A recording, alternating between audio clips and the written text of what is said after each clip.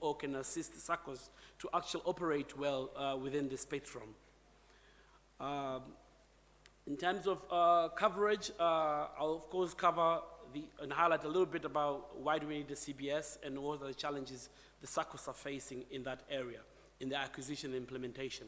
Therefore, I will also talk about a little bit about what SCALT has done in the space of 2020 to 2022 to assist the SACCOs actually to achieve that endeavor.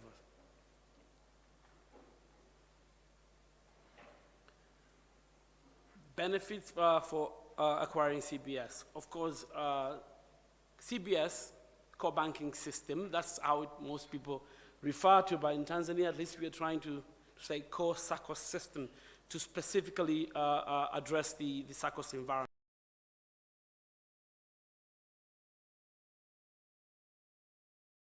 Of course, it's a tool for risk management, compliance, reporting, and controls for revenue leakages. Where I'm from, they say penyewezi, penyehela panawezi. That means where there's money, there are thieves. So we use tools like systems to make sure that we control the leakages, whereby you force everybody to collect every penny and to report any penny collected of course, by the SACCO. And then another benefits include increasing efficiency. Of course, this is very common. Automated processes, reducing manual work, allows SACCOs to have more customers. Of course, that is also introducing tailor-made products for the specific type of customer. Yesterday, we had covered about women. Probably this will be one of the benefits around it, but also to get the insight of what is happening in the operation, that to get the data insight through the analytics. It's also provide the real-time data to help SACCOs make the quick decisions, and of course, in terms of risk management and investment. Outcries. Why was it important for SCALT to engage themselves or to put efforts on acquisition and implementation of the CBS?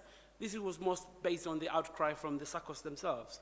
There was a lot of dissatisfaction of members of the SACCOs, and of course the SACCOs themselves, on the service they received from the vendor in terms of system features, the capabilities, the pricing, the supporting they get. It does not match what they actually pay for and what they do expect to get from this service provider. So in spite of having a lot of CBS in the country, which are ranging about 30 plus right now, but still there's still a lot of complaints. And in this factor, SCALT decided, as an Apex organization, decided to take charges and make sure that they address this matter and see if they can improve the environment and make it more profitable for SACCOs to actually attain to acquire the CBS. Challenges. I'll do the quick matching of what are the challenges do the SACCO face, and of course with initiatives from SCALT. It doesn't make any sense SCALT just to attack the whole spectrum of CBS implementation without actually addressing what is on the ground. And in this area, CBS selection was one of the main issues which comes out many times. SACCOs as small entities, they do not have expertise to go around and start analyzing, assessing, and then benchmarking what do they need in terms of the features, and then with the prices becomes so much effort required for them. So what happened to the SCALT? SCALT decided to do this vendor assessment for them and then prepare the guideline of which SACCOs will use actually to do a simple first level assessment of these systems before they even acquire or they get into contract with them.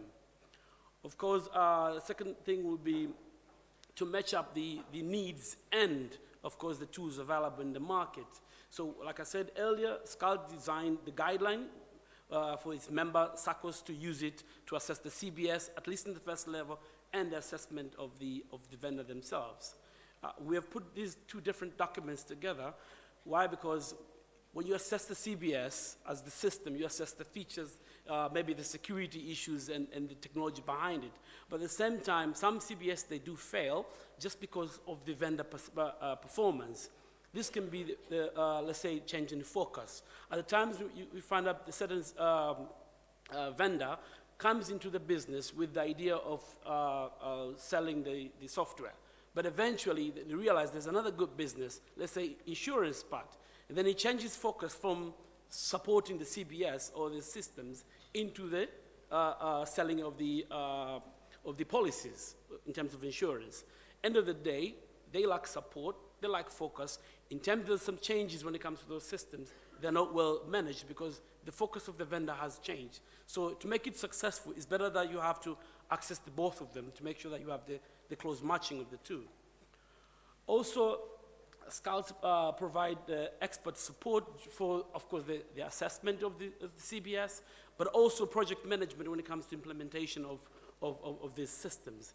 They also play part in negotiation and contract signing, just in case to make sure that the SACCOs they don't get into the contracts which are not very viable for them, or maybe very expensive for them to execute. Lack of technical expertise, I've mentioned this before. They have the SACCOs, they have a free project management from SCALT for the CBS. And of course, last more thing is limited infrastructure and high implementation costs. SCALT, meanwhile, is working to partner with other service providers in terms of hardware, softwares, and other related costs. Nevertheless, if I mentioned earlier that the CBS project management and other experts have been covered by, of course, stakeholders around SCALT, which is the SAK is one of them. With all those challenges and initiatives, I'll go to a little bit what happened with the SCALT activity since 2012 in terms of the CBS. Due to that engagement and a cry from its member, SCALT advised the regulator, the TCDC, to actually assess and license the CBS providers before they get into the market. Of course, this was a hard push. TCDC did agree but did not agree at the same time, meaning they started issuing licenses, but they couldn't assess them in terms of features and functions of the system. So what they did in a legal part, whereby, oh, is this company registered? Do they have rights to use these tools in terms of, let's say they're using Microsoft tools, do they have a license on this? It's just a basic legal side, whereby they don't help that much when it comes to actual usage of the system. Nevertheless, in the year 2020, core systems which were licensed, there were 5. Out of over 15, 20 by then. And then 2021, 9 CBS were licensed. And then in 2022, that was last year, only 7 CBS were licensed.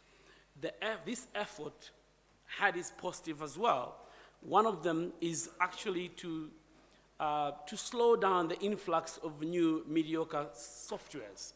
Before, they were like everybody comes in with any small software, puts in the market, rip off some people there in terms of cooperative, then vanishes away. That one is hardly happening right now because people tend to fear what the regulator and the government would say about that one. So this is one of the positive initiatives from Apex, of course.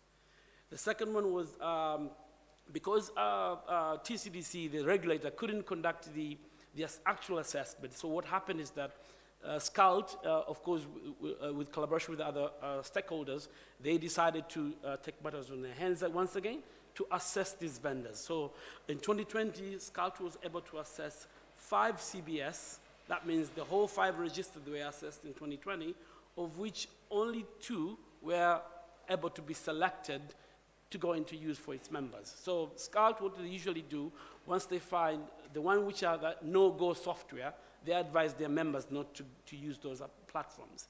And in case maybe there's any of the members who's already into that platform, they advise them otherwise, or how to adjust a little bit. They even went further to advise the developer or the vendors to adjust and improve their systems, because it usually brings the impact when it comes to operations in SACCOs in the country. And in 2021, there were only 5 CBS assessed. 4 they opted out because it was not a must. It's not by legally required for them to be assessed, but it's just for the use when it comes to SCALT members. So only 5 were assessed and only 3 were selected. In 2022, that is last year, 5 of them were assessed, and only 4 were, of course, chosen. So 4 SACCOs as we speak, 4 CBS as we speak are the ones which can be recommended to SCALT members. Bear in mind that Tanzania doesn't have only SACCOs who are members for SCALT, but there are other SACCOs who are not members for SCALT. So other CBS might be serving other members. Specifics of initiatives, these I mentioned before. SCALT promotes the selection deemed best to these members. After assessment, of course, they go and recommend these CBS solutions to their member. SCALT, they negotiate prices on behalf, of course, during the contract as well, the signing with the service provider. Of course, they work jointly with the CBS and the CBS project to ensure the successful implementation of the systems. These alleviate the problems which we earlier mentioned. And of course, SCALT acts as the first line of support for the SACCOs. It's sometimes very difficult for SACCOs to contact the service provider in terms of the terms used, the technology and stuff like that one. These employees from the SACCO, sometimes they couldn't express themselves in actual problem they're facing. So SCALT, they act as the bridge to bridge from the SACCO point of view to the developer in the middle of the first line support. Other initiatives in 2021, of course, SCALT, sorry, I forgot about the slides. In 2021, of course, SCALT developed a document, system requirement specification, of which described the content of what the ideal SACCO system should look like. In this area, they mentioned stuff like member management, contribution, that means of savings, deposits, and stuff like that one. Then loan modules, and then, of course, things which were like regulated, like fixed asset registers and payrolls, and stuff like that one. And then, excuse me, they also describe the type of report which are required to be in the system or to be generated towards the course of operation, like regulatory reports, performance reports, and other listing reports. So that document was circulated to SCALT members, of course, for them to pin down the service provider who actually either share the system with them or they come to do the sales on the systems. And then, of course, in 2012, that's early this year, the regulator realized the use of the system requirement document, so they adopted the document, take it through the government procedures to circulate it as the guideline for all the SACCOs to use it as the base of their system. Nevertheless, for the developers and service provider to make sure they comply with that document before they enter the markets. Of course, all the above effort, they didn't go unnoticed. There was a huge shift, of course. In 2020, SCALT had only 38 members, and only 22 of its member SACCOs, they were using CBS or either in the middle of the implementation of the CBS. And 16, they were nowhere in the process to have the CBS or even not using. They're still using papers and pens. Of course, in 2021, 87, of course, this got the traction from what the efforts has been done by SCALT. It drove more members from actually 38 to 87. There was a huge jump there. Of course, COVID helped out because people couldn't work physically. They had to go offline. They had to jump on the systems. But as well, you can see the numbers of the SACCOs using or implementing, they went to 43. Of course, because new members went in without systems, and there were no plan to have the CBS anytime soon, but they were forced to do that with the situation. 44 members had no plans whatsoever.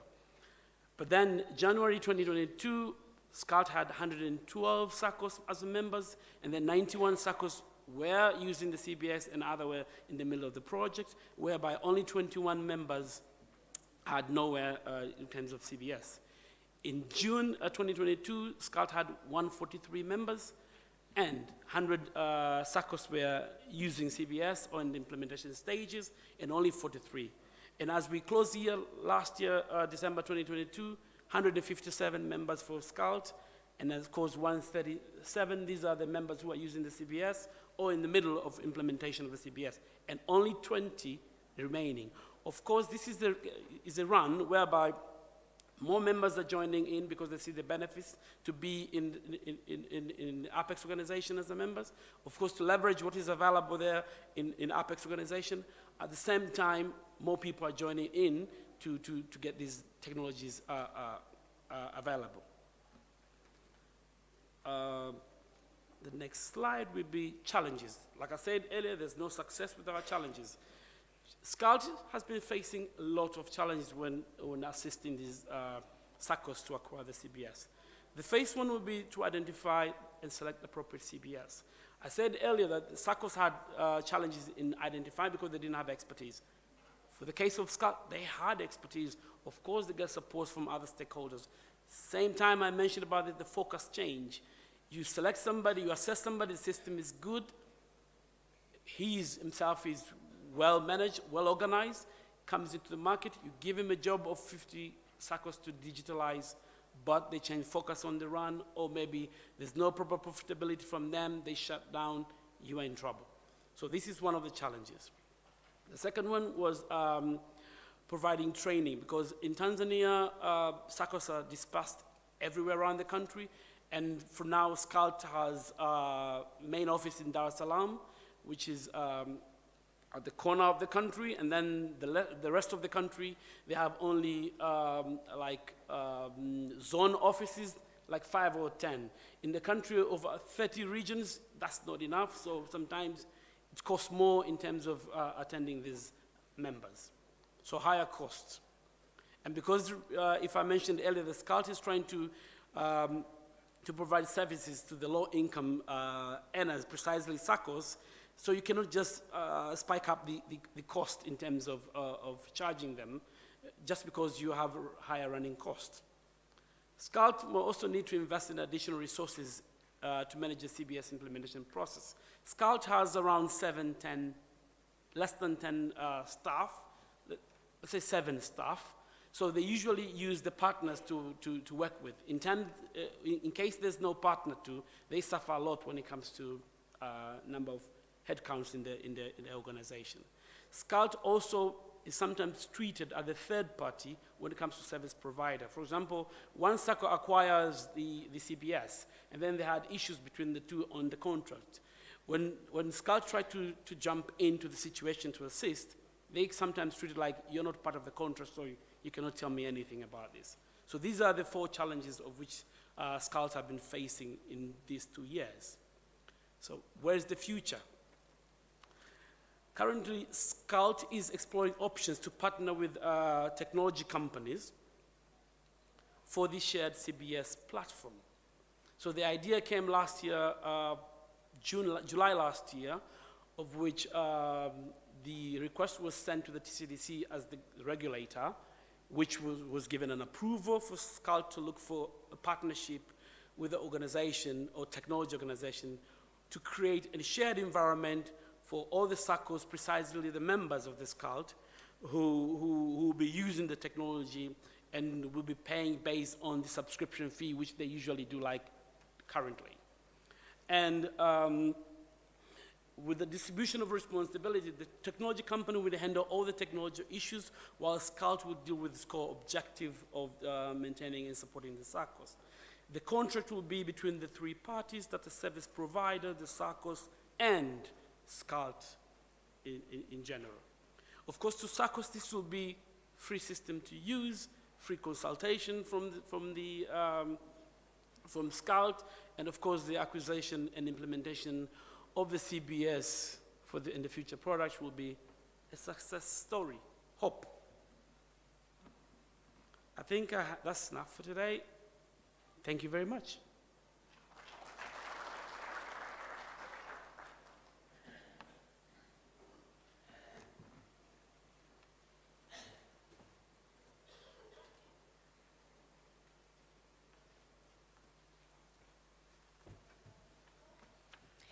Thank you so much, Godwin, on your wonderful presentation on SACCOs. Maximizing SACCOs. I have to wait for the lights to get on because it's too dark for me to read anything. Can you please switch on the lights? I can't read.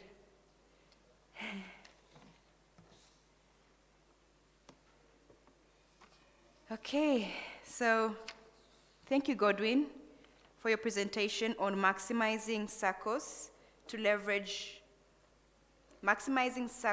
potential to leverage Apex. Thank you so much for that. All right, so we're now going to proceed with the program for today, but first and foremost, I would like to acknowledge a few people that are behind this event. I would like to acknowledge SNG Events and Amir. They are the main organizers of this event. They are the mastermind behind all this. I would also like to acknowledge the sponsors. We have Vermati and Software Limited, Eclectics, Identity Pass by Prembly, Core INC, Access to Finance Rwanda. Before we proceed, I would like to call upon Mark from Amir, our organizers. He has something brief to share with us in Kinyarwanda. Murakoze cyane nkuko MC yabivuze nitwa Mark Buter from Amir. Ndavuga ikinyarwanda kuko turi mu Rwanda kandi dufite abanyarwanda benshi. We have a big audience of people who speak Kinyarwanda around here. Munyemerere nazira ngo in brief cyangwa mu ncamake iyi presentation ivuyeho dufite members bacu b'amasako bashaka kuba wenda bifashe kumva ngo n'icyongereza gusa nta batisanzuye mumve rwose feel at home ntabwo turi muri biro tubisiga hariya tuze muri summit interacting tubaze icyo ushaka kubaza icyo utasobanukiwe ubaze ururimi niri kubera imbogamizi nkuko Mr. Godwin Sarira from DSIK yarabivuze. DSIK ni ikigo cy'Abadage ariko gikorera muri East Africa, ibihugu bitanu muri East Africa, Rwanda rurimo. N'abafatanyabikorwa bacu turakorana umunsi ku wundi. Nkuko yarimo presenting avuga ati kuki dukeneye iriya koranabuhanga core banking system, ubundi niki tuyikeneye mu kweki tubikora, kuki amasako yacu ari mu byaro tugomba kujyana ikoranabuhanga. Ni n'urwego ryo kuvuga ngo yavuze akantu mu Gifaransa rather mu Giswahili agashyira mu Cyongereza ngo where there is money there are thieves, ahari amafaranga hari abajura, cyber attacks. Rero iyo ufite ikoranabuhanga nkuko yabisobanuye ahangaha yabisobanura neza, iyo ufite iyo core banking system cyangwa iyo koranabuhanga rigufasha mu kwirinda izo threats cyangwa abajura bakwatakinga kwiba muri make, urabijera urabikontorora. Icyambere bigufasha gukora amaraporo utagiye kwandika impapuro kuzuza hariya kuri desk. Cyakabiri bigufasha no kugera muri control, ukavuga ati mfite system imwe cyangwa se mfite database imwe aho ndebera abakiriya banje bose. Muri make kuki dukeneye CBS, why do we need core banking system? Yabivuze neza, harimo ingingo nyinshi ndagira ngo muze kwisanzura. Abafite sofa abari automated bari gukoresha ikoranabuhanga muzi ibibazo birimo, feel free to ask, mwumve nta kibazo mufite mubaze musobanuze. N'abatarabigeramo mubaze ese what do we gain, inyungu dufitemo nizi, muze kubaza abantu baranga twabahamagariye kugira ngo batwigishe dukorane batuhugure tumenye tugomba gukora. Murakoze cyane. Thank you so much MC. Thank you so much, Mark. All right, you guys want to clap for him? Can go ahead and clap for him. Okay, so let us now proceed with the next activity lined up for today's program. We are going to be having a panel discussion, a very exciting panel discussion under the theme, Bridging the Gap Between the Microfinance Sector and Tech Solutions to Maximize Efficiency in Service Delivery. So with this panel discussion, we shall be exploring how tech solutions can help maximize efficiency in service delivery and bridge the gap in the sector. So ladies and gentlemen, join me as I welcome our panel speakers. So I call upon Mr. Mudiaga Omukoro, the COO and co-founder,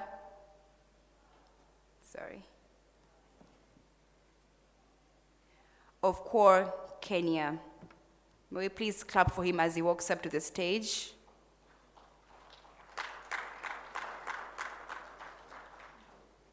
I would like to request the tech people to please increase the lights. It's a little too dark for the people here who have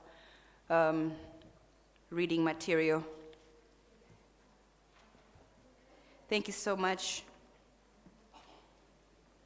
So ladies and gentlemen, Mr. Mudiaga Umukoro is the Chief Operating Officer of Core.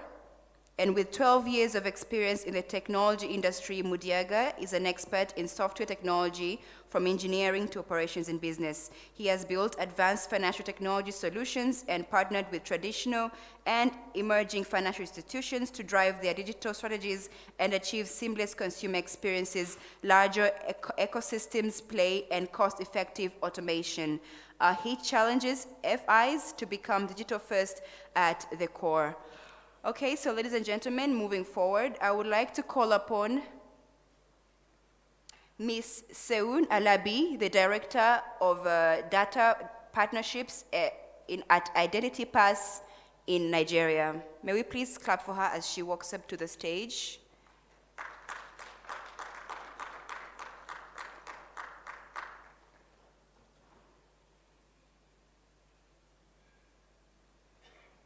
Ladies and gentlemen, as she walks up to the stage, I would like to briefly talk about her bio.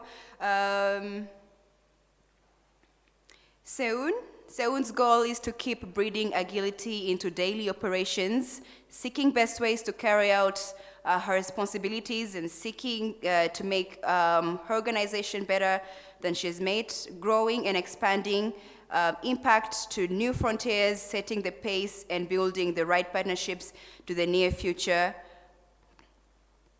As the Director of Data Partnerships at Identity Pass in Nigeria. All right, so moving forward, we have Ms. Caroline Beronius. Ms. Caroline Beronius, the CEO and co-founder of Adresai. May we please clap for her as she walks up to the stage.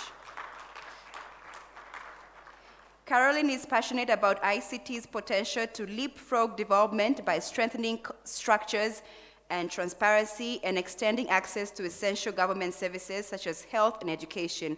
She believes that ICT and innovation are instrumental for sustainable business creation and solving some of our most pressing global challenges. All right, next up, ladies and gentlemen, we have Davis Neziryayo. He is the founder and CEO of Pesa Choice Group. Davis, can you please walk up to the stage?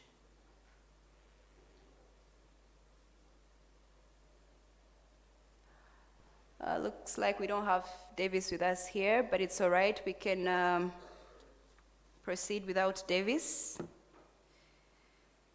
Okay, last but not least, ladies and gentlemen, we have a representative from AFAR.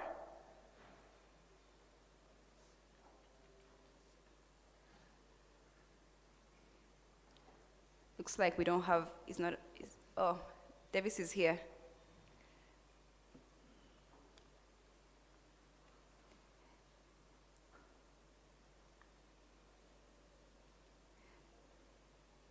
Okay, so ladies and gentlemen, may we please clap for Davis as he walks up to the stage. So here's a short bio about him. He is a successful software developer and entrepreneur with over a decade of experience in the tech industry. And he began his career at Dish Network, where he was promoted through various engineering roles. Davis later joined ACI Worldwide, one of the biggest players in the banking space, where he worked and built several robust financial platforms. In 2013, Davis started his startup, Kivutel, which focused on aggregating airtime for people in the diaspora to call their loved ones at a low cost.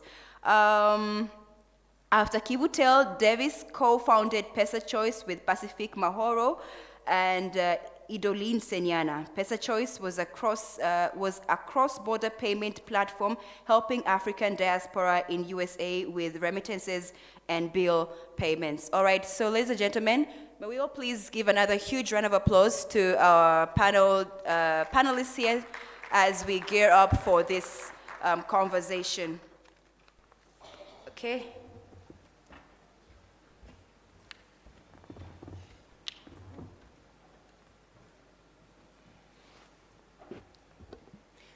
I am going to be the moderator, just to let you know. Okay, so, ladies and gents, there is a saying that if you want to go fast, go alone. And if you want to go far, go with others. Let us know, how can partners help propel microfinance services to the next level? Who do I start with? It's a general question for all the panelists here. We'll start with you, Davis, since you're next to me. All right, right into the fire. Okay, so one of the things that I've realized when I was trying to build a company is the fact that you will always depend on others. Yes. No matter how good you are or whatever you think you're doing, you depend on others. In the microfinance context, there is one of the reasons we're here and that I had yesterday and today morning is trying to digitize most of the things. Not one provider can actually do this. There's a lot of providers from the core banking solutions that are private to help them digitize. But then from my angle that I'm trying to approach this is there's also actually digitizing the workforce for the microfinance itself. So there's different moving parts that if you wanted to make it successful, don't focus on just getting one provider for everything. Actually try to get someone who is reasonably good at each particular task, and then you bundle together then to help you move a bit faster. Okay, thank you. Let's move on to Seun. Thank you very much. Good morning, everyone. I would say that a very important partnership that can also help microfinance to move to the next level, propel them to the next level, is the regulatory partnerships. A lot of times we focus a lot on the private partnerships that can happen between the fintechs and the microfinance banks. However, based on regulations, a lot of these things can be upended. You can have regulations that wouldn't even allow the fintechs in the first place to be able to partner properly with the microfinance banks. So in terms of regulatory partnerships, the government also has to partner with the microfinance banks in helping them to set the right regulations and policies. And one of the ways that, there are different ways that we do this, at least in Nigeria. Sometimes fintechs that, like us, we come up with industry compliance breakfasts where we invite the government and the microfinance banks, or depending on the sector that we're trying to target, and we allow them to have conversations where they actually talk about their pain points. The microfinance banks and the fintechs are the ones on the field. They understand what they're going through and what they need to address. However, that conversation allows the government who set the regulation to really see how their regulations are impacting the businesses of these private organizations, be it the fintechs or the microfinance. So from a regulatory point of view, it is very important. And another very good thing that has been happening in Africa that has caused a boom is also the regulatory sandbox that we've talked about. A few people talked about it on the panel yesterday, and also some of the speakers. A few countries have been able to have their regulatory sandbox that allows fintechs that want to make or build solutions for microfinance banks or financial services industries generally to test out their innovations under the regulatory framework. It also allows the government to, in that process, begin to come up with regulations that can make sense to that business. And because, again, you know that the rate at which technology evolves is way faster a lot of times than how the regulators come up with their policies. So from that perspective, government regulatory partnerships are very important, and it can help to propel everyone in the private sector, fintechs, and the microfinance to the next level. Okay, thank you so much. Caroline, what is your take on this? Thank you. I'm looking at my notes that I kind of made to myself earlier, and I'm thinking you've covered pretty much everything there. So I have to say, I would like to say that, but I really would like to iterate that in order to sort of progress fast and far, you have to work on what you do best, and therefore we should really focus on being able to bring in technology solutions that does the parts that is not part of your core business, that really strengthens and supports the processes that you are trying to develop. I think also when we do these kind of transformations that we think about not just making it digital what we have today, but actually collaborate closely together to develop the optimal processes going forward. Because the technology does open up a whole new avenue to do things differently, much more efficient, and also secure, of course. Thank you. Okay, thank you so much, Mr. Mudiaga. Yeah, thank you. I guess sometimes it sucks to be the last of very smart people. But I'm just going to compliment what everyone has said. One of the key things I think that institutions should do is to have an orientation whereby they focus on exactly what they're good at and outsource the rest. I think that's a very important part of any strategy. And you will find that, financial institutions, you're awesome at doing the business of banking, and I think that it helps to create a strategy whereby you can take the technology part of it and outsource it to someone else who is also extremely good at technology. And once you combine that type of partnership together, you can only achieve like extremely profitable results. Secondly, I think that the core of partnerships as far as technology is concerned is the integration points between one another. And a lot of times when financial institutions are trying to take decisions about what platform they use, they miss out on some key points. In today's world, technology platforms just have to talk together to be able to be useful. And if you don't focus on that point when selecting the platforms, you might find out later down the line that you've made a little bit of a mistake. So one key part of these connection points is something called APIs. It's an application programming interfaces. Every single platform that you obtain today, you have to ask that question. What are the APIs that come with this platform? What do they do? How do they work? How easy it is for me to get it? Oh, it's part of what I bought, but what does it take for me to turn it on? All these are very important questions to ask at this day and time, because the way that technology is moving, rapid partnerships are moving, the way at least new services are rolling out that talk to each other to create optimum value. You cannot be left hanging in this day and time. Okay, thank you so much. So in this panel discussion, I see two people that are based in Rwanda, and I see two people that are based in Nigeria. I would need the panelists from Nigeria to first off share with us their experience with partners, working with partners in fintech and microfinance so far, so that we can just explore how it has been like, how it's like for different countries within Africa. So we'll start off with Seun. Okay, all right, thank you.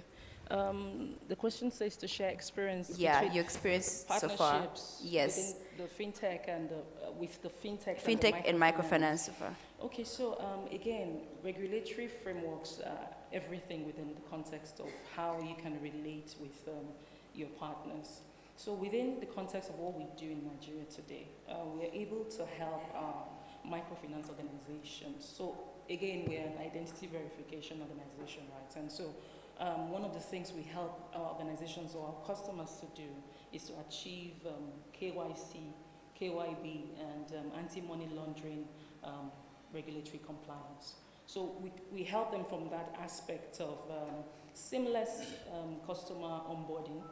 And so what we have helped them to do, in essence, is to be able to save time and also save costs. Some of the things, if you wanted to do them manually, for example, to try to know your customer better, you want to physically go and verify where they live, their addresses. Imagine doing that for one person, the costs, and then multiply that by how many people or how many customers you get over a period of time. It's a lot of cost, it's a lot of time, And it also makes the customers to have an uneasy, onboarding experience. So what we have been able to do in our own case is to help our organizations to have very short onboarding experience, seamless, real time actually, where someone can just go online, input their details, and within seconds they are verified from every, from address verification point of view, phone number verification, national ID card verification.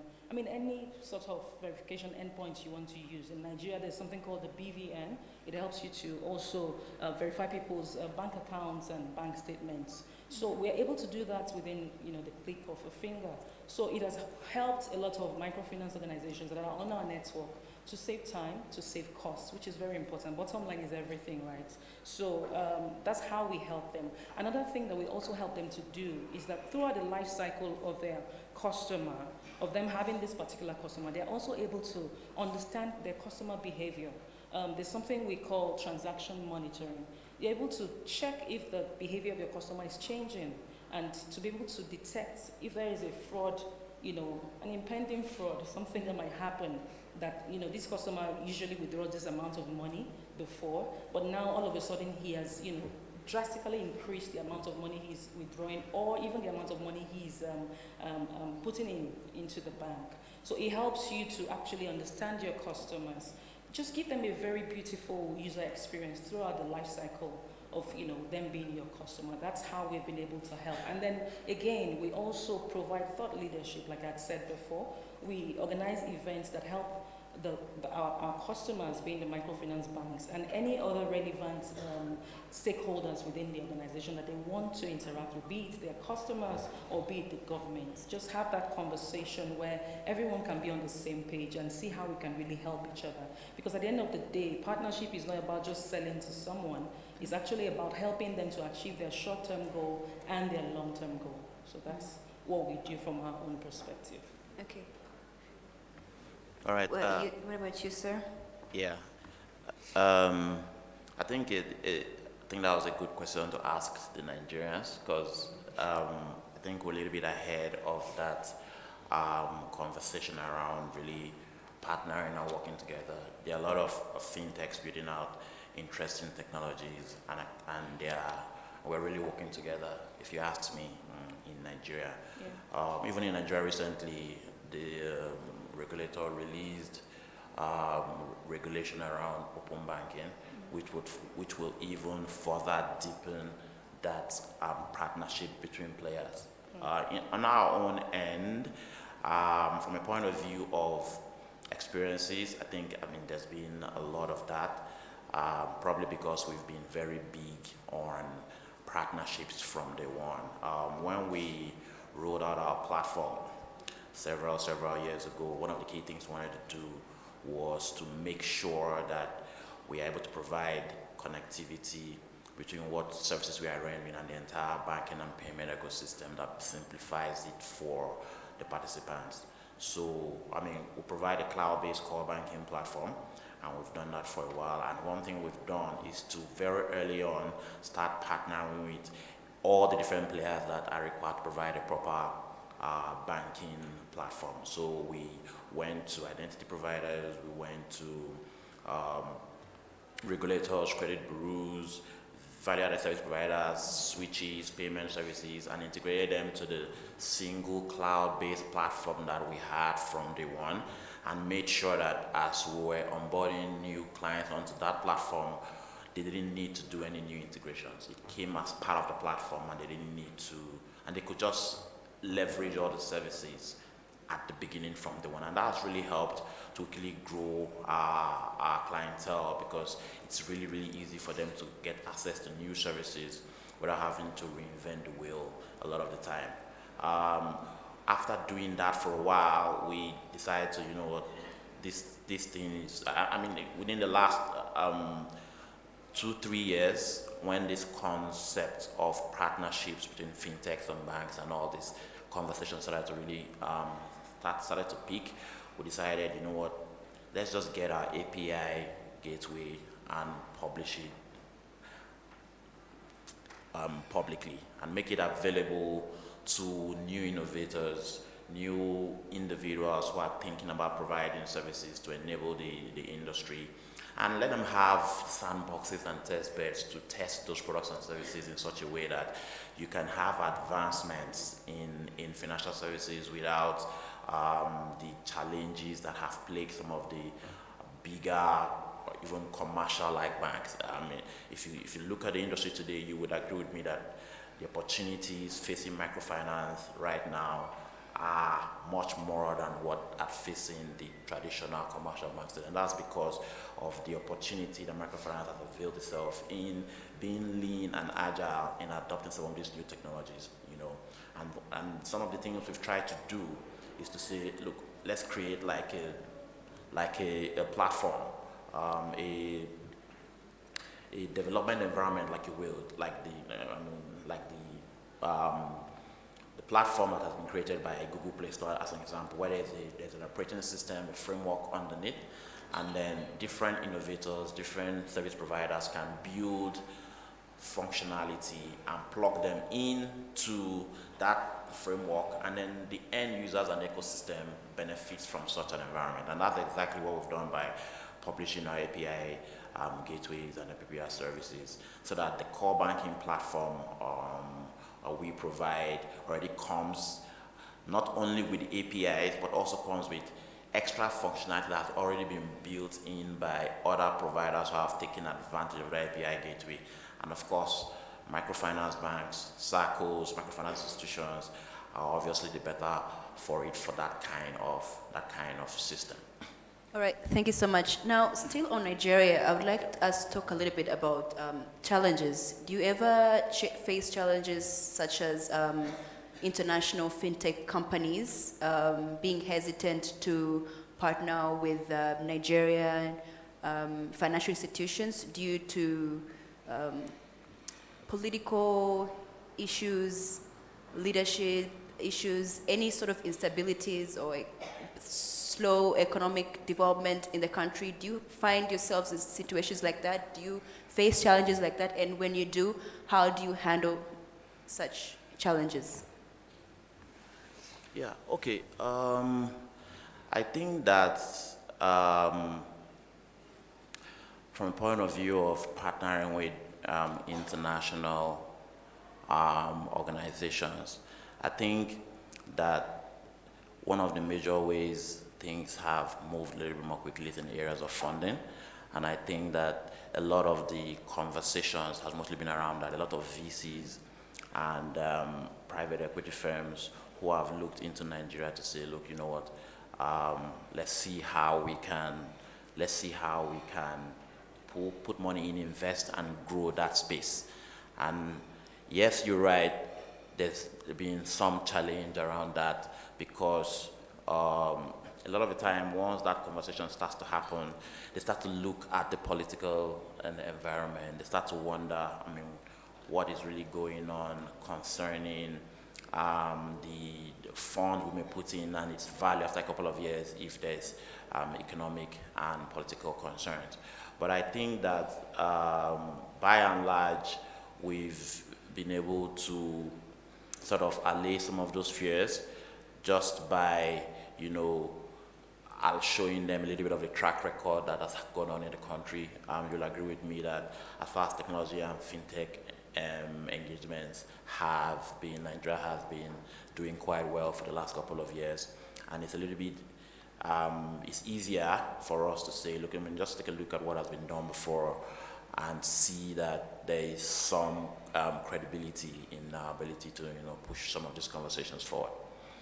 Seun, do you have anything to say about that? Yeah, so I mean, he has covered it pretty much. He has said a lot already around that. However, I just wanted to also add that when considering, partnerships between an international, maybe fintech organization and a local fintech organization, there are a lot of synergies that can happen. There are a lot of ways they can collaborate to actually allay some of the issues around policies and maybe regulations. And sometimes what I've also learned from my experience within the telecom industry is that we've had international organizations partner with local, and not having to go through the entire process of registering their businesses and going through the entire involvement, because as people feel before coming to Nigeria, that even though Nigeria is a very big market, the youth population is huge and everything. We have over 200 million people with a lot of prospects. What happens is that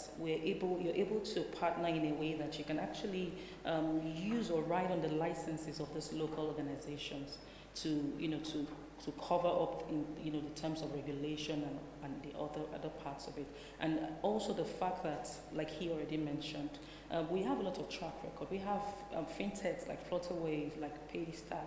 Is it Paystack, the one that was taken over by Stripe, who have been able to show that there is a lot that can happen within the context of Nigeria. And we have a lot of organizations coming up, like Premly, Lens Passed by Premly. We've done a lot in the country. And we've not only been able to just do what we're doing in Nigeria, we've been able to extend it to other African countries. There's a lot of promise. There are a lot of young people doing amazing things, building amazing technology. So when you look at that, you look at the promise, you look at the track record, you look at how eager these people are to change their lives, how we're leapfrogging, technology and just going through the tracks and doing so much. I think that it gives some kind of confidence to these organizations to come and partner. Okay, thank you so much. So, moving on, our panelists from Rwanda, Caroline and Davis, can you briefly tell us your experience trying to bridge the gap of the microfinance sector and tech solutions? And also, can you please let us know what improvements are yet to be done to make sure that we get where we're supposed to, be in terms of bridging this gap? So, the thing is, the Rwandan government has done an amazing job to try and push the digital literacy and make sure that everyone goes digital. We have organizations like Amil and this platform where we are, but that's the beginning. So what happens is execution is everything. Now, having a good idea that you want to make sure that everything goes digital is one thing, but now you have to get to the next part where you have to execute. We have to also be mindful that whether it's the microfinances or the circles, we still have a few challenges, even though we are overcoming them as we go along. And some of these challenges are the fact that people still think that technology is very expensive. That's one. When in essence, it's actually cheap, because when you look at the actual outcome of this. So I remember back about 5 years ago when PesaChoice was still doing cross-border payments, so we were focused heavily on the tech of what to help microfinances and banks, and we went as far as telling companies that, smaller companies, that we can give you our platform, you use it for free, if it works well for you, then you can pay us. They weren't even willing to, some of them were not even willing to try that for free. So what that taught me was, one of the lessons I saw then was that we still have a stigma of saying imported solutions, which are typically expensive, are better. And now from the fintech angle that I've been in, at least in Rwanda for the last 5 years, most local solutions that are built by locals have actually a better understanding of what the problem is, because they do know it. A solution from the US or from the UK is a good solution, definitely better, but does it fully address what our challenges are? That's one I think that I've seen. So if I were just to point out a couple of challenges that I've seen is, one, we need to be open-minded to trying things. That's something that we don't have in abundance, and I wish we would have a little bit more of that. Yes, the government is doing a great job. I mean, it's doing a great job to try and help us get onto the next level. But the true people who want to use these technologies are the microfinances and circles. They have to have that openness to say, okay, let's try these solutions, whether it's for a short time. And then the angle that we are at this particular moment as PesaChoice, we are focused on human resource management. And where this comes in the microfinance space still is operation efficiency. Because as much as you want to give the clients of the microfinances good tools to be able to access their accounts and do different things, you still need to make sure that actually the organization itself is more efficient in the way they run their day-to-day operations, so that they can again focus on things that are more important on taking care of the clients. So I think I would like to end on that note of saying that it's more, the only challenge I can point out is again, the adoption is still not as fast as we would like it to be. And the fintech space changes extremely very fast. There's always new things coming, and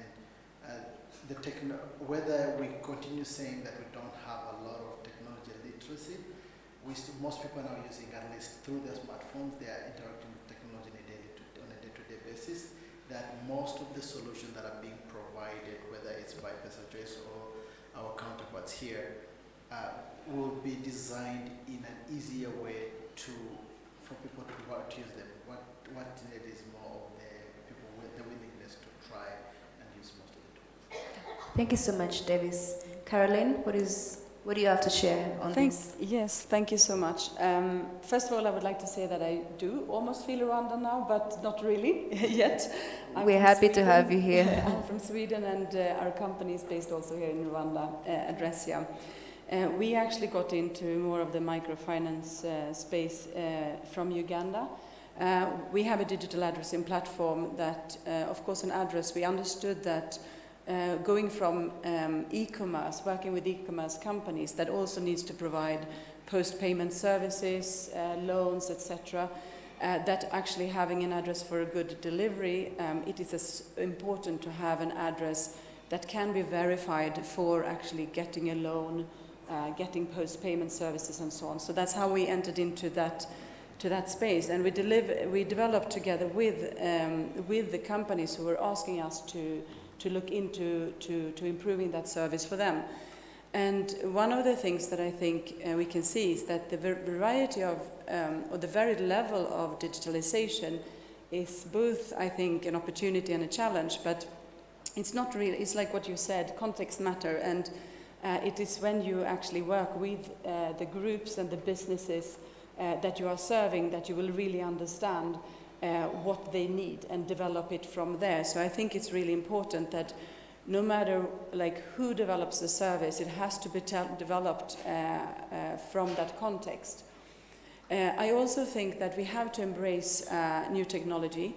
I think that more and more we will hear things like APIs, software as a service, cloud-based solutions and all those things, and really not be so scared that, okay, we cannot perhaps be compliant with the new data protection and privacy laws just because it is now in the cloud or something like that. But we will have a much more pragmatic approach to that. In Sweden and in Europe, we went through the implementation of the General Data Protection Regulation a few years back. And there was quite a lot of challenges for most companies, especially those that were already established, to embrace these challenges as opportunities and really see it as, as a right of an individual to manage their own privacy and so on, and to want to actually solve that challenge very fast. And that's what we did. So I think that we have to look ahead, knowing what we're doing and like sort of building where we are, but really look ahead. And then I also would like to say that I think you touched upon that as well, that, just developing a solution, that's like 20% of the work. 80% is implementation, education, sensitization, correction, reiteration, and so on. So it's really, really important to work very closely with your partners to get it right, I think. Thank you so much, Caroline. All right, so now I open the floor to the audience. I will be taking up 2 questions from the audience. Does anyone have anything to ask our panelists? Okay, I see we have a hand over there. Can somebody please pass the microphone to him?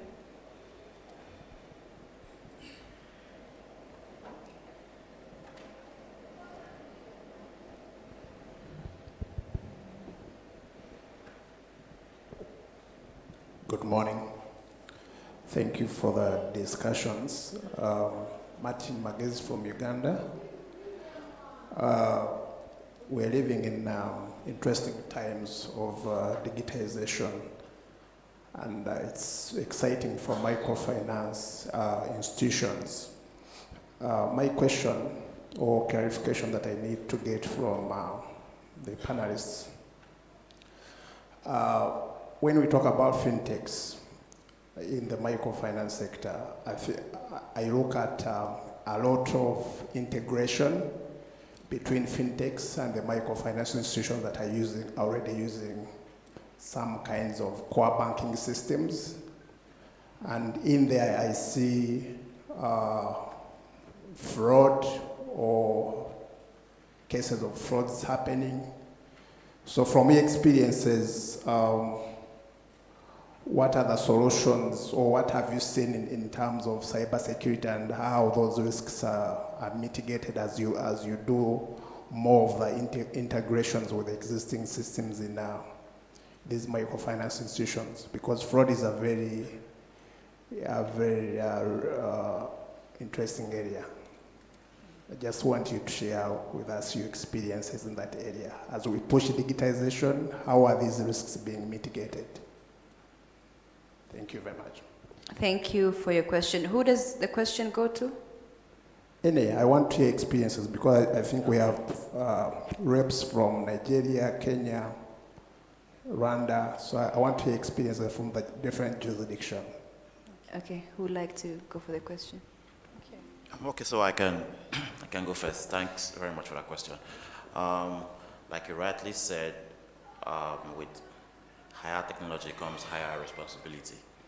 And I think that handling fraud concerns are usually taken from two major considerations. Number one, it involves the processes in place by financial institutions, and the next one is technology. As far as processes are concerned, it's very important for financial institutions to have that awareness from day one to begin with. And the thing about it is that even no matter how much technology you put in place, an individual compromising the system nullifies the extent of, even if it is artificial intelligence level type of technology has been put in place there. So one of the first things that you've pointed out, which I really like, that is coming from the audience, is that there needs to be that awareness from financial institutions, from employees, from management, from the board of organizations that are managing financial institutions, that we need to be very aware of the fact that there are best practices in place globally, and a simple research would bring that information. There is what the organization as management needs to do. There is what the board of the organization needs to do.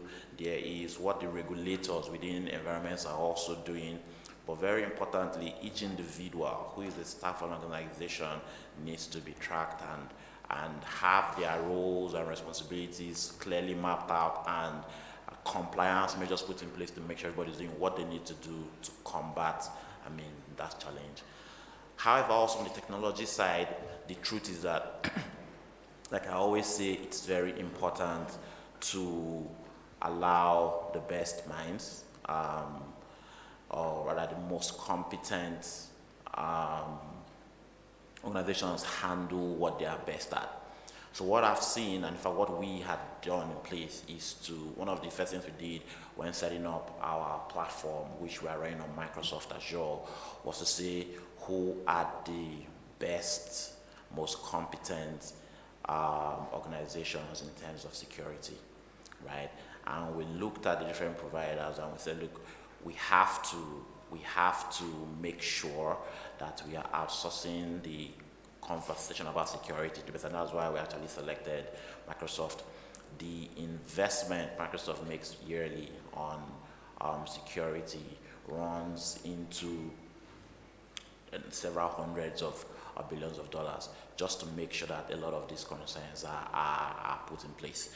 There are much more recently anti-fraud detection tools that financial systems have plugged in and need to be adopted by all the technology platforms that are running financial software. She pointed out one of the tools that need to be in place in many institutions. They are platforms that are able to recognize patterns from transactions that are being put in place, and the tools need to be able to say, okay, there is this transaction that is flouting, the norm. All of a sudden, a customer has been transferring 5,000 every month for the last 2 years, and suddenly there's a 10 million transaction being requested for that same account out of the blue. Systems should be able to flag those transactions and stop them from going through and allow authorization from different systems before they are allowed to go through. But then there are also just standard, even technologies that need to be put in place to make sure systems, are secure. There are certifications that platforms need to have, and it's very good to ask this type of questions when engaging platform providers. Or where you say you're secure, where's your PCI DSS certificate that says, okay, this is the level. And it's not just about certification, it's up to date, because those things are where that certificate says how long, it's actually valid for. Where's your ISO certification that states exactly what your processes that have been put in place are actually catering for. There are lots of things happening, but I think the key takeouts is make sure internal processes are in place and make sure that security services are outsourced to the best minds in that space. Thank you so much, Mr. Mudiaga. Yeah. All right, so ladies and gentlemen, in the interest of time, I think we'll have to conclude this conversation right here.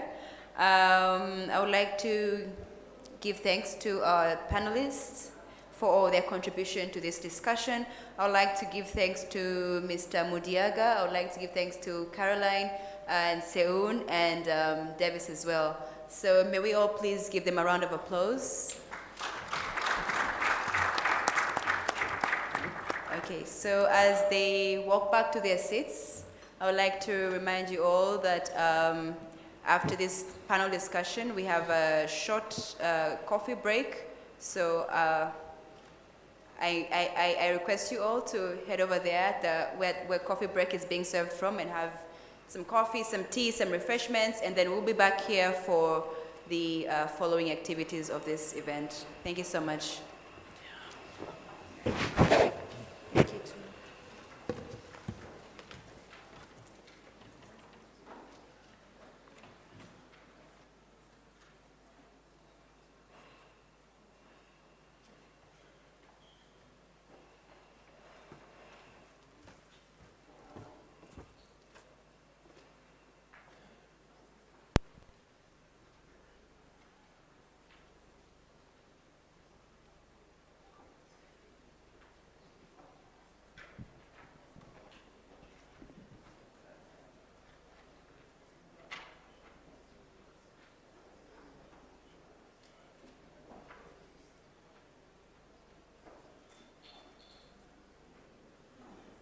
Get to know each other, because this conference is not just about talks and discussions, it's also about, interacting and networking.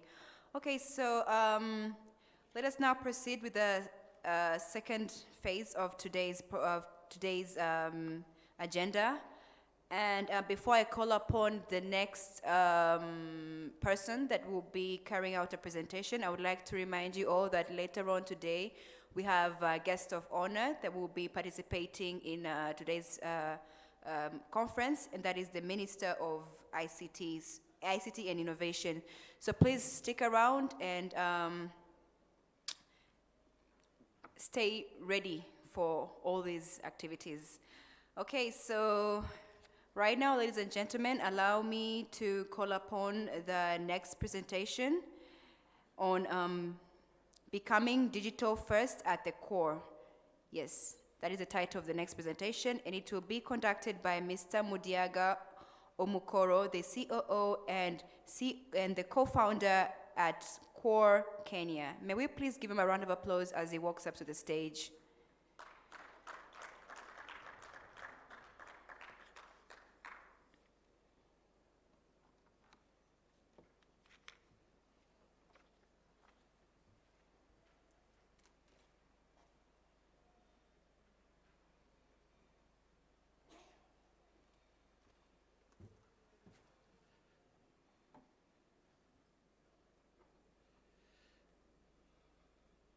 Right, good morning, everybody. My name is Mujaga Mokoro.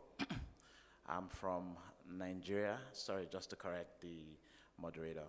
I'm the co-founder of CORE, and we basically digitize financial institutions. And we've focused that digitization over the past couple of years on microfinance.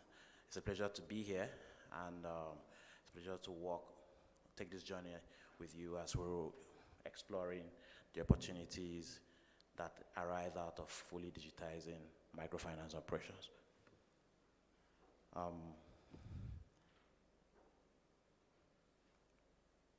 Okay. Right.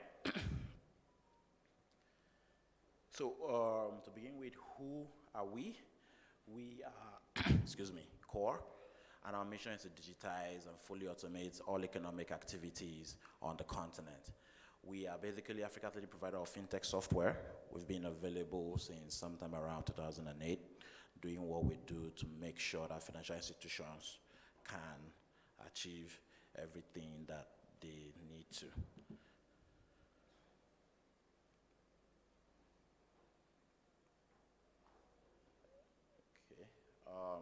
While doing this, we've been focusing on providing digital technology for financial institutions, and we've targeted those technology around financial inclusion, digital banking, as well as digital payments.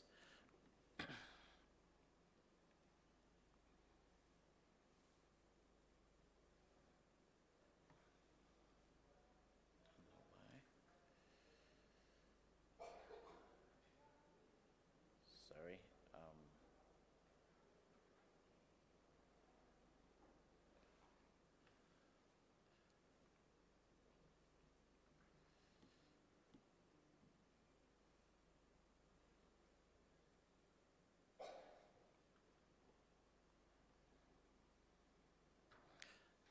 I'm sorry, I don't know why this is not working.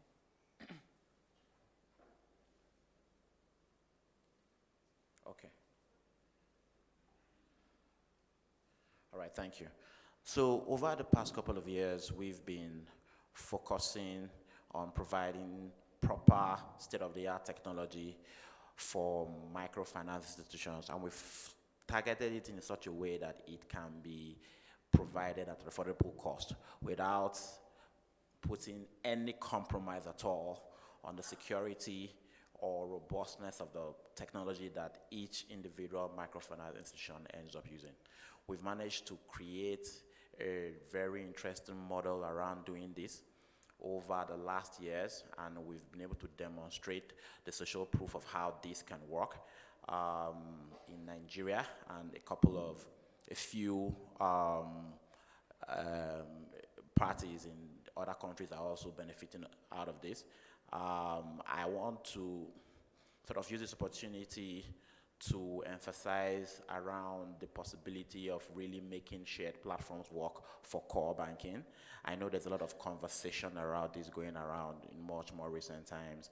There's a lot of engagement from different parties. There's a lot of interest from financial institutions, from interest from consulting firms, interest from governments who are concerned about the future of microfinance, who are concerned about the way to make really state-of-the-art technology available for microfinance institutions in such a way that it can also be affordable. I'm just trying to also emphasize that it's doable. There may not be many other sites where this can be demonstrated as much as what we've done on Bank One in Nigeria. I invite everybody listening to me to take a cue and do that research and find out exactly how it's working and how new parties can plug in, how we can have conversations about how we can replicate this across Africa, because that's our new objective, to make sure this thing that we've done is available everywhere across the continent. As you can see, we have over 500 different financial institutions, SACCOs, microfinance banks, microfinance institutions, regular cooperatives, lending organizations, utilizing the platform as it is. And cumulatively, the system manages over 10 million accounts. What you will find is this over $100 million in sitting balances being managed by the platform, performing over 200 million transactions on a monthly basis. And of course, if you really look at what the platform is able to do, the platform has managed to digitize over these 500 different institutions, GMV that exceeds $12 billion. And this figure keeps growing on a daily basis because on every single month, we include nothing less that we like basically digitalize and onboard nothing less than 6 to 7 new financial institutions onto the platform in such a way that the value continues to multiply. We have also been instrumental to the provision of digital banking services for a lot of the biggest banks on the continent. Of course, coming from Nigeria, all the banks in Nigeria today depend on us for some software or the other, and we're able to utilize that technology to really transform what it is they do. There are some names you can see on your screen around who we've been able to put on board this platform, and you would find that some of the names you may be familiar with, but ultimately we're looking at making sure the entire continent is able to really function as efficiently as we've been able to allow our current clientele to be able to exist. As you can see on your screen, we've also been able to provide the technology for clients across different markets in Africa, including Nigeria, Ghana, Gambia, and Tanzania and Kenya.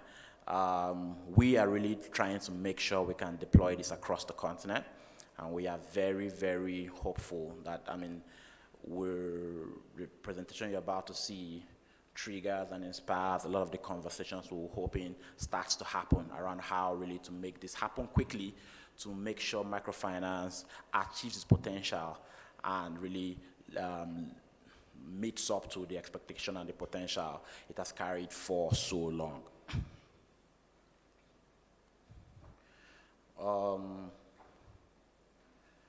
Just pointing out, as part of your research, you may also be able to find out how this shared platform has been investigated and posted as a case study by Microsoft. And part of what I hope would happen is to get more information about this. You would be able to come over to our stand. Let's have a conversation. Let's talk about really the ability of technology to transform the microfinance sector. Now, to the core of the conversation today, I just want to point out to begin with that if you look at how banking has progressed in the last couple of years, the last 2 years have been very, very instrumental. They've really, really changed the way we see what has been happening. We've seen a lot of collaboration between fintechs and microfinance institutions. We've seen fintechs themselves acquire micro banking licenses from regulators to deliver banking services to consumers. And we've seen a lot of that happening. But what we've also seen is that there is still a lot that can be achieved. And microfinance seems to be lagging behind. And that's because there's still a lot of challenge in that sector. And that's the reason why we exist today. That's the reason why we are here today. That's the reason why we're having this conversation to really discuss what can be done about these challenges. So just to highlight a couple of them, what you will find is that in the space today, there is not enough tech-savvy personnel that are functioning. We're trying to really push digital banking services, but we'll still find that there's that challenge around the individuals who are playing in that sector and how well they are actually able to deliver those roles. Do we have enough individuals who are well-versed in technology, modern technology, and are functioning in that space?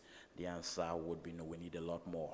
In the places where you have them, you find out that it costs a lot to maintain and keep a staff within microfinance institutions.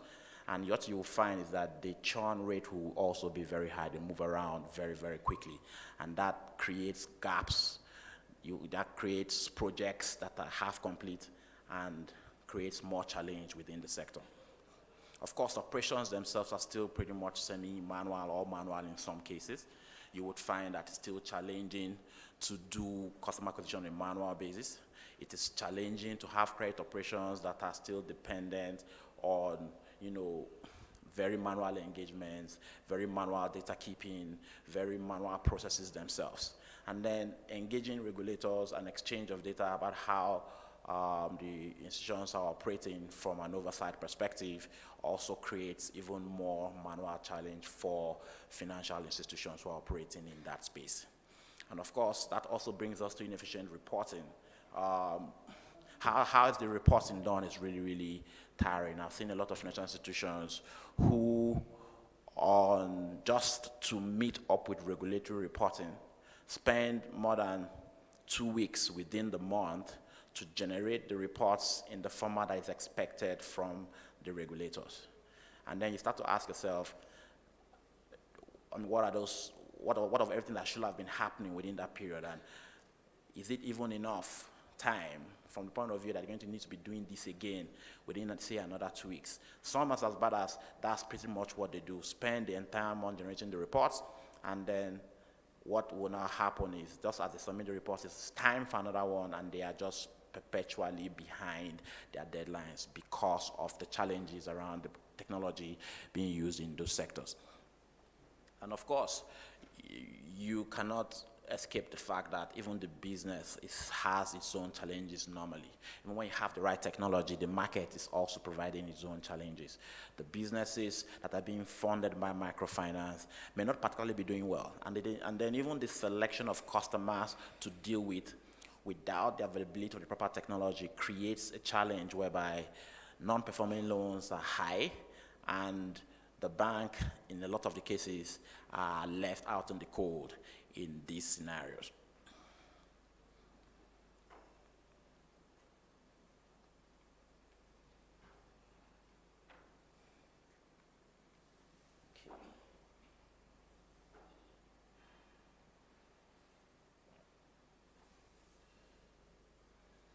And I mean, there's still more. What you will also find in investigating the space is that you would see that there is still competition.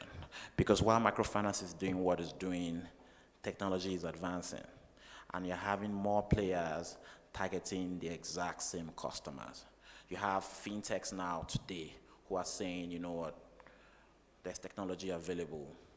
Why can't I from Namibia target a customer who is existing in Kenya or in Rwanda or in Tanzania, providing technology? After all, we have big tech who are doing the exact same thing all the way from the West. I'm sure everybody is aware that Apple has buy now, pay later services that the same customers are consuming. Just think about that for a minute. The number of iPhones in the hands of people is increasing rapidly daily, and those services are becoming available to individuals who are already in love with their phones. There is already a deep relationship within individuals and their phones, and then services are now coming and popping up within those phones. That is extreme level of competition that technology is providing. And that's really challenging if you really think about it, if that continues to happen in the next couple of years. Of course, even contemporary microfinance institutions who have decided to use, who have found a way to make things work, would perform better than other institutions who are not doing as well in that space. And to crown that all up, the customers themselves are becoming a little bit more demanding. They're also seeing exactly what is available globally. Their minds are being expanded to demand more, and microfinance institutions seem to be left hanging, trying to figure out exactly how they're going to meet all these challenges as even themselves they increase. And as you go further and look into what's going on in the space, you now find that there's also a security challenge. Because as technology is advancing, the problem we're having is that technology is available to everybody.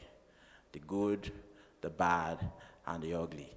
and everybody is thinking about it, as you are thinking about as we're having strategy sessions, how to advance technology, trust me, there are strategy sessions, even if they are informal, about how to break into systems that other people think are secure. And while all this is going on, how exactly are institutions supposed to really survive? It's a very good question. And that explains the reason why the last point there is very valid. It all results in low margins, which makes it almost like a self-fulfilling prophecy. Because if you have low margins in the business that is really that much challenged, how are you going to improve it over time? It's a very good question that financial institutions are faced with today, and bringing back the conversation of what to do about this is extremely, extremely important. And so, I mean, enough about the gloomy story. Hope is not lost. There are ways to make sure that we salvage the sector if we just do the right thing and take the right decisions right now. So we're talking about tech-savvy personnel who are few and churn rate is high and costly. Question one needs to ask ourselves is, do we need every single one of them within financial institutions? Or is it possible to have the services that they render outsourced entirely in a way that reduces the cost to each institution, but doesn't mitigate the value that they are providing? If you have that staff who is very competent, highly sought after in the industry, working for you, you need to be worried about his growth, you need to worry about his health insurance, you need to worry about his vacation expenses, you need to worry about a whole lot.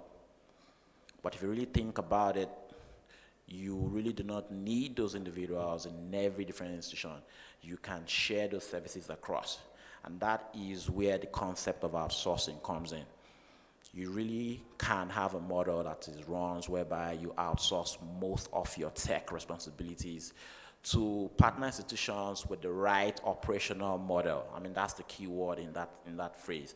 There are models that allow you outsource that expertise and that competence without compromising the output in terms of the actual effectiveness of those roles.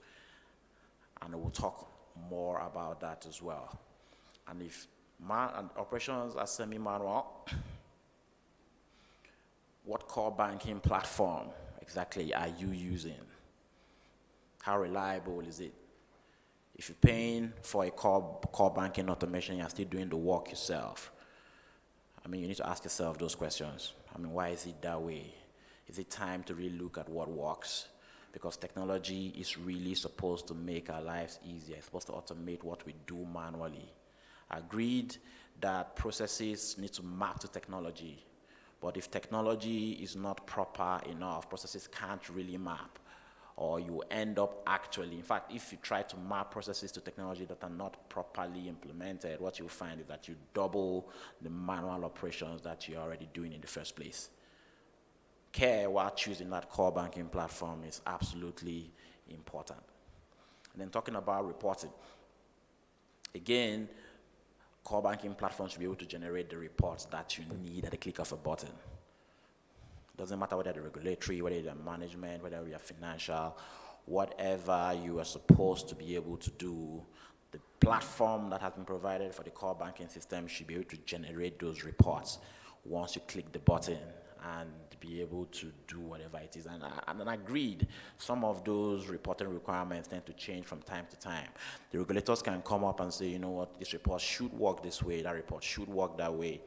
The platform should be able to adapt to stop changes and leave individuals, staff who are paid by the bank to put their focus and their effort into other profitable functionality. And then again, talked about high non-performing loans. Again, there is available technology today to tackle issues like this. who are the customers that are being targeted in the first place? You know, why is it such that with all the data, we have banks that have been working for 20 years? Why is it difficult with the technology that we have today? Pattern recognition technology available in AI models should be able to say, look, you've been lending for 20 years. This new person who is requesting for a loan is not going to pay you back. No need to give him. Or this other individual, even though you don't know him from Adam, based on the pattern that has been defined by all the loans you've given and all the loans are also available in the industry, he's going to pay you back. I mean, those technology exist today. Some of the challenges why financial institutions, microfinance banks, SACCOs are not taking advantage of some of this technology is because even what they have at the back end cannot really map and integrate to that. And that is where the challenge comes. But the technology, trust me, exists today. And that's what a lot of the fintechs are using to gain market share from your own customers today. And these are the key things that we should all think about. And again, from competition perspective, there is just technology. For me, I'm someone who's a staunch believer in the ability of technology to solve every single problem that's available in the world. Trust me, I believe that ultimately we are going to apply technology and tackle everything that plagues us as a human race. But there's still, that's still a long way to go in the future, but from where we are now, we just need to be able to take advantage of the technology we have available. We have, like I keep talking about, we have data, we have insight, we have information that should be available to us from all the data that we have collated. If the data just exists in a really digital format and in such a way that it's available to the individuals, as executives should have business intelligence reports that they wake up to every morning and tells you exactly how you are more profitable today than you were yesterday, and tell you that the product that you launched 3 months ago is something that you need to shut down because it's closing down your bank, or telling you that the level of liquidity that you have available has been thinning because of the particular customer segment that you're targeting. I'm saying all these things are available today. It's left for financial institutions to take advantage of the technology that is, everywhere, but of course, beginning with what you have at the back end, being able to integrate and partner and collaborate with technology that is out there as it speaks. And of course, again, no matter how savvy how tech-savvy customers are becoming, financial institutions are tasked with the responsibility of staying ahead of that pack. And you would find that the truth is, they're just being the driver of technology is what it takes. And what I found is if you have the mindset of keeping abreast with technology, then you stand the chance of being left behind. The question is, are you the one that is at the forefront of that technology? And what do you need to do to change your mindset to be that way? Over the last over 10 years, everybody would notice that Google search has, the figures are 94% of the market share in search. And of course, who you ask and what the response you get depends on whether or not you've added China to that list. But ultimately, with what has been released recently, you would find that even Google has been threatened because of the fact that Microsoft had an investment into something for the last couple of years that is threatening that market share, that huge volume of transactions that has been responsible for the dominance of Google over the past couple of years already being threatened just by the fact that they didn't move fast enough. You would remember also that even the engagements in OpenAI started from some of the investment that Google themselves, started off with DeepMind a couple of years back, and there was just a lot more focus on growing that technology to the point where it has now started to create a position whereby Microsoft might start to lead that market within the next couple of years. And that's exactly what technology does. You wake up one morning and your market share is probably gone because you slept just a little bit too much. But then there's technology that is available now, and I'm happy these conversations are happening across the continent. I'm happy we are having these meetings, these sessions, these engagements to discuss and talk about what we need to be doing now, what are we already late doing to make sure we're adopting this technology before it consumes us all. And of course, security. Security, security, security. Everybody talks about it a lot. And the conversation about what is really being done around it may not be as much as what is being talked about. And I'm happy that a lot of regulators are putting things in place, setting the type of standards that are required to make sure this is done. But then again, what you find is that the mistake a lot of the time that is made is that financial institutions, microfinance especially, are either trying to do everything themselves or they are just neglecting those conversations. But the truth is that there are institutions that are at the forefront of these conversations. Even Core, as a software company, has done its best to outsource what we feel is we are not the best at to who is the best at. So conversations around hardware, conversations around security, we engage the providers directly. We engage Microsoft, we engage FortiGate, we get ourselves certified, we have the conversations with the PCI DSS guys anytime they come in beyond the certificate. I mean, what are the trends? What are the things we need to be doing and preparing? And how also we consider the fact that all the certifications we need to put in place are there are one of the key things that we try to keep relevant from a security perspective. But this shouldn't just be happening with us as Core. Financial institutions need to be aware of that. But the truth is, if you, for example, outsource your technology, outsourced your Core to providers like Core, just outsource your core banking platform to a provider like Core that provides the technology that makes that happen, then it's easier for you to sleep at night. You can focus on your processes. So my recommendation to financial institutions is get reliable back-end service providers and then get consultants to work with you on your processes, and that will go a long way into covering you in preparation for whatever is supposed to happen or not happen. And then I think it's just straightforward to point out that if you're able to do all the things we've talked about here before, you can start to really expect growth in margins and start to have a really enjoyable experience as a business.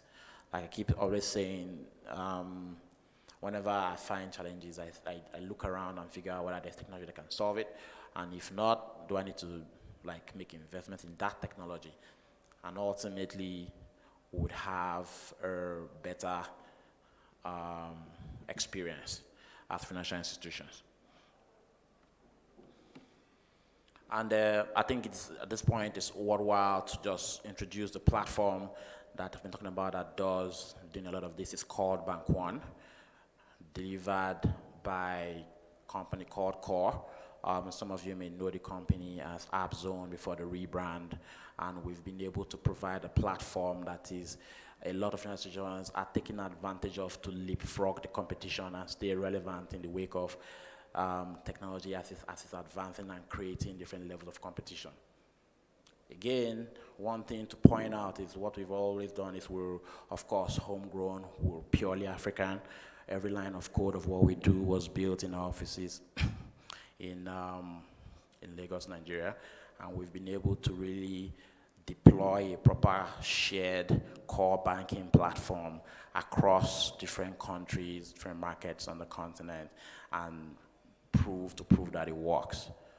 I've seen a couple of other attempts at really making this happen, and I think that if we do our research, we'll find out that the way the Bank One platform has been run and set up mostly by the private sector, us actually.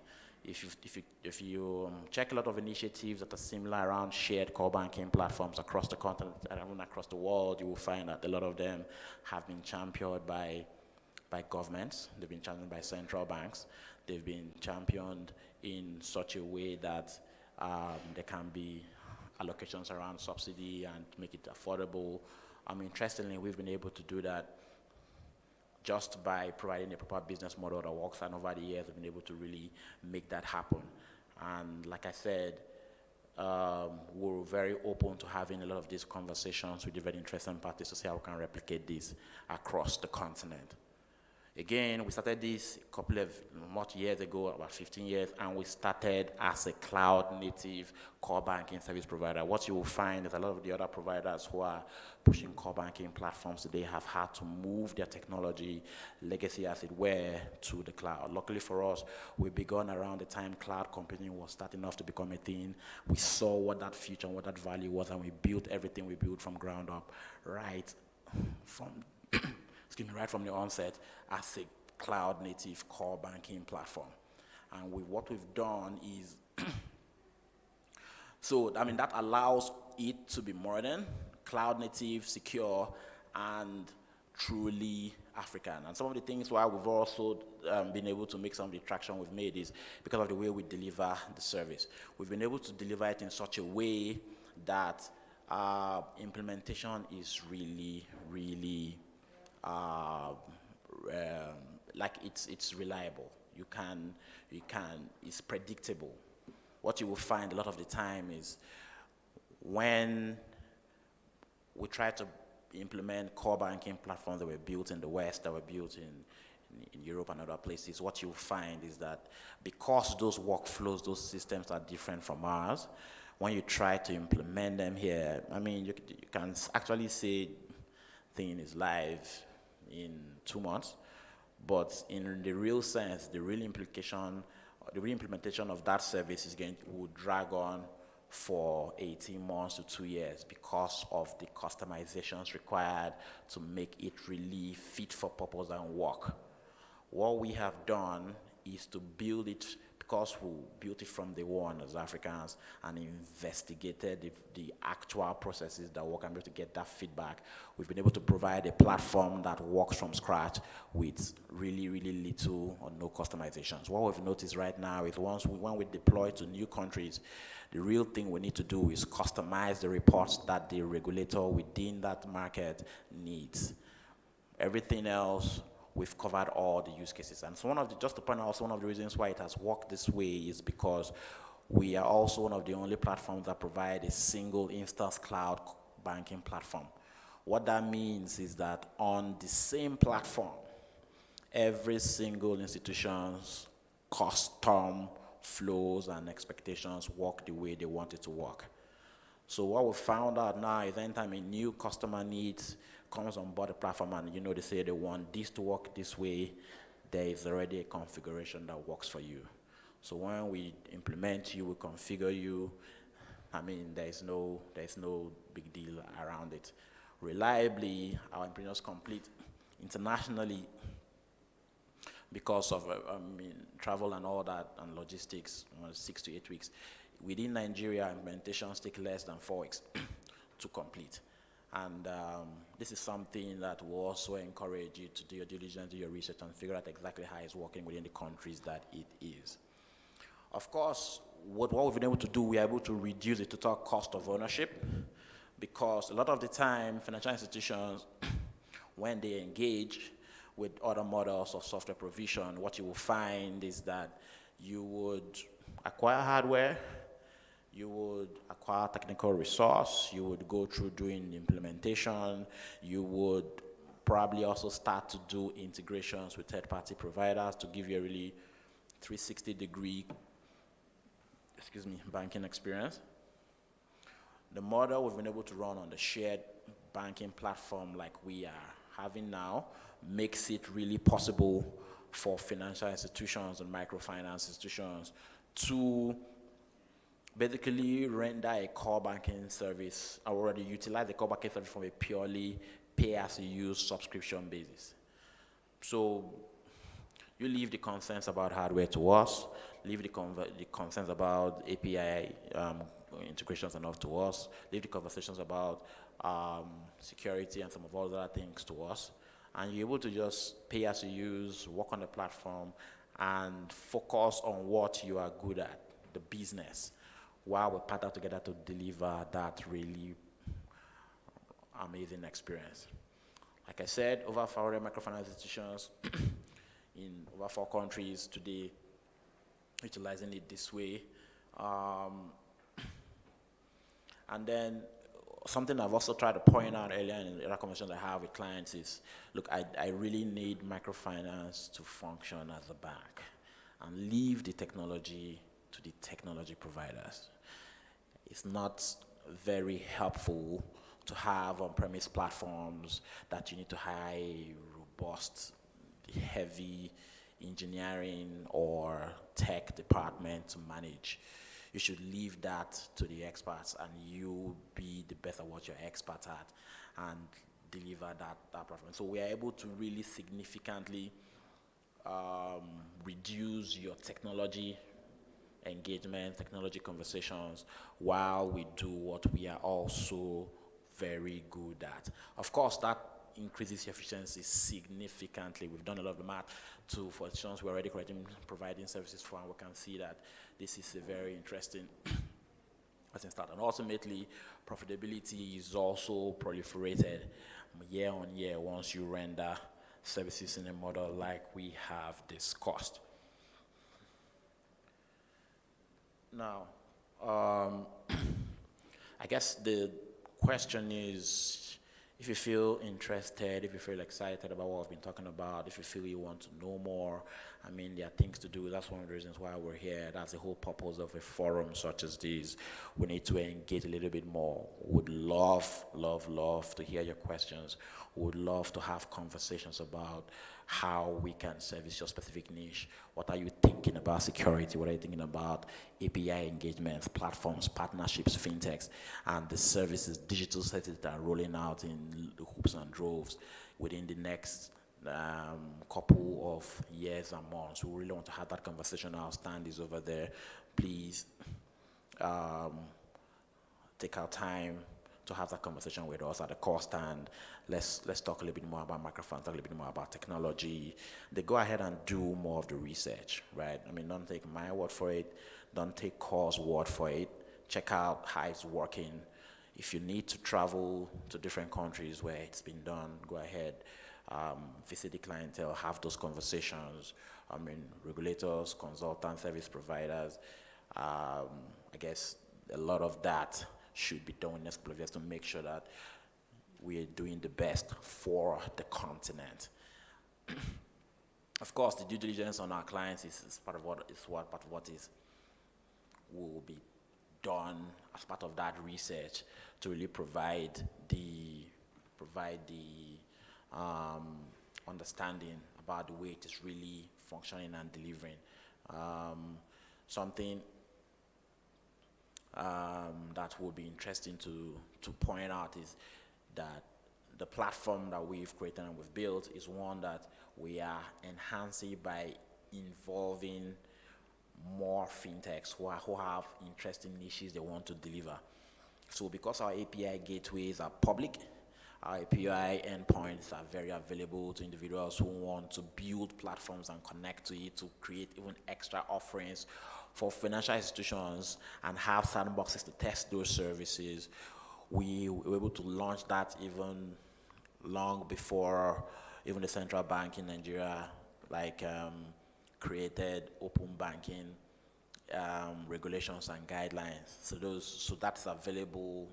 We're also encouraging fintechs to have these conversations with us. Let's build an ecosystem that is fully automated, fully connected, and really delivering proper service to the other sectors of the economy that we also manage. That we also enjoy.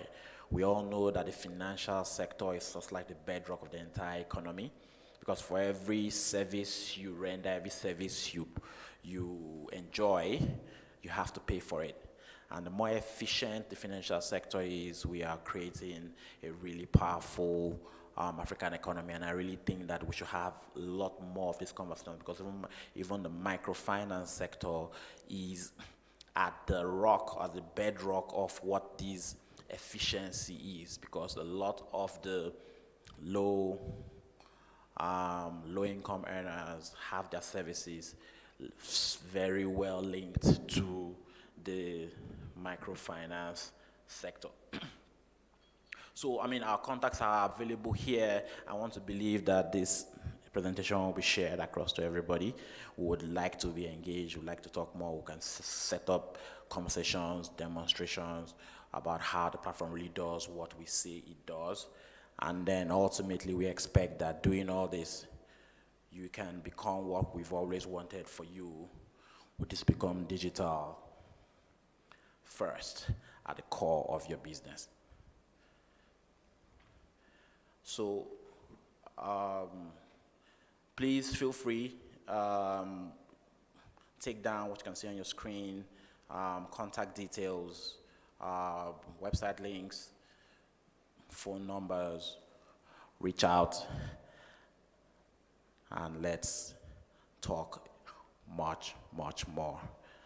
Thank you very much.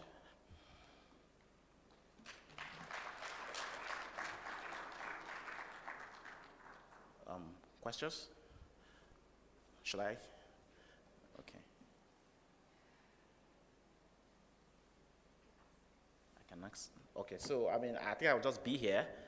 If there are questions, let me quickly take them before we probably engage more at the stand.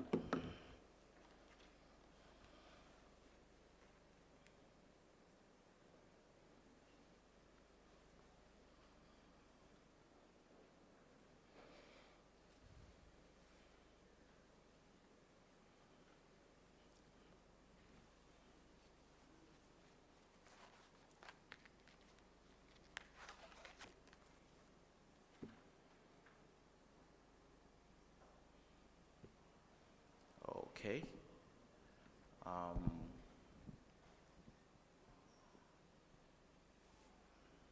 Okay. Thank you very much once again.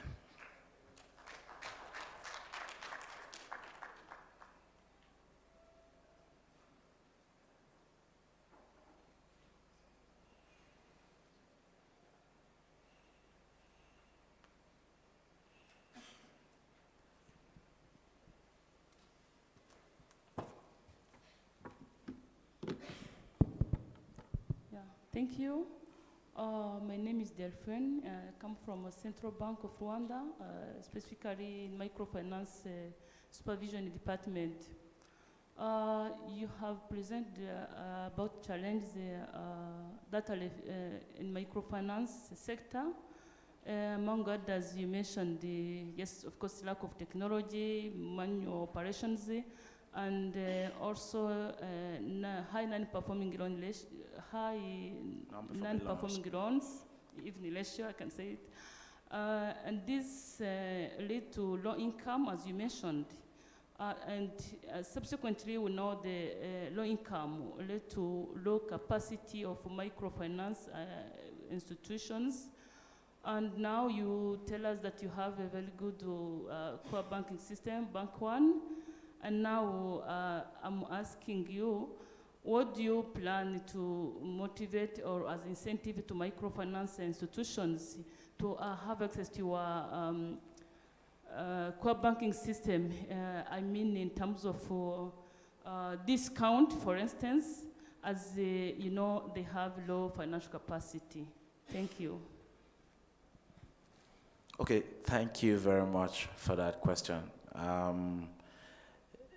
It's an interesting one.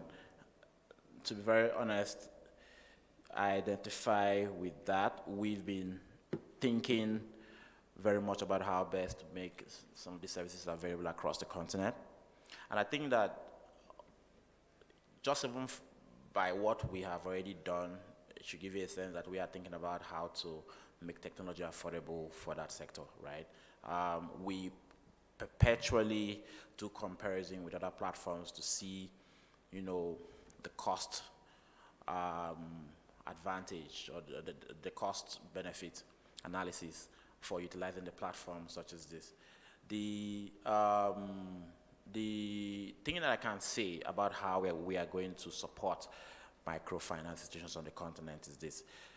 We like to think that because institutions always have a concern around platforms that have not been utilized within their specific country, what we've done is to create an opportunity for first movers in each country to have really significant discounts.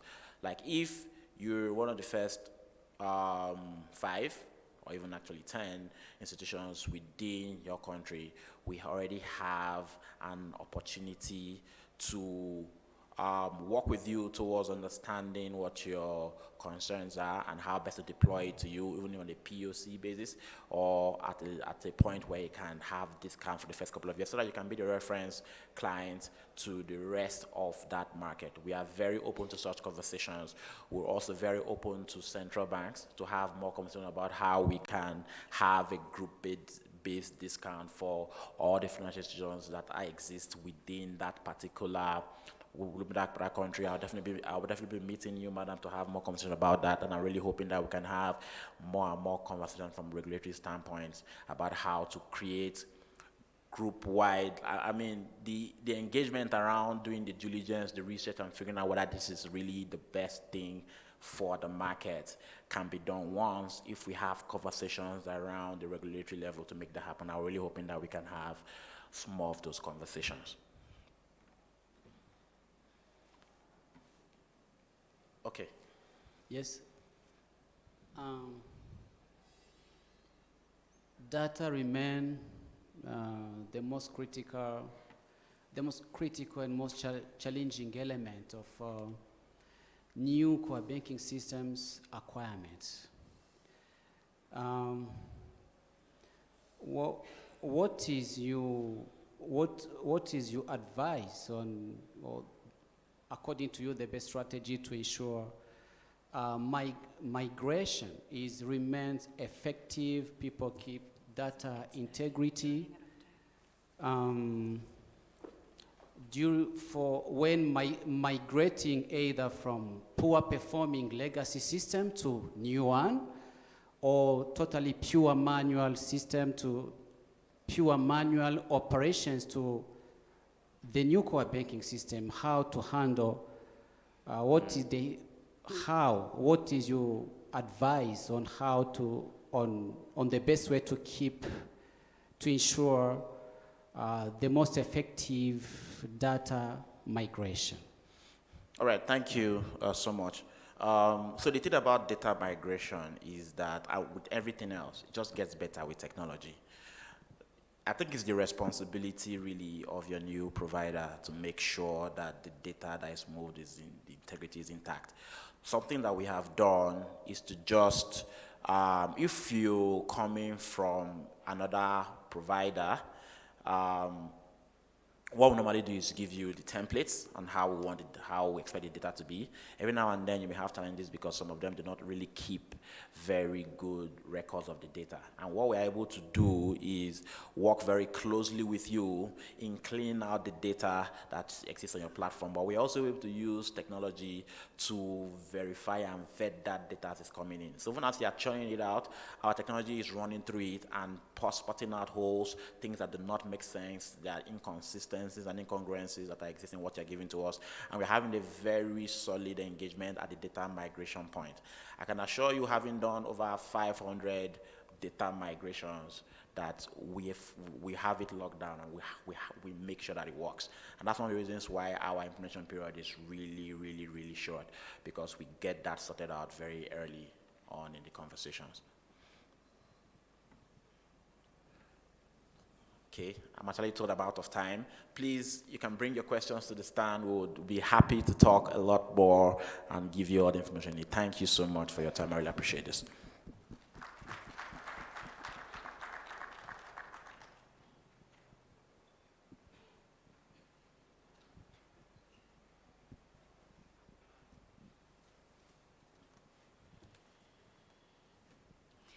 Thank you so much, Mr. Mudiaga. Did we have any more questions for him? No more questions for him? All right, thank you. So before we proceed, I would like to remind you once again that later on during the day, we'll be having a guest of honor attending this conference, and that is the Minister of ICT and Innovation. So I urge you all to stick around as we look forward to her participation in this conference. All right, so I hope we're good. Tumezeneza. Are we all right? Est-ce qu'il y a quelqu'un ici qui veut poser une question to our presenter or me, myself, anything, any queries, any issue, anything? Are we good? Tuko poa wa Kenya hapa, mpo ama mmesinzia? Watu wanaongea Kiswahili. Mbona siwaoni? Tunyoshe mikono. Waswahili, tuko wangapi hapa? Oh, kuna Mswahili mwingine pale nyuma. Umetoka Kenya? Kenya ama Tanzania? None of the two? All right, so ladies and gentlemen, time is not on our side. We have one more presentation, then we'll go for lunch, and then we'll come back for more exciting activities for this event. So join me as I welcome the next presentation that will be conducted by Mr. Rajan M. Shah, the CEO and MD of Vermati Software and Telecommunications India, Vermati. Yes, so he will be doing a presentation on his company. He did this yesterday, but this is like a continuation and a conclusion to his presentation. So may we all please clap for him as he walks up to the stage.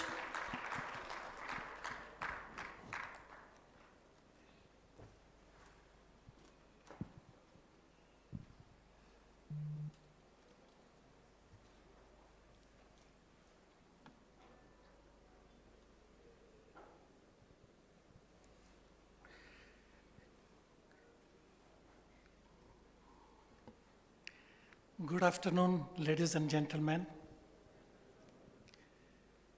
Normally they say there is an advantage associated with being first movers, but yesterday we suffered a bit disadvantage when there was some hassle in the system, because of which we could not go through certain things, and that brings me back to you again here today.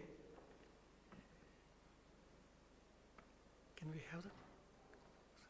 Yeah. Thank you. Before I go through some of more slides, I would like to share with you the two questions which were just raised in the previous session, were exactly the points that I wanted to bring out in a different way. My colleague was saying yesterday that why you did not talk about, a lot more new things coming up, etc. I said, look, in these 2 days, their ambitions are going to be whipped and spurred, and they are going to have a feeling of something called acidity. Like when you have limited budgets and you have too much, in front of you on the platter, you feel like the same thing, but what will you be having out of this? What can you afford? So it's a real problem, of most of the participants here, those institutions. And therefore, keep the best way I would suggest is to keep it with a balance of the budgets. It would be a real good thing. There is another thing also, he said today also, and the same thing I had to tell him again today, that look, the real problem for going more digital is to build a platform. The aircraft can take off because there is a airstrip built. Every financial institution should have that built, and that can be done only if your data is in place.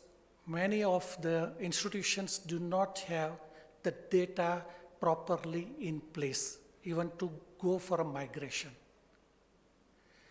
Do you have your systems and procedures in place in terms of all the accounting and other things? NPL you have, but then what you have to look for is actually a software which provides for a greater tools on recovery. That is a real issue, which can enhance your performance or enhance your revenue. And I will only say that yes, at Virmati, we try to be like that, to be most rock bottom, realistic.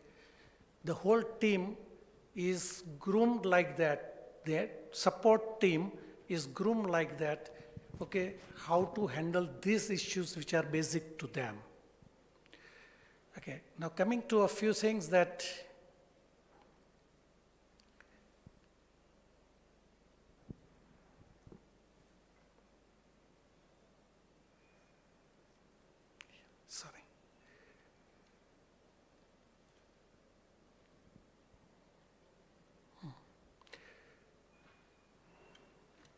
not on, the one more thing I wanted to convey was that not only the solutions are cloud native, but we as an approach also have native clouds, meaning to say that we have made the arrangements in every country that we work with to have the local arrangement for cloud hosting. Of course, in Rwanda, you already have Amir doing it for you, and if at all anything else is required, that is also possible, for a special reason, if any. So this is one thing that we wanted to convey, This becomes very relevant because the data would remain here as a way of compliance, and second thing will be that it will be cost effective. One more thing we missed yesterday, was that even when you are an MFI, you are working with several groups or several entities which are small businesses on their own. They are themselves, you provide microfinance, but they are themselves micro business entities. And those micro business entities also need solutions, and it would be excellent thing if there can be an end-to-end integration of the business. So we have developed such platforms also where your groups may be like doing dairy business, collecting milk, processing and selling, marketing milk, cotton ginning and processing, or agriculture produce marketing like fruit juice, maybe the produce by itself, like fruits, vegetables, cereals, whatever, or maybe like processing, by way of juice or pulp extraction and so on, or artisans craft selling. These are small examples, but that can be any. We have built more than like 150 such small business lines, with an end-to-end solution thereof. So they could be automated on your platform, common platform, be it whatever, and that can be a mix also. So that means one business, small business group can do 2, 3, 5 such small businesses also. Multiple business lines they can have, they can transact there, they can do everything over there. And at the end of the day, you have a total picture of what they are doing. A consolidated one, an analytical one. So your system becomes a totally complete one, like that.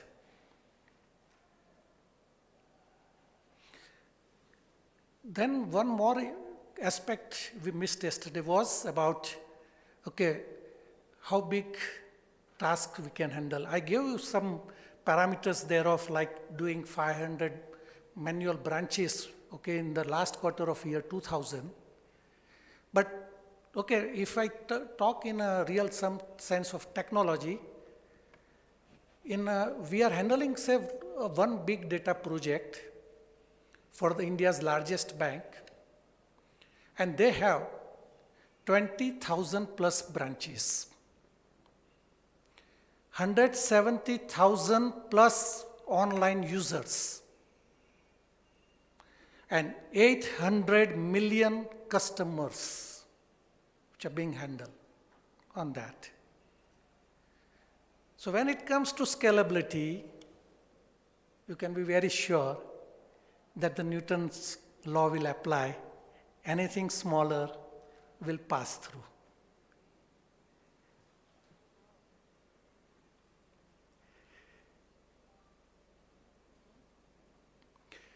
Virmati's footprints in Africa means whether what we are doing already or not was not highlighted yesterday. In that, some award-winning clips you might have seen. We have 3 award-winning MFIs in Kenya, 2 leading MFIs also. They are MF banks actually. 2 of them are MFIs also in Kenya, 1 leading SACCO also in Kenya. Likewise, in Rwanda,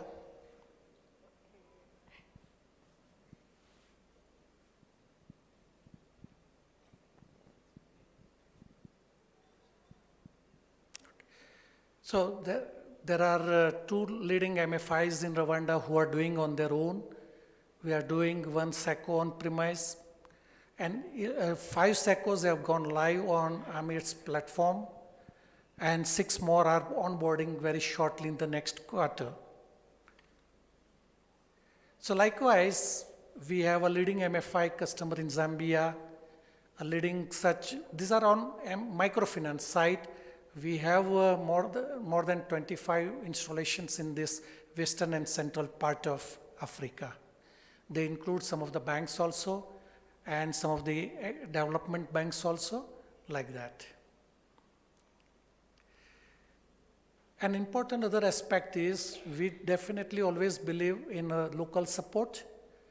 We have created a team, okay, in Kenya, in Rwanda, Tanzania, Zambia. Every single country that we work, we have local talent groomed, experienced. But another important aspect, in India, we hold a bench strength of 500 Virmati software experienced support team. Meaning to say that in any country that we focus on, if we have to parachute any number of the support team, we can. So no matter what is the size, okay, if you think of doing 50 SACCOs onboarding in a quarter, we are capable to do it.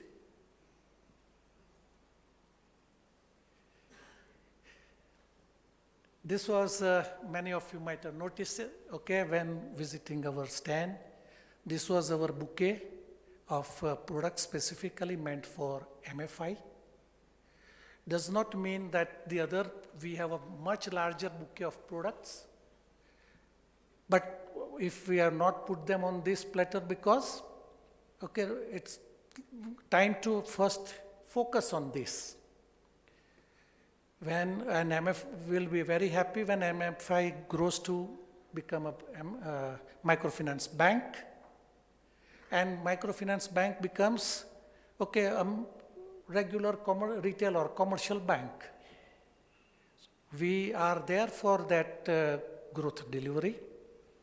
But anything right from back office to front office, BOSA, FOSA, okay, any kind of solutions that you think of, you will find them here.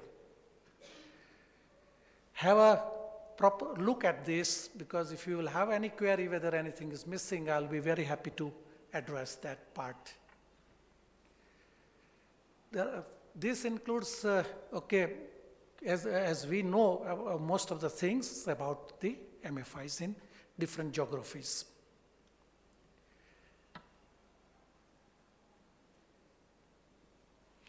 This is for SACCOs.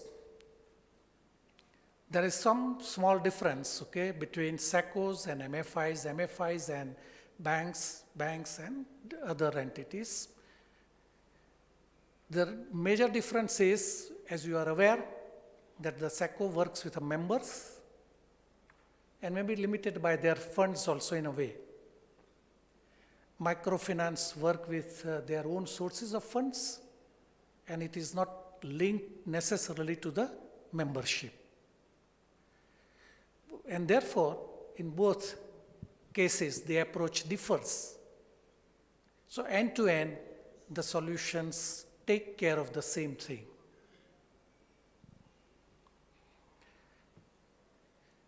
In most parts of Africa, the most challenging part was always group savings and group lending. I think I'm right on this, right? And our first installation in Africa, 2014 only, was also for the group lending. And 2015 was for the group savings. And all of that, top of the order solutions that time. And that's where, okay, we understand the differences and what you need. But right that time, we had not only mobile banking, but the first thing we had got was the recovery APK for the field officers. Collection and recovery app for them. So that we made sure that they do not have to regret thereafter. So yesterday I said the same. If you have the vision, Virmati has solutions. But keeping in mind that we have no limit to think of what we can have, but we are, at the end of the day, we have to see at our own position in terms of budgets, as well as in terms of your readiness in terms of not the infrastructure. Technology, everything will come, it will be easy to hire, outsource, do anything. If at all it is there, it is your data and your manpower. Are they ready to adopt? Okay, that is I call as a readiness. We are very focused on that part. We are ready to work with any smallest to biggest institution on that ground. Okay. So this is what I had to add, and of course, I would like to really take some questions on that.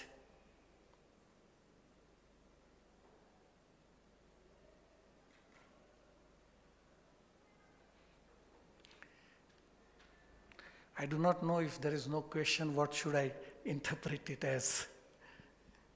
Or is it that I'm standing between you and the lunch? Please, sir.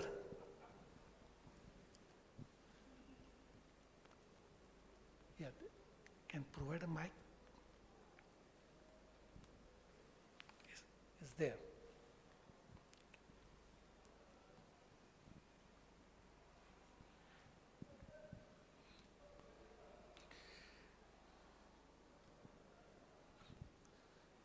Hi, my name is Mr. Jean. I'm coming from Libreville, Gabon.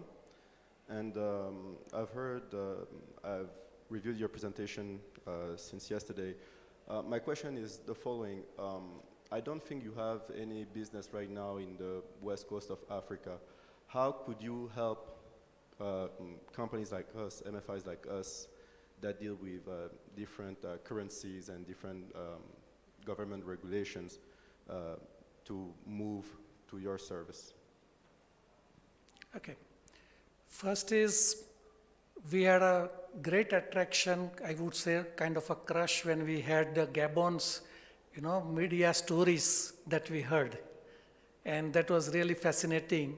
And we were thinking when we can go there. So we will be too happy to serve. But one more important thing about the whole of West Africa will be that they are more comfortable on French. There is less of English.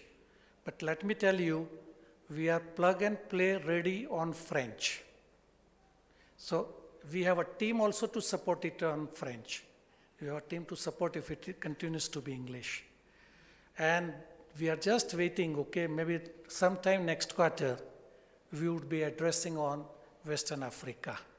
That is, Nigeria, Ghana, and right up to the West Coast, okay, of Africa. Pleasure. Have I responded? Thank you.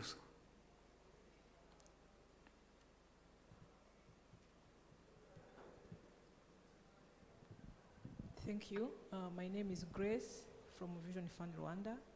I saw part of your presentation something about CRB integration. I know we had such task as a local MFI here in Rwanda, but when I approached some of my colleagues, I think from what we discussed, none of them maybe managed to integrate the core banking system with the CRB. I just wanted to ask if you have already integrated that with maybe one of the local MFIs that you are working with, or maybe what is it they required so that maybe we can learn from it. Thank you. Thank you. You mean Credit Reference Bureau integration? Yes. Okay. Now, let me say that as of today, for more than 15 countries, we have a Credit Reference Bureau's integration live. That includes Rwanda.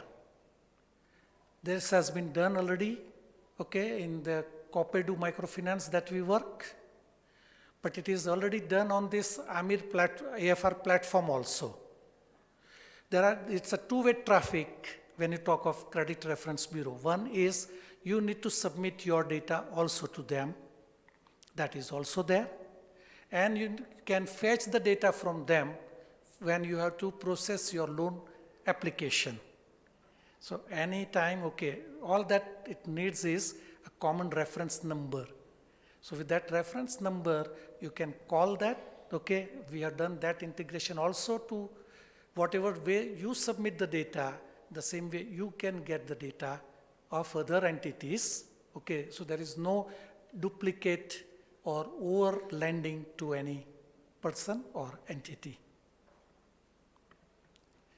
And I may add one more thing about, okay, that reminds me about, as you said, though we are not working in so many countries at this time, but back home, we have, got the complete database of what the different currencies are in the world, more than 100 countries, what are their denominations. And so therefore, that way, it's ready to that extent of localization also. You will not have a problem.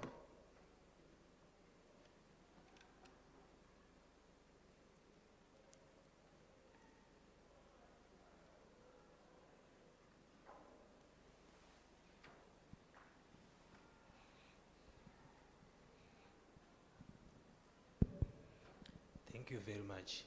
My name is Tinashe. I'm from Zimbabwe. Since yesterday, I have heard the service providers saying that this technology is very cheap. It's not expensive.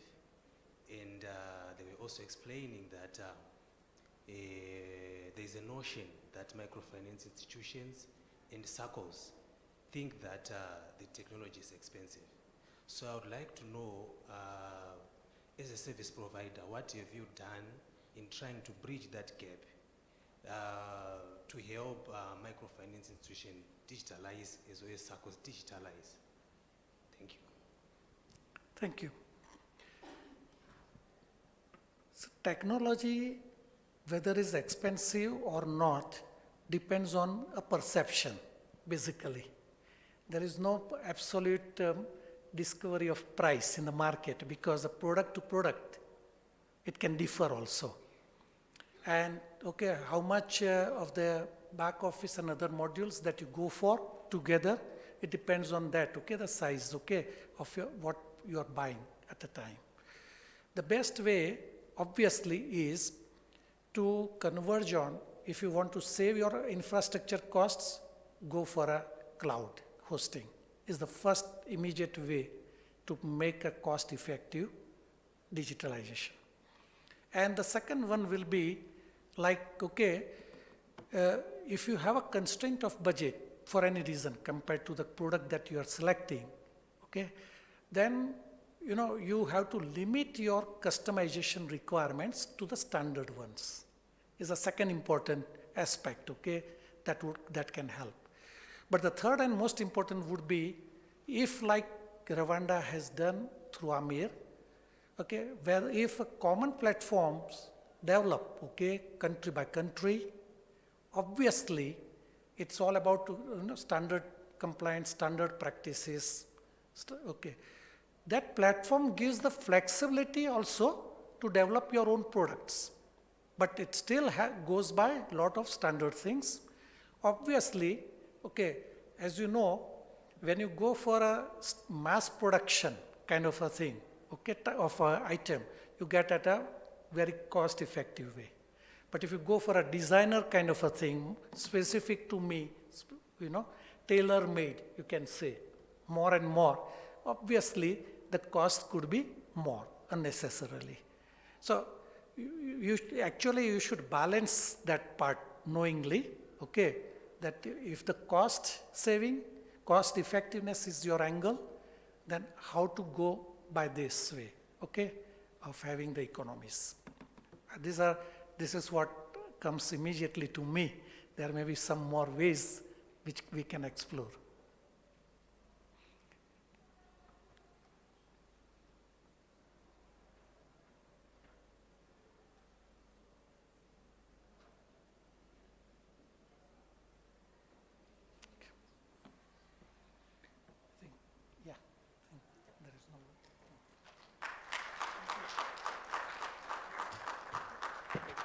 Please, let's clap for him a little louder, please. Thank you so much. It's interesting how the questions just pop up at the last minute. It's like a presenter asks, does anyone have any question? Then it's like nobody has any answers, any questions. But anyway, that shows how willing you all are to engage in this whole conversation. So, ladies and gentlemen, we're now going to break off for lunch. I know you've all been waiting for this moment. When we come back, we will proceed with today's program. We have a very exciting lineup of speakers, panel discussion, and a speech from our guest of honor. Our panel discussion this afternoon after lunch will be on policy making. The theme is policymakers considering digitalization. It will be quite an interesting panel discussion, so I wouldn't wish for you people to miss out on it. So make sure to be here on time, back on your seats, so that we can all participate in this panel discussion and all the other activities. So please, go ahead and have your lunch, and I'll be looking forward to have you all back here shortly. Thank you.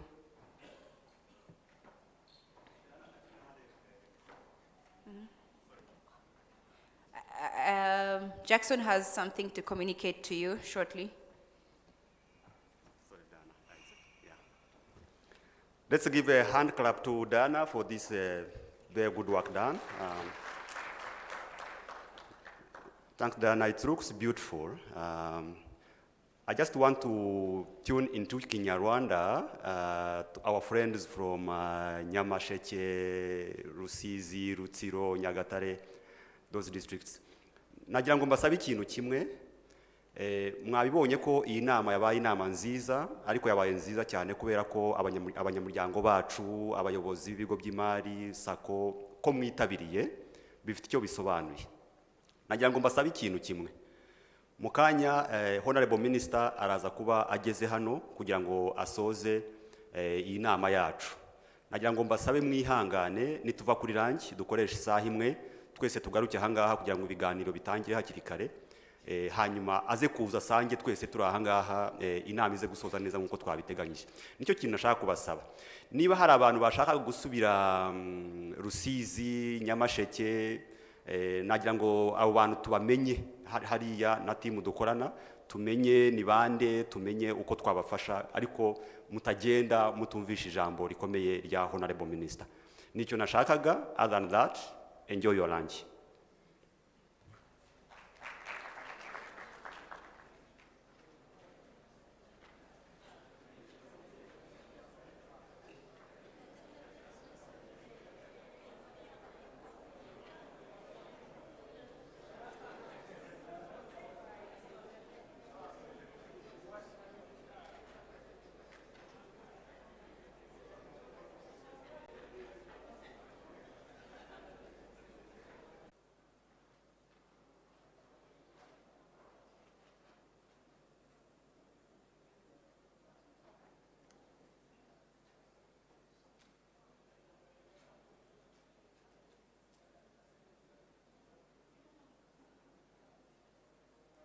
May we all please get seated? Thank you very much.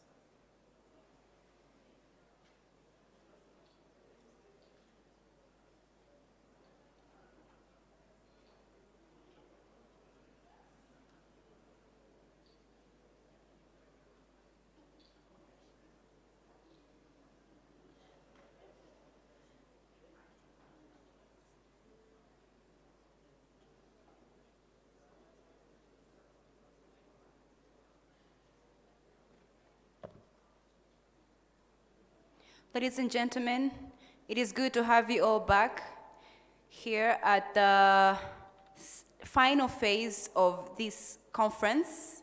I hope you all got to enjoy your lunch, and I hope you got to enjoy the break, interact with one another.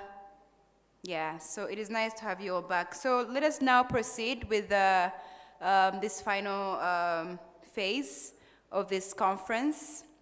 As I mentioned earlier, we have an exciting lineup of talks, keynote speeches. So please get seated, get comfortable, and be ready to be inspired by these talks and discussions. So our very first activity for now will be a panel discussion, a very interesting panel discussion, exploring the role of policymaking in digitalization. So the theme is going to be policymakers considering digitalization. Yeah, I will be calling upon our esteemed panelists up on stage so that they can take up this conversation.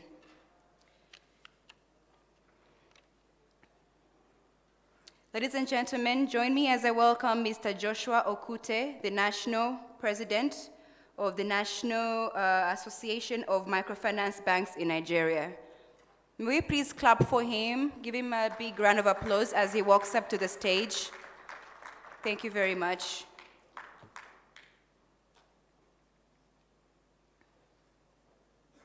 Ladies and gentlemen, Mr. Joshua is the National President of the National Association of Microfinance Banks in Nigeria, NAMB. This is the umbrella body of all licensed deposit-taking microfinance institutions referred to as microfinance banks. As at December 2022, there are 897 microfinance banks as members of the association. Thank you so much for being with us here, sir. Next up, I call upon Dr. Twainamanzi up on stage. Ladies and gentlemen, may we please clap for him.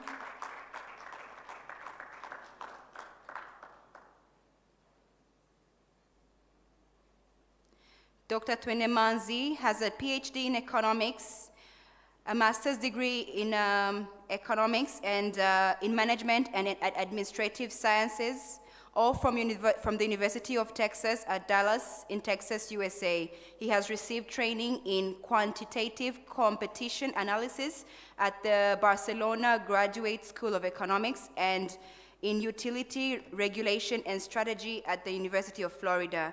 He has over 15 years of combined experience in the retail banking, telecommunications regulation, and in structured finance for greenfield infrastructure projects in Uganda. He is currently the Executive Director Supervision at the Bank of Uganda, a position he has held since March 2018. Thank you so much for joining us in this conversation, sir. Next up, ladies and gentlemen, I call upon Mr. Kwikiriza Jackson to the stage. May we please clap for him as he walks up to the stage. Mr. Jackson Kwikiriza has over 15 years of experience in cooperative development and rural finance, project planning and management, institutional strengthening through training, coaching and technical assistance, as well as governance and leadership. He has worked with different local and international organizations such as IFC, World Bank Group, USAID projects in rural development through financial inclusion and access to finance. He is currently the executive director of AMIR, which is one of the organizers of this event. So before we kick off this conversation, I would like to remind you all that I would like to give a mention to the organization, to the organizers of this conference, that is AMIR and SNG. I would also like to give thanks to our sponsors, that is Vermati and Software Limited, Eclectics, Identity Pass by Premly, Core INC, Access to Finance Rwanda, and DSIK. All right, thank you so much. We can now get started with our panel discussion.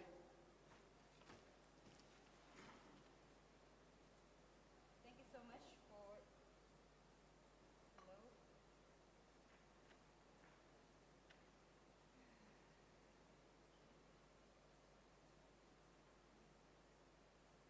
My microphone is off. It's on but off.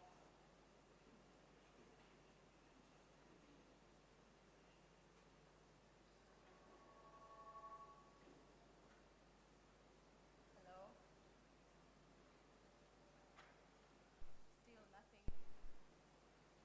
I'll move over there.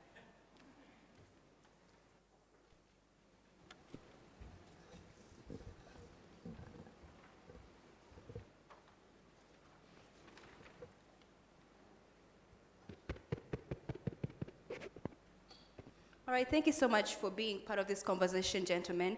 My very first question is, which policy can most effectively influence tech world and microfinance institutions' collaboration to enhance digitalization of the microfinance sector? It's a general question for all of you, so we would appreciate all of your participation.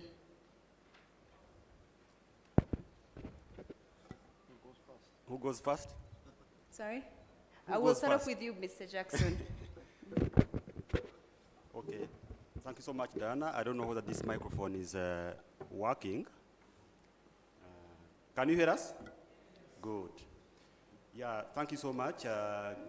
It's an interesting question because, first of all, from the perspective of AMIL as the organizer of this summit, we were looking at delegates, of course, from the regulation and policy space, because you cannot talk about digitalization without mentioning policy, because at the end of it all, you will not have guiding documents to help you implement your solutions. So when you talk about the policies, probably the panelists will help me. It sounds as if we need to list, but I think I will give a justification why. First and foremost, I think when we talk about digitization, coming up with financial digital solutions, we look at coming up with solutions, but again, look at the implementation. How are you going to implement? And then you're going to implement based on what? So I think, first and foremost, one of the policies that I can talk about here is the policy to do with how are you going to reach out to the end users? Who are the target, what is the target market in this? Are you targeting the members of saving and credit cooperatives? Are you targeting about women using digital services? Are you talking about people with disability, or you're talking about youth? Are you talking about cooperatives and SMEs?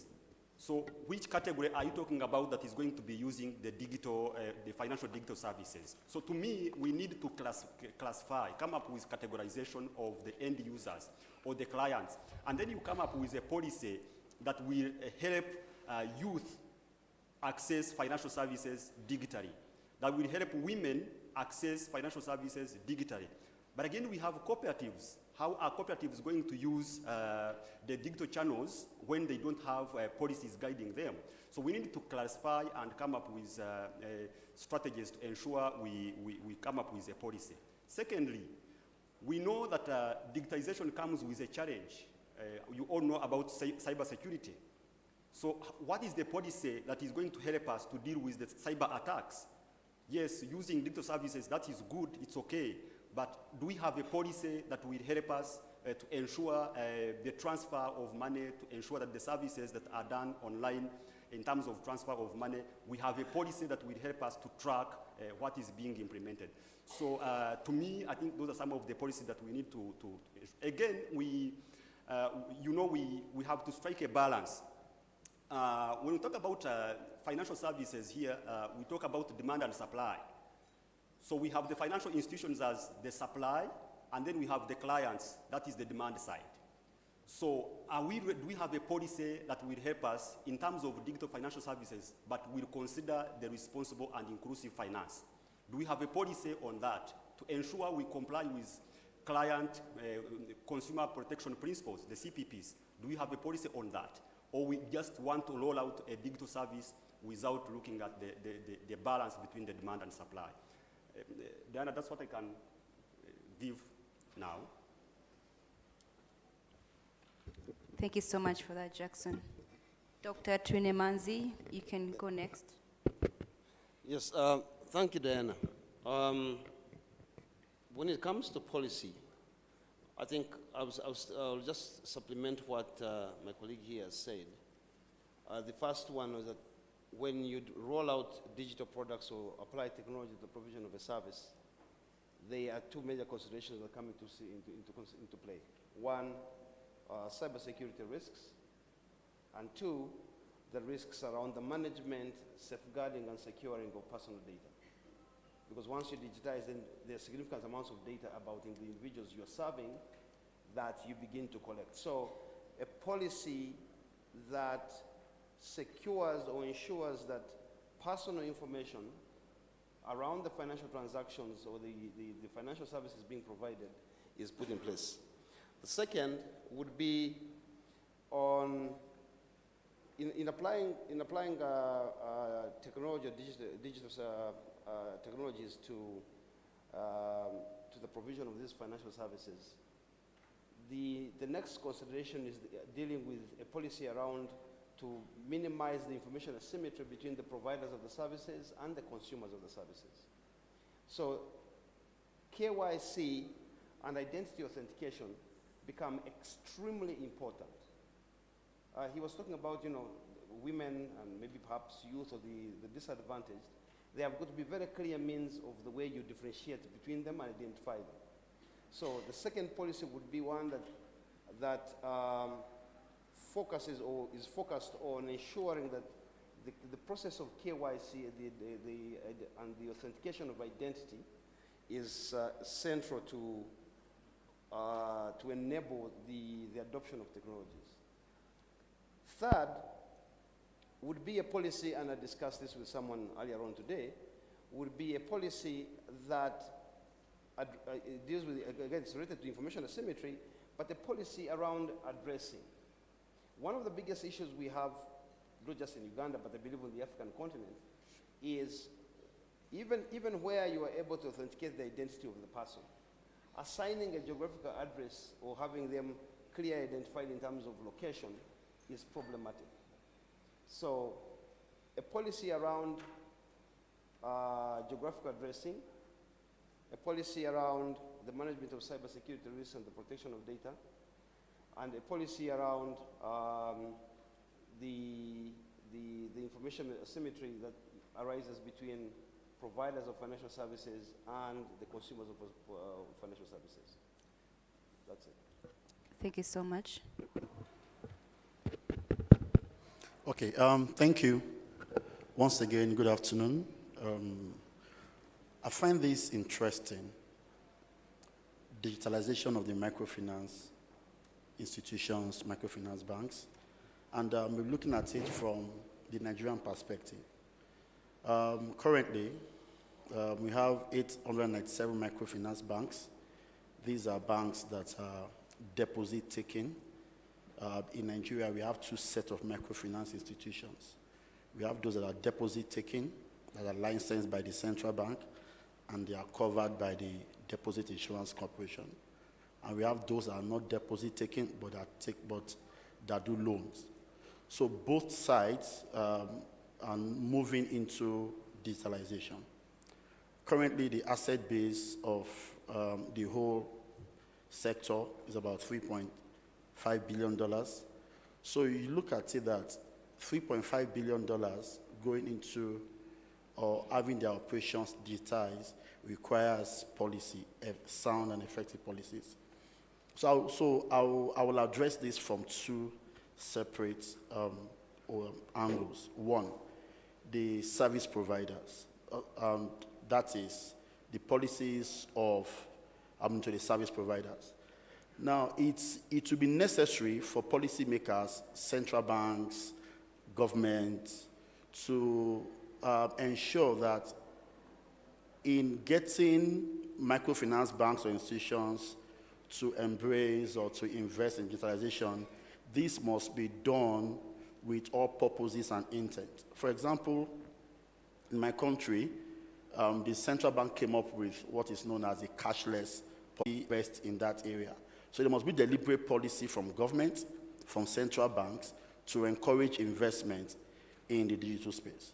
Then also, while you're encouraging investment, there must be some form of incentives. So what policies, for example, if, I've listened to the various presentations here today, and yesterday, wonderful presentations from different service providers. So if you have one of them say they want to invest, say in a country, the question is this: they are bringing their investment, their returns may not be almost immediate, it will take time. What incentives are you giving ABC Limited to bring their technical expertise into that country? Are there tax incentives? Are there incentives on maybe capital gains? All those, these are some of the incentives that should be in form of policy to encourage investment in that area. For the microfinance banks, there must be policy, and thank God my colleagues here mentioned that. There must be policy on responsible banking, responsible finance. We are taking consumers who hitherto are used to traditional method into that space. So there must be spelled out policies on responsible banking and responsible finance. And the other policy I will also talk about, which is the big elephant in the room when we are talking about digitalization, is that dark horse called cyber security. There must be a policy in that regard. Thank you. Thank you so much. Thank you so much, Mr. Joshua. My next question goes to Mr. Twinembawazi. Twinemanzi, I'm sorry. We have a very popular name in Rwanda as Twinembawazi, so anyway, my apologies.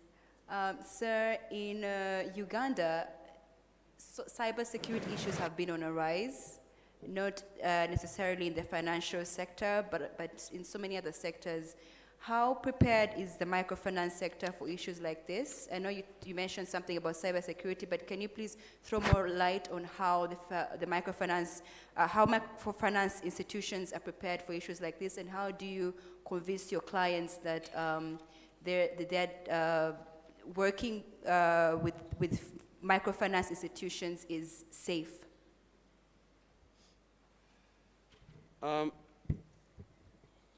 The long and short of it, I don't think MFIs are ready for the risks, specifically the cybersecurity risks related with the business of adopting technology in their business.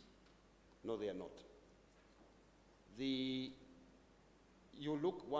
look at the governance structure for most microfinances does not seem to take into particular consideration that particular risk. So if you look at the governance structure for the average MFI, whether it's in Rwanda or in Kenya or Uganda, and you look at the board, how many of them have, say, even a board committee dedicated to looking at cybersecurity as a specific risk category? The convention normally is that cybersecurity risk is looked at as a subset of operational risk, okay? So to that extent, the fact that they have not sat down to pull it out of the broad category of operational risks and look at it and have a focused discussion on it, to me is one of the reasons why I say they're not ready. That's one. Two, dealing with cybersecurity risks comes with a cost. Now, for the MFIs, you have to do a cost-benefit assessment. Are they willing to bear the regulatory burden, and to what extent can they pass it on to their customers? If there is very little room to bear the cost and pass it on to the customers to recover it, what they tend to do is, some of them will do is subcontract or perhaps diversify that risk to entities they assume are in a better position to manage the risk. Okay? Yes. But when you diversify risk, the problem is you only get good risk protection or risk cover to the proportionate to the amount of money you're willing to pay. It's like insurance. Yes. Okay? When you pay a large insurance premium, presumably the coverage is better. When it's a smaller one, the coverage is smaller. Now, when they diversify the risk and there is no incident, they presume that they are safe. Okay? Yes. But the cybersecurity incidents tend to be what are called Six Sigma events. The probability of the occurrence sometimes is very low, but the impact when they do occur is significantly much larger than the probability of occurrence. Okay? So, because they have not sat down, they have not structured it within their overall governance structure, they are not ready. Now, does it mean that they can't be ready? Yes, they can.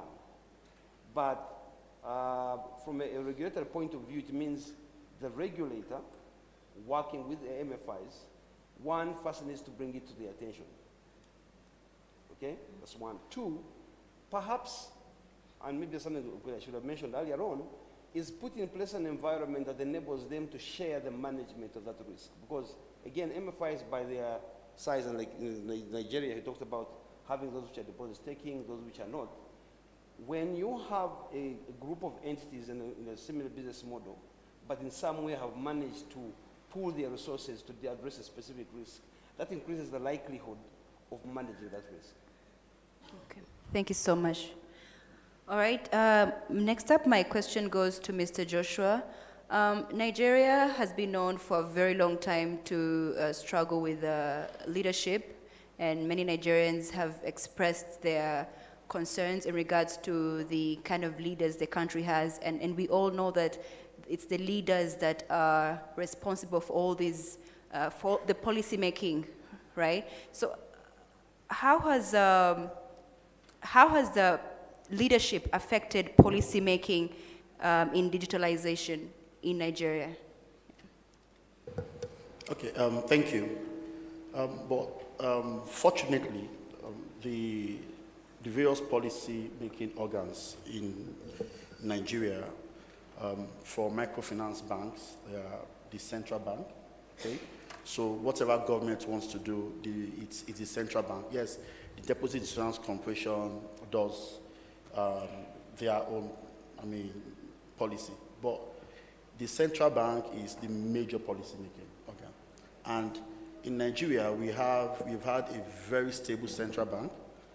And for example, our central bank governor has been there for almost 9 years. He should be seen out his term in the next 1 year. So there has been stability in that regard. And for the microfinance banks in Nigeria, they are well managed under the other financial institutions and supervisions department. So when it comes to policy making, policy implementation, policies, ideas of policy, these have not been an issue. They've not been issues, in Nigeria. We have policies all the time. Policy with respect to money laundering, policy with respect to cybersecurity. For example, on the cybersecurity aspect, currently in Nigeria, we have a policy on cybersecurity. There's a framework for cybersecurity for all microfinance institutions, banks. There are frameworks for for anti-money laundering and counter-financing of terrorism. So these are policies that are there that the central bank drives, and they see that they are implemented. So we've not had, I think the policy issues with banking is divorced from whatever perceived leadership issues there are, but I don't think there has ever been any problem with that. Okay, thank you so much. I now open the floor to the audience. Does anyone have any question to ask our speakers?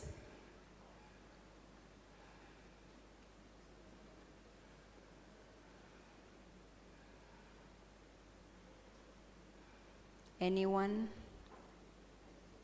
Okay, so I had a question for you, but it's okay if you have something to add. Maybe as they are thinking about what to ask, if allowed, I want to add to what Doctor said, Dr. Twinemanzi. Corrected? Yes. Good. Yeah, what he said, I like discussing with the regulators. When you discuss from a regulation perspective, you really tackle the issue. But I want to add from the association level, because we all contribute in the promotion and strengthening of these sectors, the microfinance sector. The central bank at the regulation level, but the association at another level, a ministry at a policy. Yeah, Dana, when you ask a question and you say, is the microfinance sector ready? On the side of AMIR, the Association of Microfinance Institutions, I will say I will use the word we. Are we ready? Because you cannot let the institution or the microfinance sector to dive alone. They will not reach there. So you need to, what is the role of the association? What is the role of the regulators, the central bank? What is the role of the policymaker at the ministry level? What is the role of the fintech itself? What is the role of any other development partner? Are we ready to deal with the attacks? Are we ready to come up with the policies? So what I wanted to add is that, yeah, we need to look at this as a collective effort. Collective effort. Because, as you mentioned, they cannot handle the cost.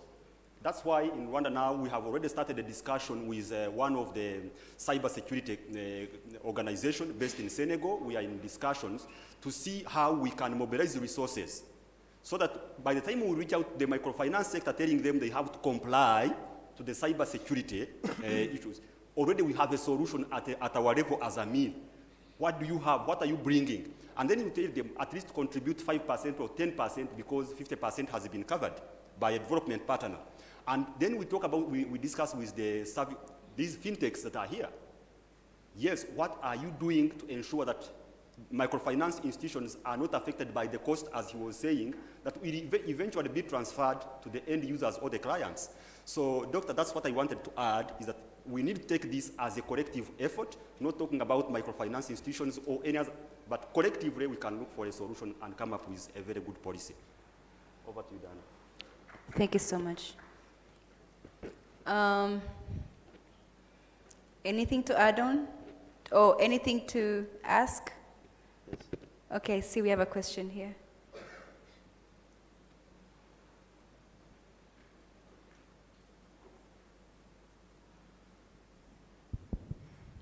Thank you. My name is Denise Mrebugahire, and I'm working for DSIK in professionalization, microfinance professionalization team. I'm also a board member of Mutanguha Finance PLC. My question goes to Jackson.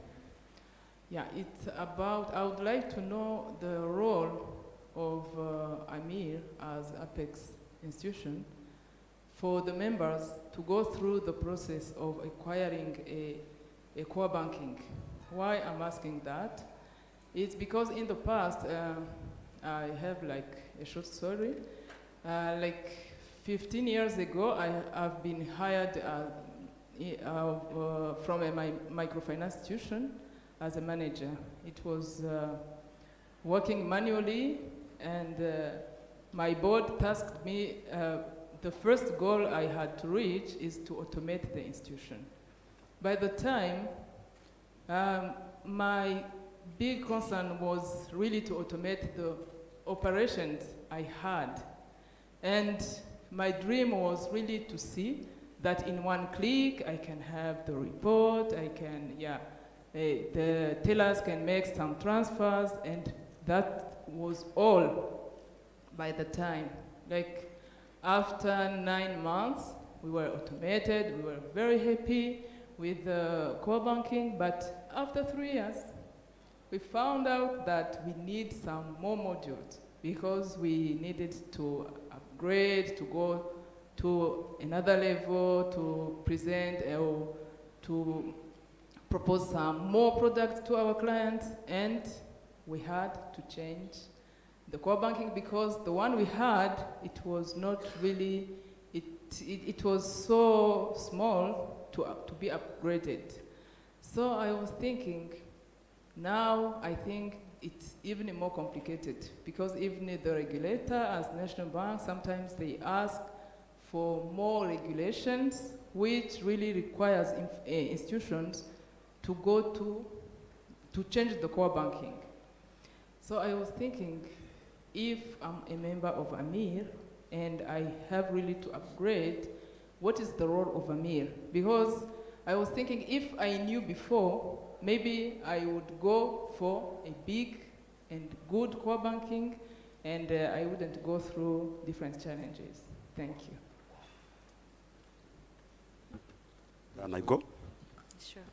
Yeah, thank you so much, Denise, for asking that question that will help AMIR to showcase here what we do in as far as providing technology for our members is concerned.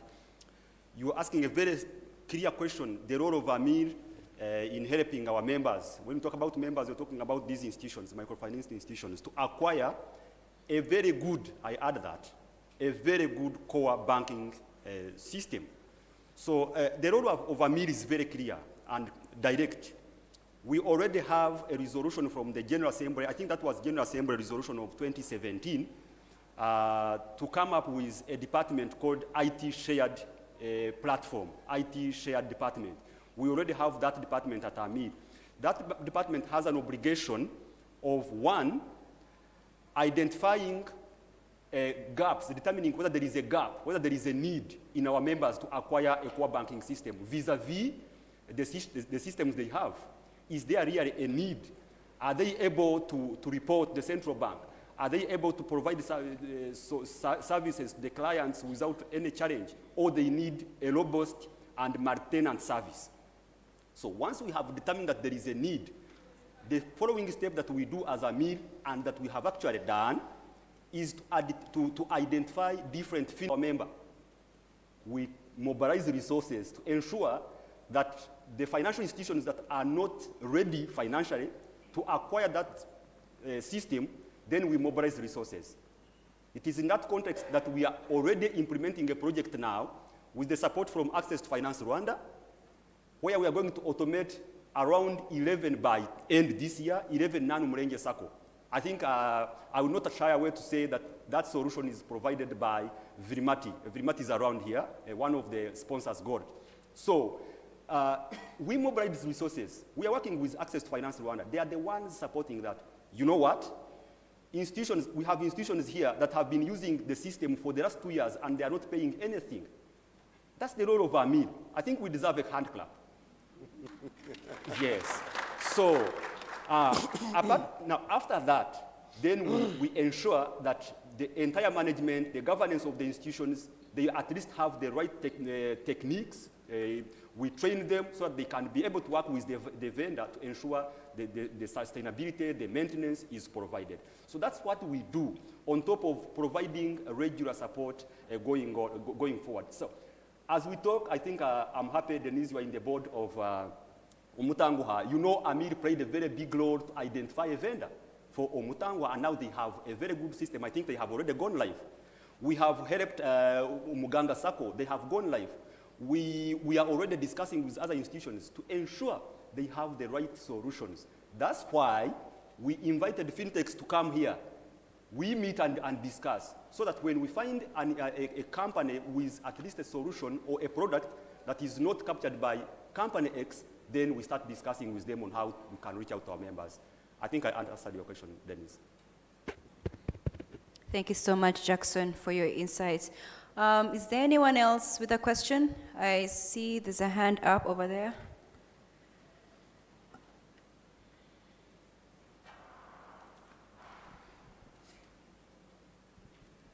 All right, thank you. I'm Bashir from DSIK. We've been talking about contextualization, bringing a product that actually fits to the customers. And when it comes to regulation, I think we shouldn't really move far away from that. We should look for regulations that fit a particular market, not every regulation that can work anywhere. So in this sense, what is the role of the microfinance themselves and the consumers in the framework of regulation? That is the very first question. The second question is, we know that when you look at the RegTech framework, you have like different players. You have the regulators, you have the suppliers or the service providers, and you also have the customers themselves. So in this case, what is the best framework that you can use that can seamlessly interconnect these policies to make sure that whatever the policy comes through can easily interconnect with the rest of the policies, because it's one big entity that works on this at the end of the day. So that's the second question. The third question is, we know that sometimes regulation is like a hindrance to innovation. It slows down innovation. So when you create a regulation, at the end of the day, it might either slow down the innovation process, especially for the DFS system providers, or it can speed it up. So my question goes, what are the effects of regulation to innovation in the end? Because we know, like in China, almost every platform, including the super platforms like Alibaba, for example, were brought to the market, they worked, and then they were regulated a little bit later, but when they were there, and they saw that it's something that can work for the market. So those would be my questions. Thank you.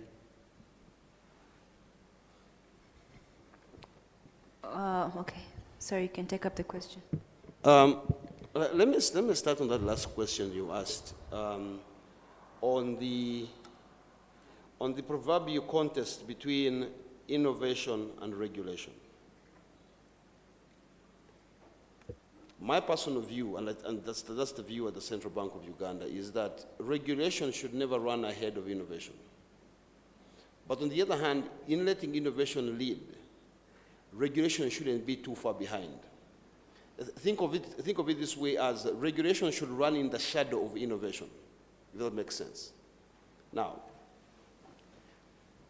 why is regulation important? Look at what the role of MFIs, or actually for financial service providers, do. Especially if you are putting at risk the public's money. Because as a central bank, as the financial sector regulator, our responsibility and mandate is first and foremost to the depositors or to the savers, that their money is safe, okay?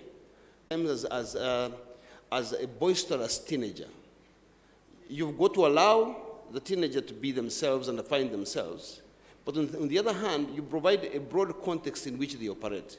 In Uganda, what we have done is that we've set up a regulatory sandbox, where, however outrageous the innovation idea is, you have a semi-controlled environment in which to pilot it and just understand the risks. Because as a regulator, if we understand the risks, and you can demonstrate that you have put in place measures or mitigations to deal with those risks, and that you are holding either capital or some or you have some mechanism to deal with any residual risk, that innovation is fine and it will go through. So it is a misconception, perhaps a misunderstanding to think that regulation kind of hinders innovation. In some countries, I guess, in some jurisdictions it does, but that's not generally the rule of thumb. The example you gave of China, which for some of us is like a case study, is where you had innovation run unchecked, and at a later point, the regulation, instead of being in the shadows, had been down on the other street. So it's just catching up. Now, sometimes in catching up, regulators tend to be a bit overzealous because perhaps they are seeing risks that the innovators don't. Because remember, as an innovator, what is your focus? Providing a service, turning a profit for your shareholders. As a regulator, I don't have an obligation to generate profits for my shareholder. However, I have an obligation to those who consume the service. It's a very fine balancing act. Then there was another question you asked, the role of the MFIs in their own regulation. The utopia of regulation is self-regulation. That is what we all aim for. As to whether we'll get there in this lifetime or the next, that's another matter. Okay? I think the best way to go about is have a regulator that works very closely with those that they regulate. In Rwanda, you have an association for the MFIs. In Uganda, we have a similar one, but that's mainly focuses on the deposit-taking institutions.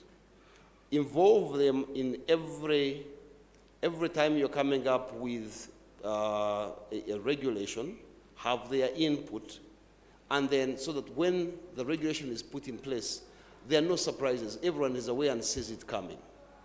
So if in response to your question is what is the role of the regulated, in this case the MFIs, is that they should be part and parcel in the design, formulation, and implementation of the policies that are going to govern their conduct. Thank you. Thank you so much. Okay, thank you. I'll take off from where Doctor stopped. So in Nigeria, what the central bank does is for every policy, every framework that will be brought out, they are first exposed to the association, and the association will work with every microfinance bank in the country. So we'll look at, it's called an exposure draft. So we'll look at the draft, and where we are looking at the draft, that is where we'll consider what is the effect of these on the customers. How will this further our customers, or will this be inhibitors to our customers? Then the association, the banks make up their own position and they forward it to the central bank. Yes, does the central bank take everything that we've suggested? Of course not, because they are still the regulator.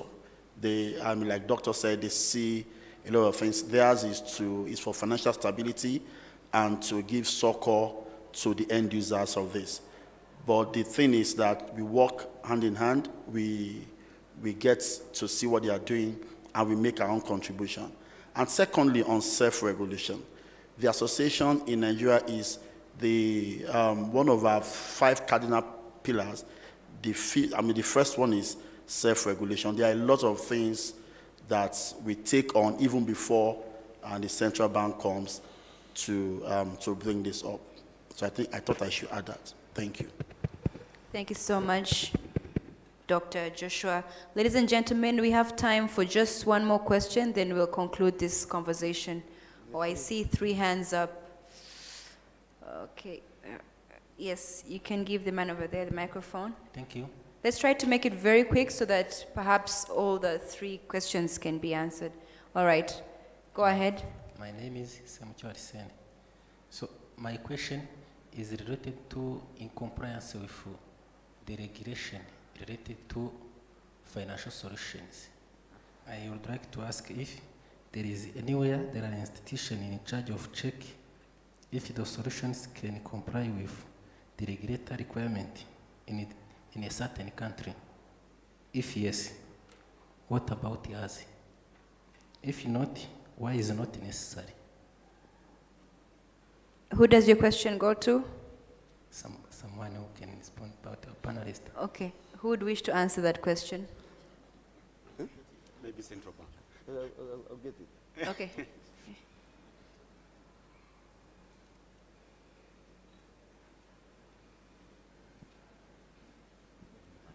In the meantime, we can have another person ask the question.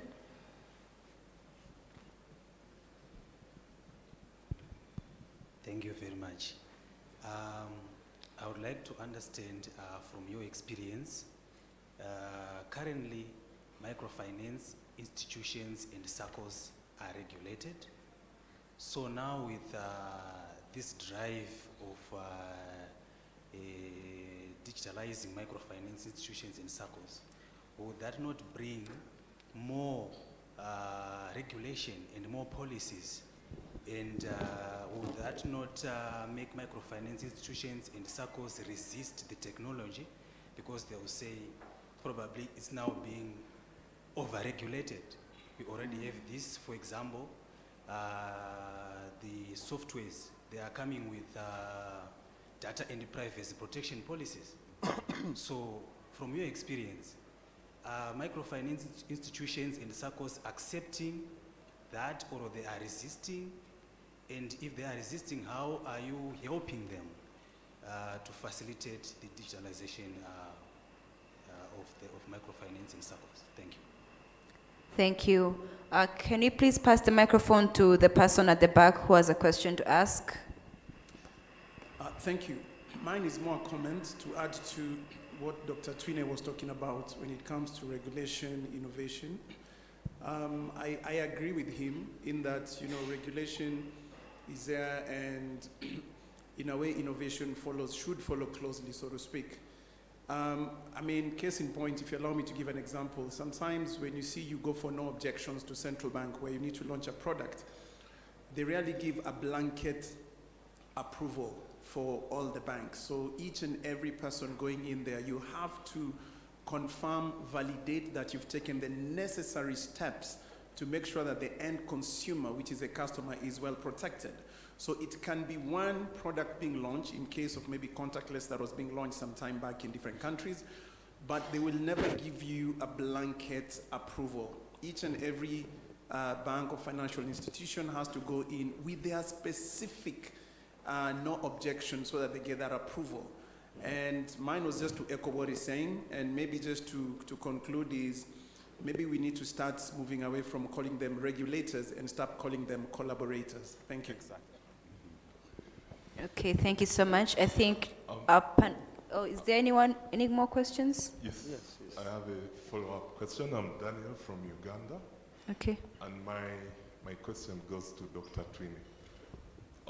We're seeing a trend where regulators or countries are passing laws where data should really reside in country.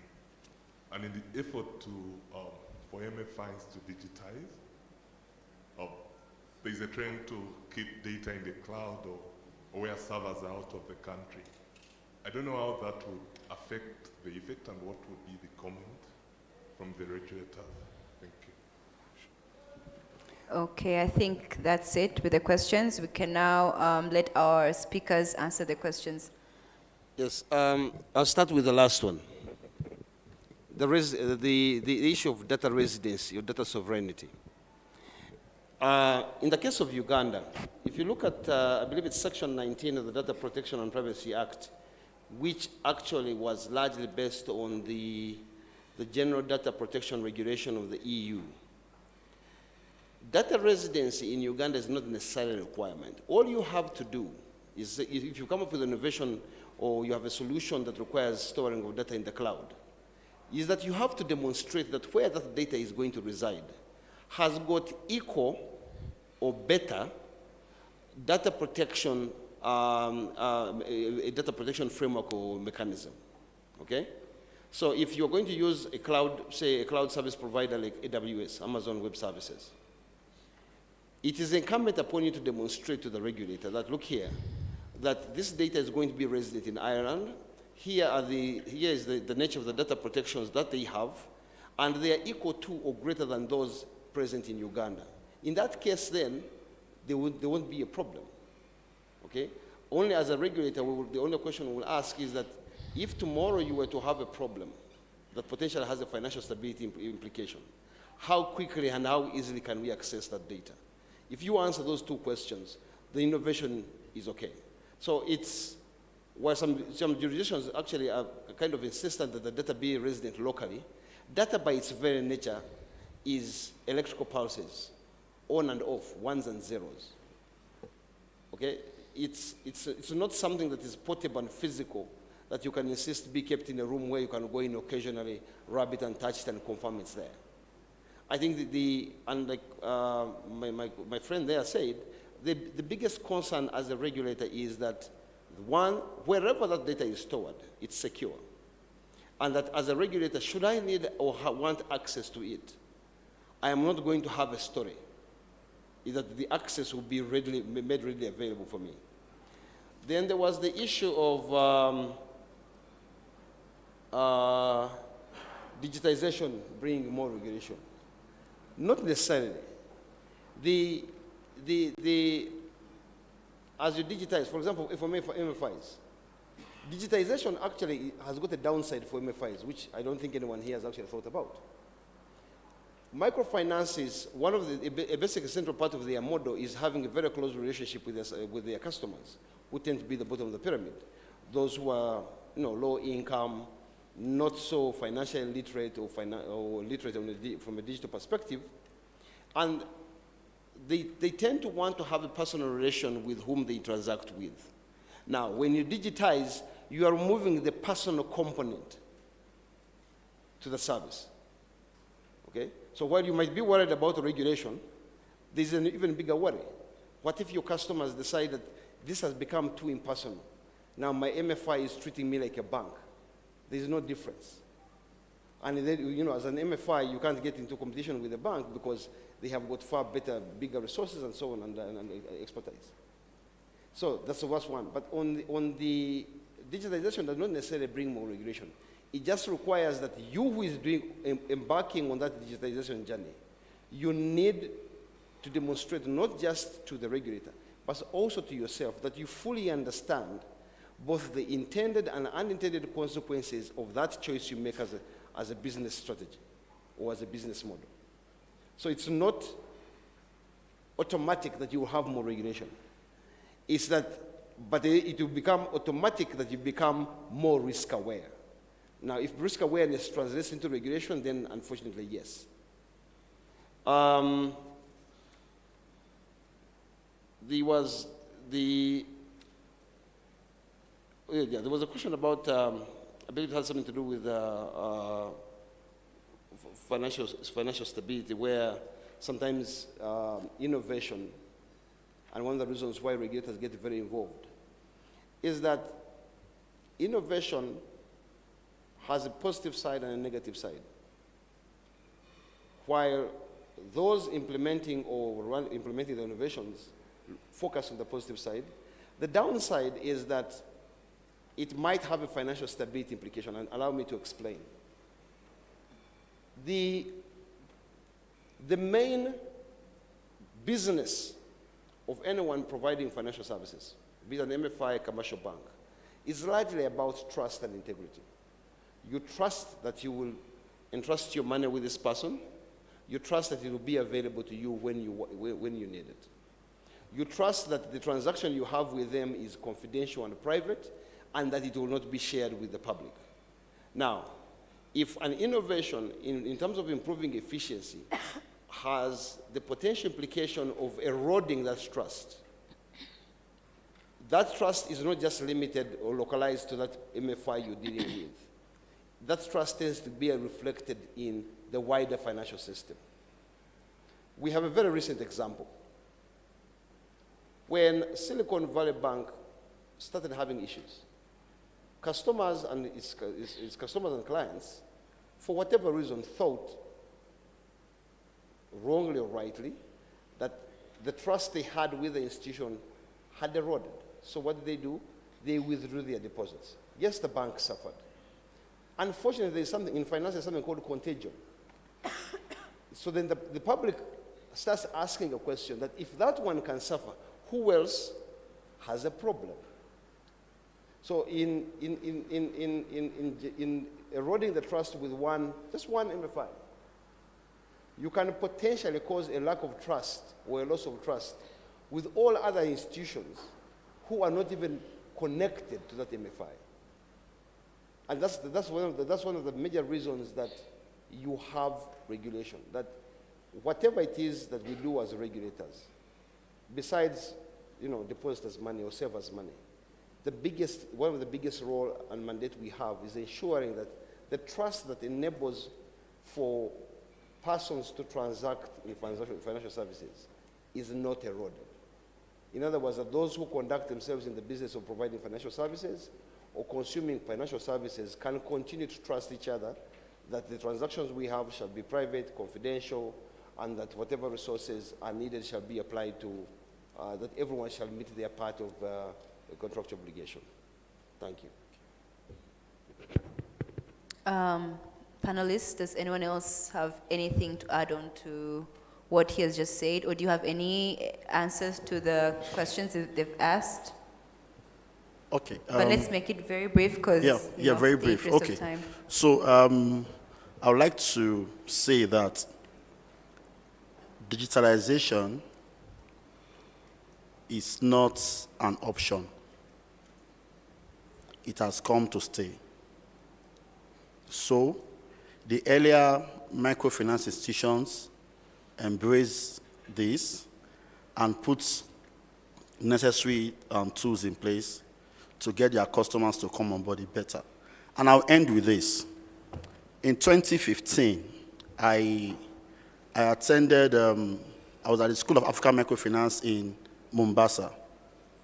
And one of the plenary sessions, one of the, I think it's from either Zimbabwe or Botswana, I can't remember, but they call him captain.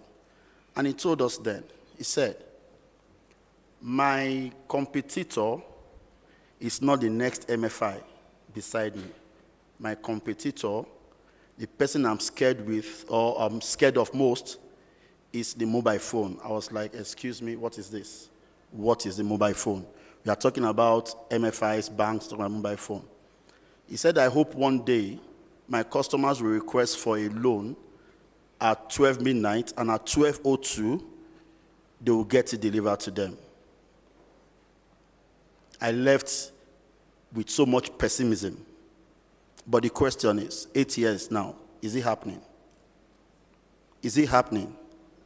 So digitalization has come to stay. It's not something that is optional. Thank you. Thank you. Thank you so much. Jackson, do you have any final remarks as we conclude? Yeah, just thank you so much, Diana, and the entire congregation for the flow of discussion, and requesting every one of us to take this as a collective effort to ensure that the solutions that we come up with are tailored to the needs and addressing the challenges that the clients face on a daily basis. Thank you.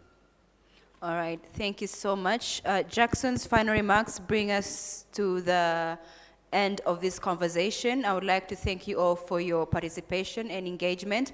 I would also like to thank the panelists for sharing with us their insights and expertise on policy making and microfinance and digitalization.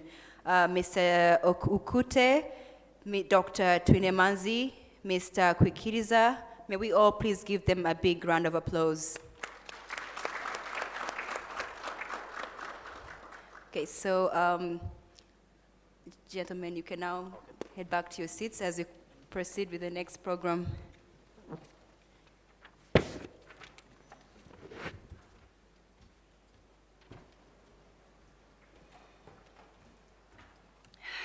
Ladies and gentlemen, Next up, we have another very exciting presentation, a presentation on optimizing loan operations of SACCOs through digital field application, a case of Muhimbili SACCOs Limited in Tanzania. And we have Luciana Niaoke from Murimi, DSIK Tanzania. She's here to carry out this presentation. May we please clap for her as she walks up to the stage.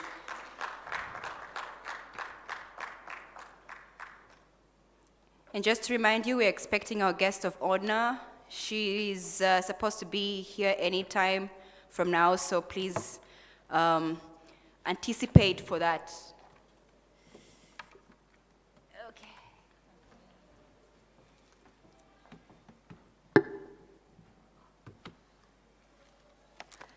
Ladies and gentlemen, good afternoon. It's a pleasure to be here with you today. My name is Luciana Murimi. I'm a consultant at DSIK. I'm based in Tanzania. So a few minutes maybe.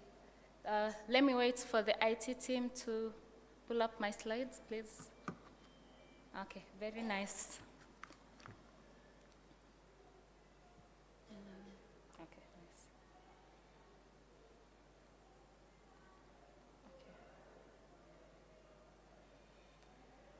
All right, let's get started. So I'm here to present on optimization of loan operations in SACCOs through digital field applications. My study will be based on Muhimbili SACCOs Limited, that's located in Dar es Salaam, Tanzania. So allow me to align the title of my presentation with what we do as an organization. If I'm to describe our organization in less than 5 words, that will be promoting financial inclusion. Now, how do we do that? We do this through capacity building. We offer financial literacy and financial education through comprehensive training in financial literacy to our partner institutions. We also do MSME finance, institution strengthening, and we also do digitalization activities. Now, we do not do this alone. We do this in partnership with many organizations which are our partners. For example, in Tanzania, we work closely with SCALT. Here in Rwanda, we work closely with AMIR. SCALT is an umbrella organization of SACCOs, as was covered with my colleague earlier today morning. And some of the digitalization activities that we do with SCALT include IT needs assessment. We also do identification and selection of software solutions, and we support the planning and implementation of these solutions. Particularly what I'll be presenting today is a project that we are carrying out with SCALT in Tanzania, and we are doing it we are piloting it at Muhimbili SACCOs. So now throughout the course of today and yesterday, we've been taken through a lot of these. We've had conversations on these topics. We've discovered mobile banking. Sorry, I forgot my slides there. So our work with SCALT, and then now throughout our stay here for the 2 days, we've been taken through mobile banking. We've had discussions with various providers and stakeholders offering co-banking solutions. We've covered data analytics, artificial intelligence to automate customer service, credit scoring, risk assessment. We've also been taken through many of these. So for me, my part today will be to take you through digital field applications with the goal of how they are used to facilitate the field officers' operations. As discussed, my case study will be based on Muhimbili SACCOs Limited, which is based in Dar es Salaam, Tanzania. Now, Muhimbili is an employee-based SACCOs that serves employees of Muhimbili National Hospital. We also have Muhimbili Orthopedic Institute, MOI. We have MUHAS, Muhimbili University of Health and Allied Sciences.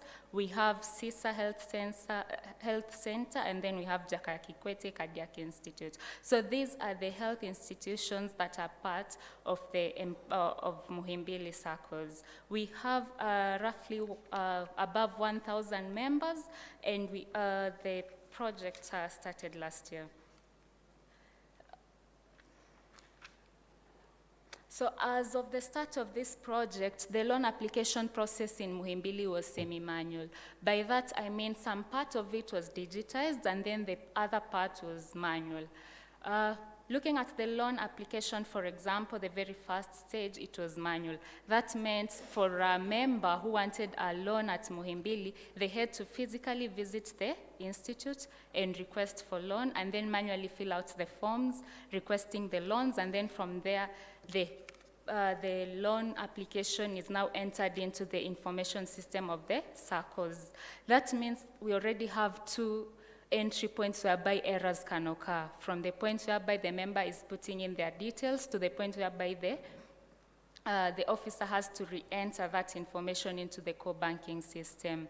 We have increased probability of human error. We have costly in terms of time and resources, the time wasted to visit the SACCOs, the time wasted between the loan officer uploading that information to the SACCOs to the time when the credit decision is made. And we also, in general, we have poor customer experience, just to mention a few of the challenges. Now, what we are talking, just to point out what I'm talking about, this is not just another SACCOs back there in my, those which say, we can say maybe they're a little bit behind. We are talking about a SACCO that serves members of the National Referral Hospital in Tanzania. So that's quite a big SACCOs, and if this was the case, we can see that as SACCOs, we are quite lagging behind when it comes to digitalization. So for Muhimbili, the objective of conducting this project was that it needed to digitalize their clients' data and at the same time to increase the productivity of their loan officers. At the end of my presentation, this is the question that I should have answered for some of us who might not be conversant with what the digital field application I mean when I say that. And at the end of the day, some of us might realize some of our applications that we are using actually fit into the description of digital field applications. So what is a digital field application? So a digital field application is basically any software that can be used, application that can be used by field officers, in this case loan officers, when supporting their operations. This could be member registration, loan applications, and such. By doing so, we make these activities much more effective and efficient. So what we see that is through the digital field application, the loan officer is able now to file an application on behalf of the SACCO's member, generate the required templates that are required for further processing in the HR departments, and for example, and can now be able also to generate a schema in this case for compatibility between the digital field application and the particular information system or core banking system that's being used in the microfinance institution. That's to bring out the point that the digital field application does not cover the whole loan application process. Rather, it initiates the loan origination process, and then after that, we push the data to the core banking system for further reviewing, processing, and underwriting of the loan application.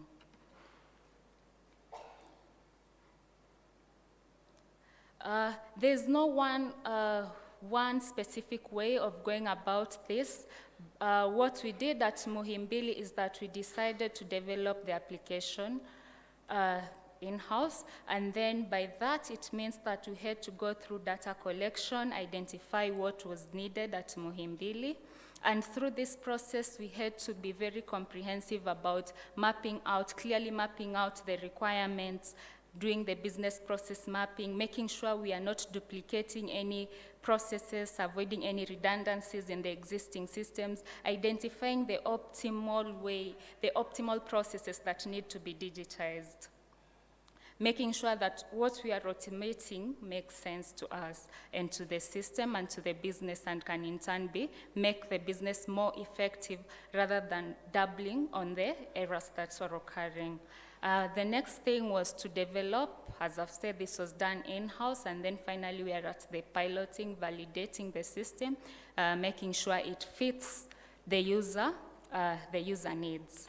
Now, I've said this is not, it's not a one-size-fits-all. Depending on your organization, you can even opt to go for the commercially available applications that can, if they can meet your requirements. We also see that there are available what do we call open source free software that we can use for mobile data collection, such as Kobo.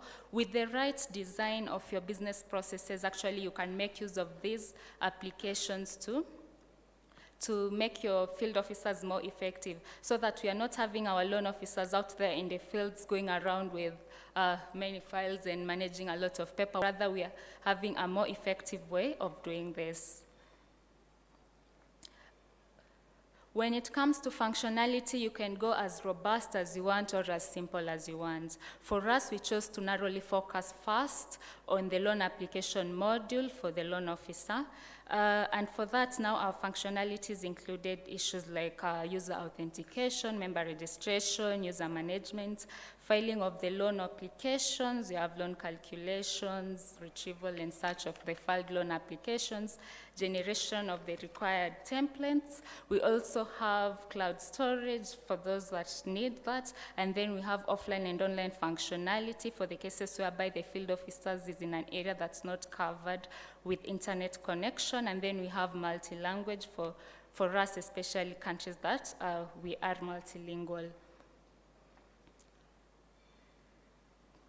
As we are doing the piloting, some of the benefits that we are realizing and some that we are keen to assess include capture of more complete and accurate data. That means we are eliminating the 2 points of data collection entry that existed before. Now we validate the data as we put it through the system. We do input control, and as a result, we are also capturing much more richer data in terms of images. And then we have cost benefits such as reduced data entry efforts, reduced stationery, reduced file storage. If you're not there printing all these many forms for loan applications, then definitely you're saving on costs. And then other issues that we are seeing is that increased loan officer productivity, and we are giving him the flexibility to visit our members in there. At the to-go effect of it all, like the loan officer is flexible to visit the members at their respective stations with a very convenient way of filing these loan applications on their behalf. So this reminds me of some of the discussions that we were having yesterday on we need to save the amount of time that we need to bring these services closer to our people and in a much more convenient way. And through such applications, that's what we can actually achieve. Efficient storage of the loan applications, and of course, timely upload of these applications to the SACCO's core banking system. So what we are seeing here is that using a digitized way of doing things instead of the manual paper-based process is proving to be quite beneficial and effective to the SACCOs and to the members and the overall customer satisfaction. However, what we are seeing is that we need to clearly assess our needs as an institution before we can decide that this is what we want, and we weigh the benefits and the costs that we want to incur before we can clearly go into such a project, specifying specifically after realizing that the benefits that you're expecting and the benefits that you've assessed will come out of such an investment will be worth the cost that goes into it. Also, to highlight that when we are talking about the cost, let me highlight that we have organizations and stakeholders such as ourselves, DSIK, who are in place to promote financial inclusion. And since we are a non-profit, by doing so, partnering with institutions such as AMIR and SCALT, as I've said, at the end of the day, we end up making the impact of the cost a little bit less for our member institutions.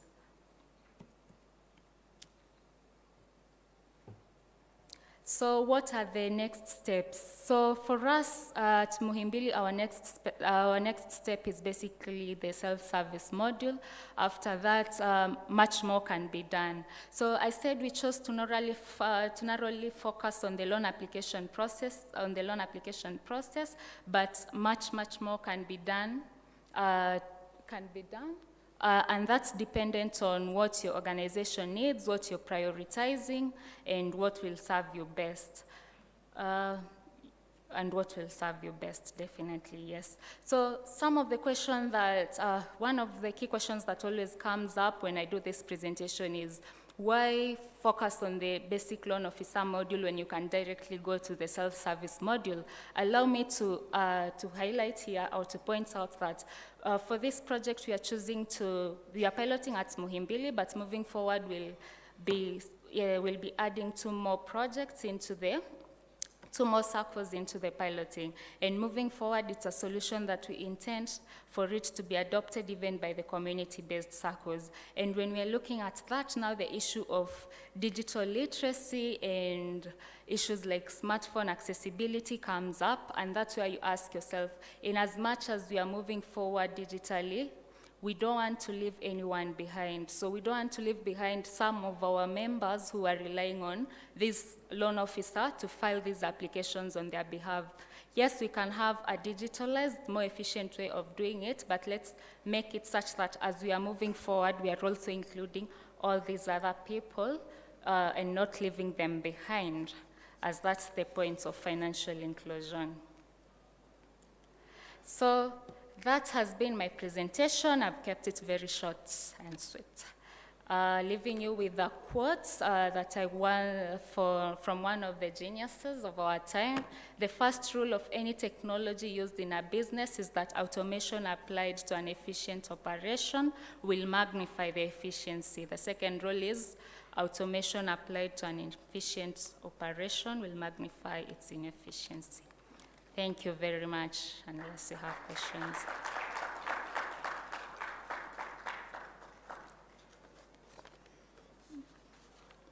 Okay, we'll be around with my colleagues to handle some of your questions if you have any.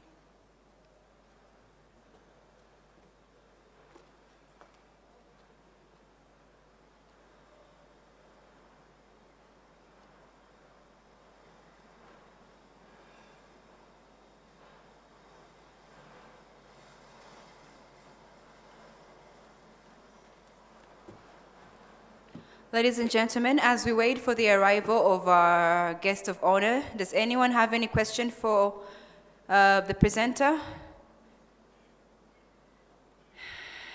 Looks like there's no questions. All right, thank you so much, Luciana, for your wonderful presentation. May we please give another round of applause? Okay, ladies and gentlemen, so we are approaching the end of this summit, but we cannot conclude before we get the final remarks from our guest of honor. She's expected to arrive here anytime soon. In the meantime, I would like to open the floor to anyone who has any interesting story to share in regards to microfinance technology. Anyone that would like to use this opportunity to create some sort of exposure to his or her company or organization? Is anyone interested? Anyone who'd like to come up and talk to us on what they have been working on lately in the finance and tech field? Okay, looks like there's nobody. All right. Okay, looks like we have someone.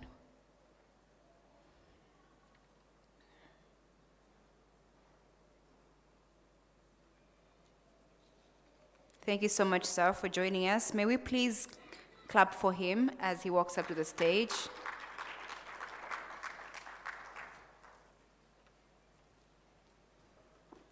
Good evening. I think I'm filling the time between the arrival of the Honorable Minister and yourself. My name is Guru Murthy. I represent a company called Processware Systems. We provide software solutions to financial services industry across the world. We have been working with many microfinance institutions and SACCOs across. And many of the digital solutions, I have heard multiple speakers speak yesterday and today about their experiences with these digital solutions. I think the expectation from both the sides, whether it is MFI or SACO and the service provider, if those expectations are in line, I think the project will definitely be a success, right? So it takes both the parties to have a successful implementation.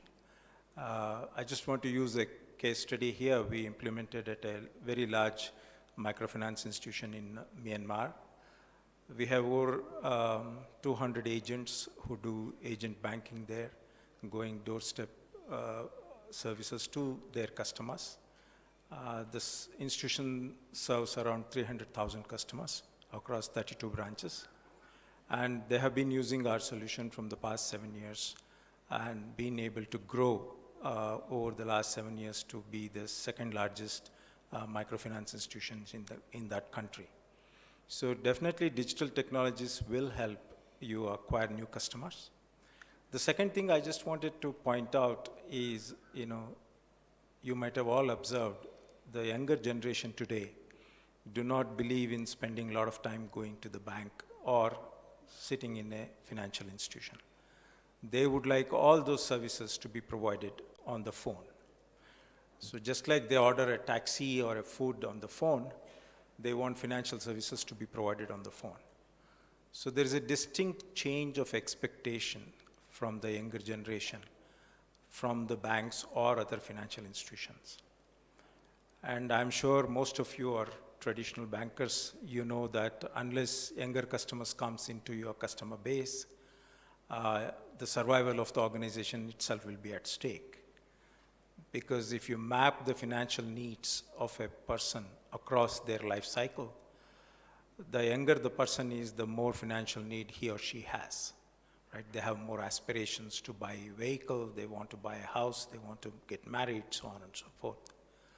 So that is where a financial institution come into picture in terms of bridging the gap between their income, which is traditionally low, since they have just started in their career, but the aspirations are so high. So in order for you to capture that younger section of the population, it is critical for all financial institutions to be ahead of others in terms of digital adoption. So when the expectations of these younger generations, popularly we call them as the millennials and the Gen Z population, they are the ones who will drive this growth of other sectors. So if you don't provide those solutions on the phone, somebody else will do that. So that might result in you losing your customer base or a significant reduction in your customer base. So I'm sure most of you have already heard many of the speakers here from yesterday and today talk about digitalization and the benefits of it. I'm told that there is still a large number of SACOs and MFIs who are yet to embrace digital technology in Rwanda. So these deliberations might have helped you come to a conclusion in terms of adoption of technologies. And technology per se will definitely help the organization improve the process. It is not just the technology for the technology's sake, but the business processes optimally gets benefited. The previous speaker just now, she mentioned about using digital financial application for loan processing on the mobile. So I'm sure during that implementation, they have optimized the process so that at the end, the customer gets benefited. So thank you very much. Thanks a lot.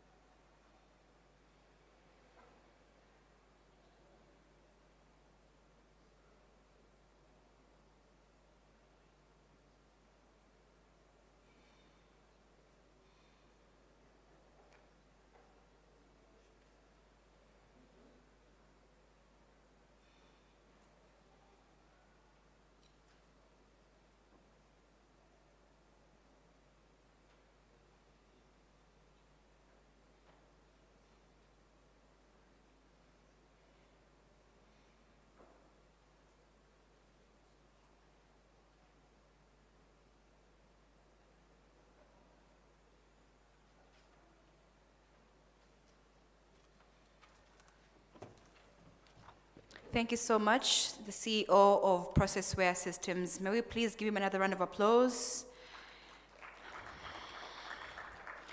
All right, so I would like to take this opportunity to acknowledge once again our sponsors. We have Vermati and Software Limited. We have Eclectics, Identity Pass by Prembly, Core INC, Access to Finance Rwanda. We have CAGE CFI. We have MasterCard Foundation Fund for Rural Prosperity. We have Processware Systems. We have DSIK. We have Real Pay Limited. And last but not least, we have Pesa Choice. All right, so we're still waiting for the arrival of Honorable Minister of ICT and Innovation. We expect her to arrive here anytime from now. I request DJ to play some music. Just a little bit of music while we wait.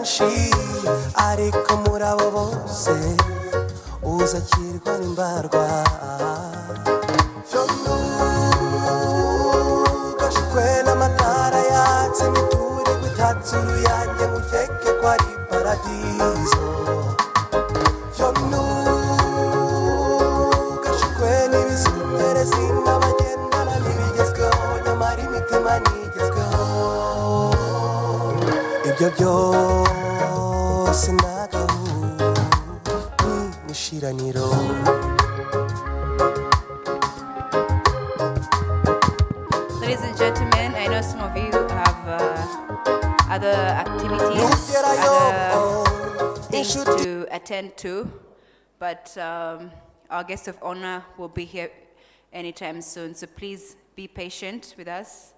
Kindly don't leave the room. Thank you so much for your patience.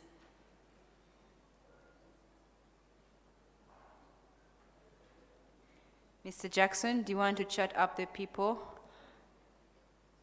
a little bit for a little while?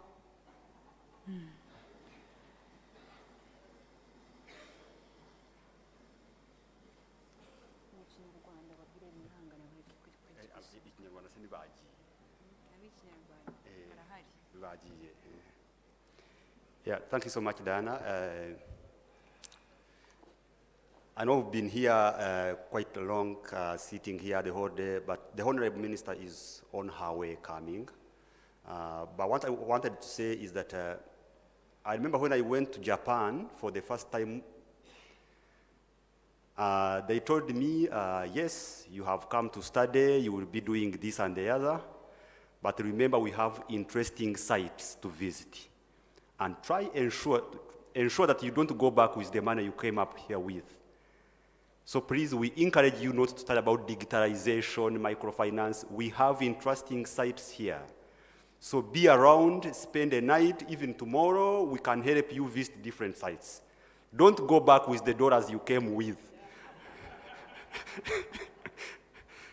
Yeah, so we have a team in charge to help you visit Birunga National Park, Kagera National Park. We have different sites. We have a tour of Kigali. So please enjoy a country over southern hills. Don't just rush back. I was seeing people parking going to the airport.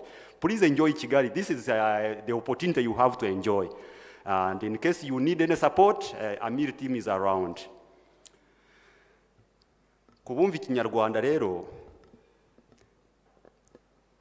mureke twihangane dusoze neza. Minister agiye kuza, agiye kuhagera. Adasanga turi aha ngaha twenyine. Biragaragara ko abashyitsi aribo barimo kwihangana. So abayobozi b'ibigo by'imari turi kumwe aha ngaha, abanyamuryango bacu, SACCOs, mwihangane. Minister ze ahari aho wanamubaza n'ikibazo ukuntu wifuza ko ikoranabuhanga ryagera iwanyu bikagenda neza. So thank you so much. We request you to be patient with us. And as we said, this is the first microfinance technology of its kind, homegrown solution, version 1. So next year, it will be as big as you would wish it to be. So be patient with us as we wait for the Honorable Minister to come, and then we will close this in a very good style that we will always remember to have enjoyed. So thank you so much. DJ, you can give us latest music. You're giving us the 90s and 70s, please. Thank you.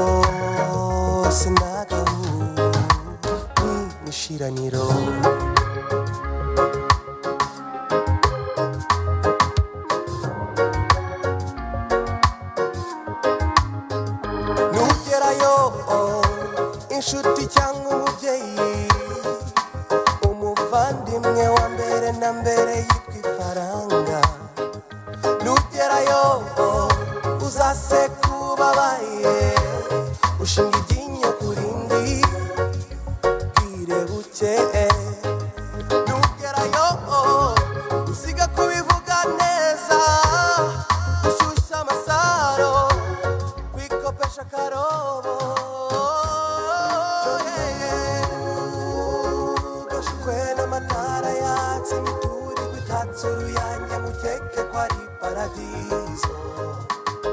Yo nugashukwe n'ibizungerezi n'abagendana n'ibigezweho, nyamara imitima ntigezweho. Ibyo byose n'agahu n'ibishiraniro.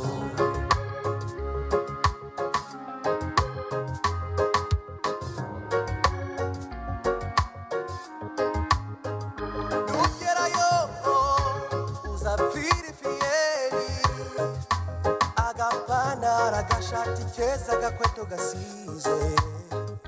Nugerayo uzifuza gutaha ubura ikicyura uretse ikimwaro n'ibigenda bityo. Be mwana wanjye uzirinde kwandavura utugarukire vuba. Yo nugashukwe n'amatara yatse imiturirwa itatse uruyange ngo ukeke ko ari paradiso. Yo nugashukwe n'ibizungerezi n'abagendana n'ibigezweho, nyamara imitima ntigezweho. Ibyo byose n'agahu n'ibishiraniro.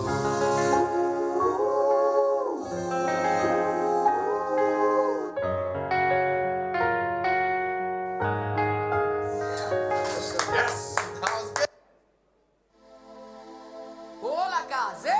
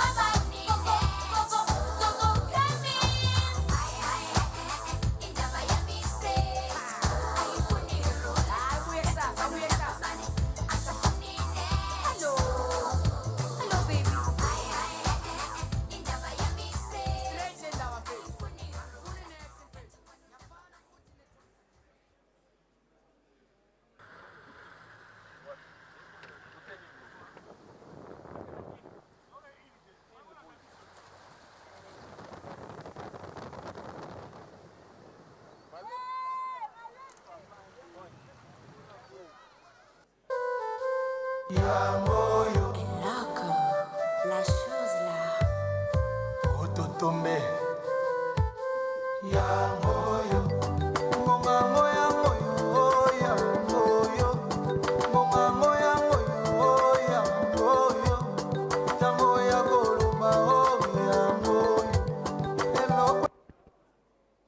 Ladies and gentlemen, we have there's someone over here, one of the participants of this event, that he would like to talk to us a little bit about his company and the works that they do and the impact they have made in Burundi so far in terms of finance and technology. He's going to do this presentation in French, right? So this would be a very good, insightful and interesting presentation. Yeah, we would like to know what's going on in Burundi. So all French speakers, enjoy the presentation.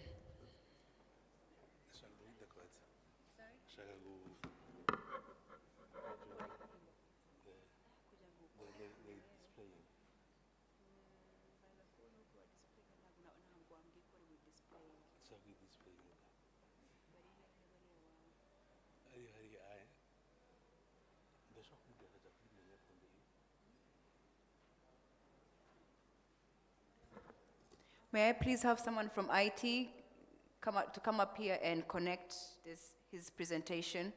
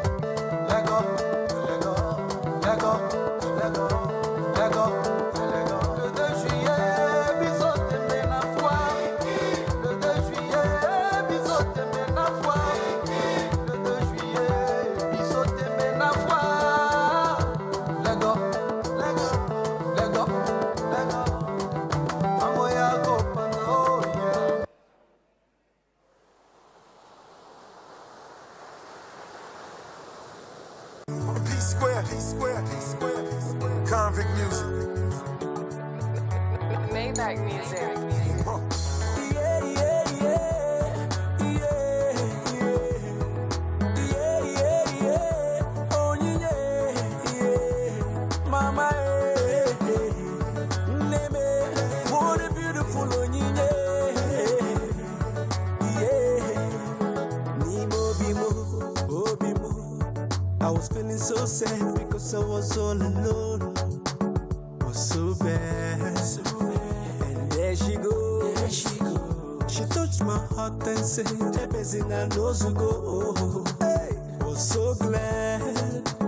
The way she keeps me smiling, it brings me joy. She proves this love is real.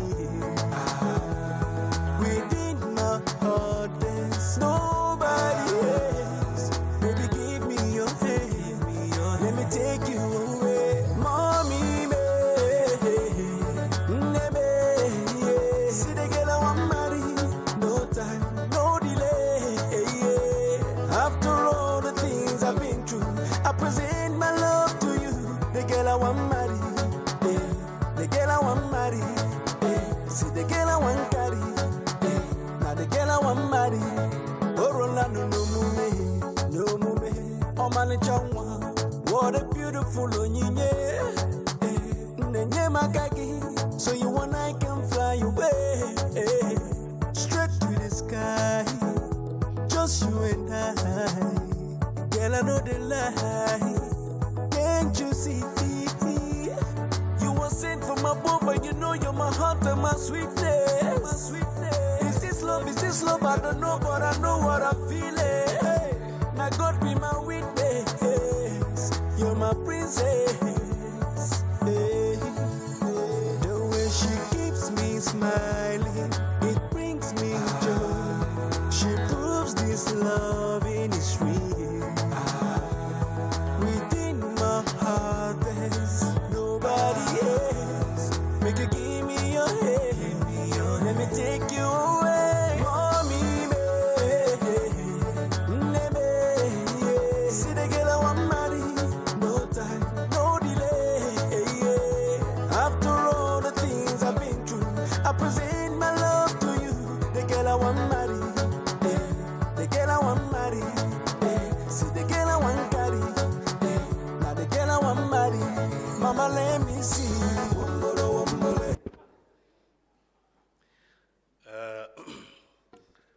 As my platform is in French, should you please allow me to speak in French? Bonjour tout le monde. Moi, je réponds au nom d'Arnaud Barawan-Elana. Je suis de la DSIK. Je travaille en tant que conseiller en éducation finance digitale. Alors, pour le moment, on voudrait vous présenter notre plateforme qu'on a mis en place, qui s'appelle MENIA.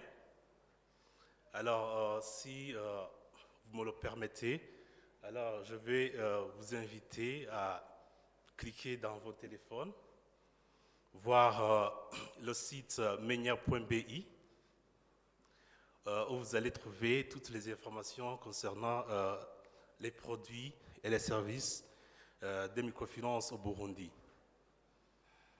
Alors, la plateforme a été créée pour la protection des consommateurs, pour la transparence dans le secteur de la microfinance.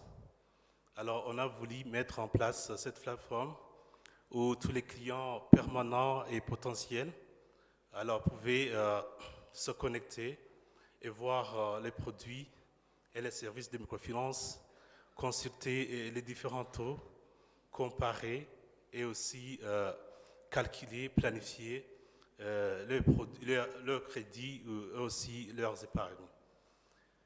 Alors, premièrement, je pense que vous pouvez nous mettre sur la page d'accueil, s'il vous plaît.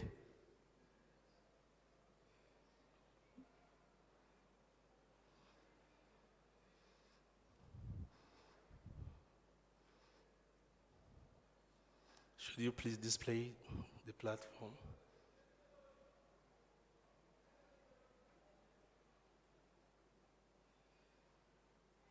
Yeah.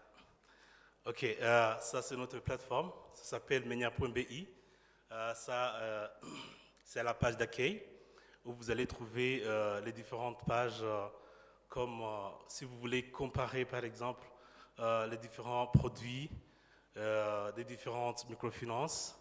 Vous allez trouver la seconde page où vous pouvez calculer votre épargne. Vous pouvez aussi calculer et planifier votre crédit. Et aussi, nous avons l'autre page qui est la page Apprendre, où nous avons des différents sujets sur les différents thèmes en finance, où nous avons des experts qui sont là pour développer les différents sujets. Et la dernière page où vous allez trouver nos partenaires qui sont le RIM, le réseau des institutions de microfinance, et l'Université du Burundi. Et aussi la dernière page où vous pouvez demander les différentes questions sur notre page. Et vous trouverez, il y a aussi des différentes FAQs qui sont là. Vous pouvez trouver les différentes réponses qui sont déjà là. Et s'il y a une question que vous voulez poser qui n'est pas là, vous pouvez la poser et l'administrateur, qui est moi-même, je peux vous répondre. Alors, premièrement, sur la page comparée, alors cette page, alors on va trouver les différents produits qui sont là. Ce sont les différents produits que les gens aiment demander dans les institutions de microfinance. Alors, nous avons sélectionné 10 produits, le découvert, ligne de crédit, tout ça. Alors, sur ces différents crédits, alors vous trouvez, par exemple, le produit que vous voulez. Par exemple, si vous voulez en découvert, alors si vous voulez en découvert, alors vous allez vous identifier.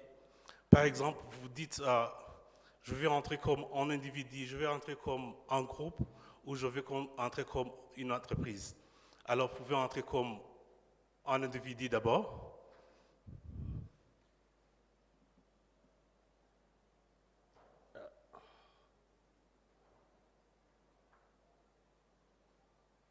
Individu, oui. Alors, si vous êtes à Gitega, dans une localité, je ne sais pas si vous connaissez le Burundi, il y a les différentes provinces qui sont là. Alors, vous dites, moi, je suis à Bujumbura Mairie, par exemple. C'est un exemple qu'on donne. Si je suis à Bujumbura Mairie, alors, je vais trouver les différentes microfinances qui offrent ce produit. Alors, nous avons alors sur la page les différentes microfinances qui offrent le produit de découvert.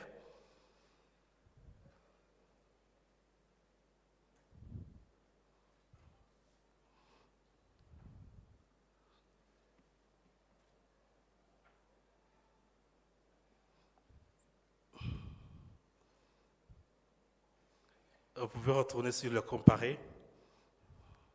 Alors, quand on a fait ça, il y a plusieurs microfinances qui ont demandé s'il n'y a pas question de compétences ou de compétition dedans. Mais on a trouvé qu'il n'y a pas de compétition là-dedans parce que chaque individu a le droit de suivre la microfinance dont il a besoin. Pourriez-vous aller sur la page comparée, the compare page, please? Should you go to the compare page? Should you choose découvert?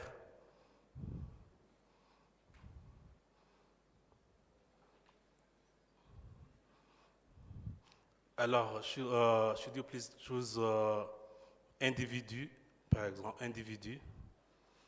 And there you can choose Bujumbura Mairie. You see there, you can... alors, vous allez directement, alors, toutes les microfinances qui offrent le produit de découvert dans la mairie de Bujumbura. Alors, par là, alors, vous avez les différents taux qui sont là.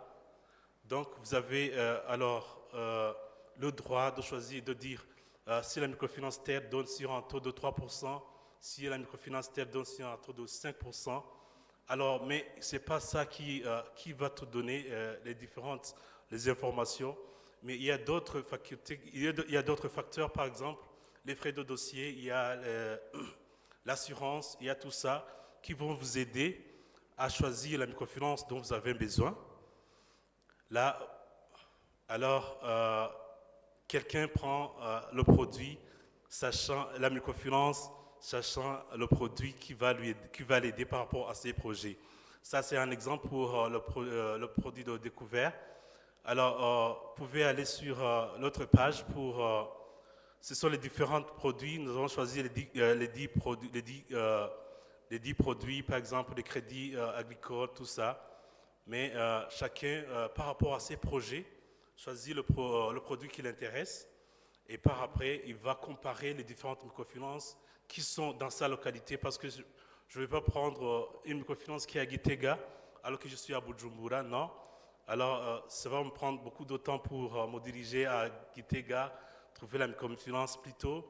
Je cherche la microfinance qui se trouve dans ma localité. Alors, pour l'autre page, vous pouvez y aller sur la page calculer par exemple. Calculate page, please. Calculate, the next page. Alors, sur cette page, nous avons deux fonctionnalités. Il y a l'épargne, il y a aussi le crédit. Alors, pour les deux fonctionnalités, il s'agit pour la planification financière de votre ménage, par exemple.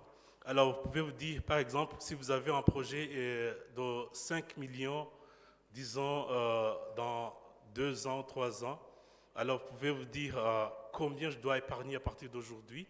Alors ici, par exemple, si par rapport à mes dépenses, je trouve que je peux épargner, disons, 100 000 francs par mois, alors je vais mettre 5 000 francs, vous pouvez mettre 100 000.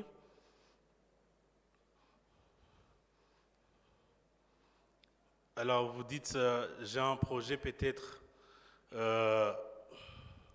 si j'épargne 100 000 francs, vous pouvez mettre 100 000 francs. Alors vous dites, durant quelle période, disons que je suis apte d'épargner les 100 000 francs durant une période d'une année, par exemple, ce sont les 12 mois, vous pouvez mettre les 12 mois. Alors vous savez qu'avec l'épargne, il y a toujours un taux, d'intérêt que chaque microfinance peut te donner. Alors vous pouvez mettre le 5% par exemple. Alors si vous mettez les 5%, alors vous pouvez alors aller dans calculer par exemple, vous allez dans calculer, alors vous aurez calculé, vous allez dans calculer. Vous avez mis les mois, vous avez mis le taux d'intérêt, alors vous calculez le montant que vous aurez après ces 12 mois par exemple. Alors vous allez trouver directement le montant que vous aurez épargné et vous avez le taux d'intérêt qui est là. Et directement vous trouvez la somme totale de ce que vous aurez après les 12 mois. Alors si on essaie d'aller un peu plus vite, comme je vois que... Alors, l'autre partie, c'est la partie du crédit. Alors, pour le crédit, alors vous pouvez vous dire, j'ai besoin de 5 millions par exemple. Alors, si j'ai 5 millions, alors je voudrais payer cette dette durant une période de 2 ans par exemple. C'est-à-dire 24 mois, vous pouvez aller sur Credit Path, please.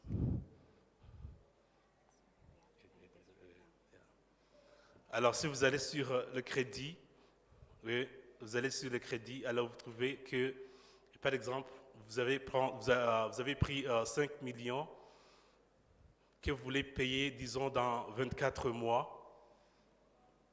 Alors, vous verrez sur un taux de 14%, par exemple, alors vous allez trouver directement le montant que vous allez payer mensuellement durant ces 24 mois. Alors, si vous trouvez que le montant est supérieur, par exemple, par rapport à tes dispositions financières mensuelles, alors vous pouvez élargir et dire, au lieu de 12 mois, au lieu de 24 mois, disons 36 mois, alors planifiez tout le temps pour voir que vous serez capable de bien payer votre dette durant une période déterminée.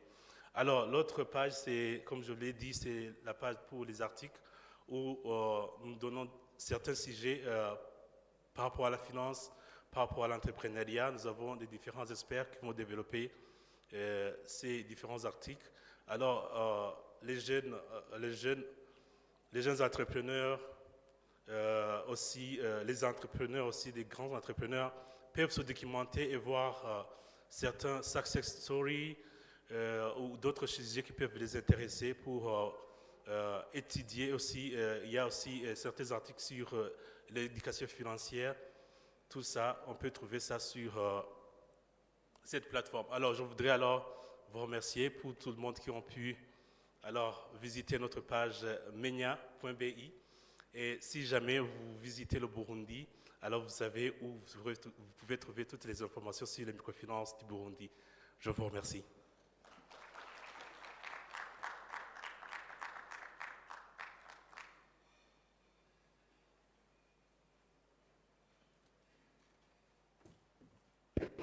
Arnaud, merci beaucoup pour votre présentation.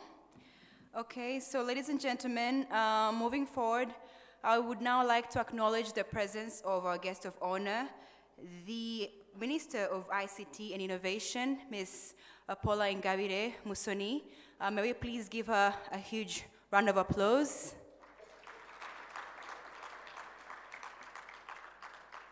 So she will be joining us on stage right now to give us her closing speech. And after that, alongside the delegations we have here, she will head over to the exhibition to have a brief interaction with our exhibitors. And actually before that, we have a photo session, then we move over to the exhibition area for some interaction with exhibitors and a little bit of a tour there. So yeah, let's clap for her as she walks up to the stage and to give us her closing remarks.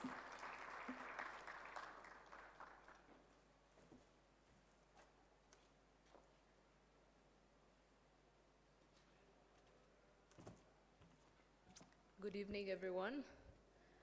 I think it's probably wasn't the best idea for me to speak at the end because I feel like everyone is ready to leave, but I hope you had a wonderful time over the last 2 days as you went through the various panels and had the ability to interact on various topics.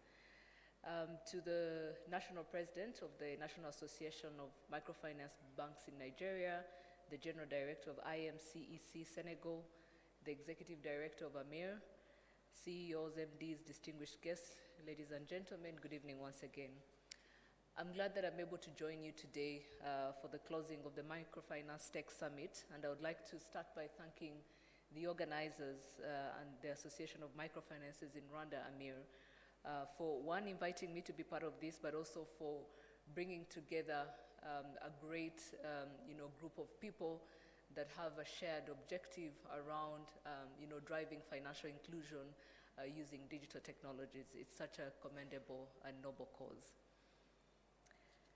I also think these are very timely conversations because as microfinance organizations, you play an instrumental role in providing economic empowerment to millions of people around the world, especially in the developing countries. And as I walked in, I know there was one of you that was doing a presentation on some of the solutions that they have in place, but I'm sure there's a wide range of solutions from lending, credit risk management, agency backing, and circles, as well as how do we digitize them. But I think what is very important for this conversation that is happening at a time as such is the focus on a digital-first approach on how we can, bridge the financial inclusion gap, but also how we can deliver these services much closer, much more cost-effective, and much more easily for our clients. In Africa, microfinance organizations have played a vital role in poverty reduction and economic development. When you look at the World Bank statistics, where we have over 350 million people on the continent that don't have access to formal banking services, and very particularly for sub-Saharan Africa, over 80% of the population is still excluded from the formal financial sector. This lack of financial services makes it difficult for many Africans to start and grow a business, to save for the future, and to invest for themselves and for the communities. And microfinance organizations have really played a very instrumental role in bridging this gap by providing access to financial services to the unbanked population. And today, the statistics we see is that microfinance institutions on the continent are serving over 25 million people and have a loan portfolio of over 8 billion. This was a study that was conducted by ILO, the International Labour Organization, and it further highlighted that microfinance programs in East Africa have reduced poverty by up to 11% over the last few years. Furthermore, the microfinance organization has been super instrumental in promoting entrepreneurship and growing small businesses across the continent. Many of the small businesses are run by women who face significant challenges in accessing traditional financing, and microfinance organizations have particularly been effective in empowering women entrepreneurs by providing them with the much needed access to capital and other resources that they require to start and grow their businesses. If we look at the International Finance Corporation, the study that they've also done, where they show around 60% of that women comprise the microfinance clients in sub-Saharan Africa. And so it's not just this composition, it's also the fact that you're able to create jobs and stimulate inclusive socio-economic growth in the communities across the continent. And I think in addition to promoting economic development, we see a role that you continue to play on the social side which is around promoting health, education, environmental sustainabilities in the communities that you're serving. And by addressing these social issues, you are helping to create a more stable and resilient communities that can better withstand economic shocks. And today, over the last 2 days, we've been thinking of, discussing and showcasing the different digital solutions that microfinance organizations have embraced, and also the increasing importance that it's providing to the world. I'll not belabor most of the points. I'm sure you've already had these conversations. You already have a shared purpose and objective.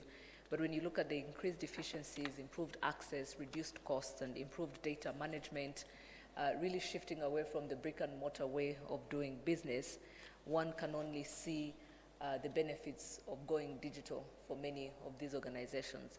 But I think what's most important is the enhanced customer experience that digitization brings with that, but also the increased security that we continue to see with the kind of solutions that are being deployed. And so by digitizing these operations, we know that not only are we bridging the gap of those that are formerly excluded from financial services, but we are also able to reach these clients with better services.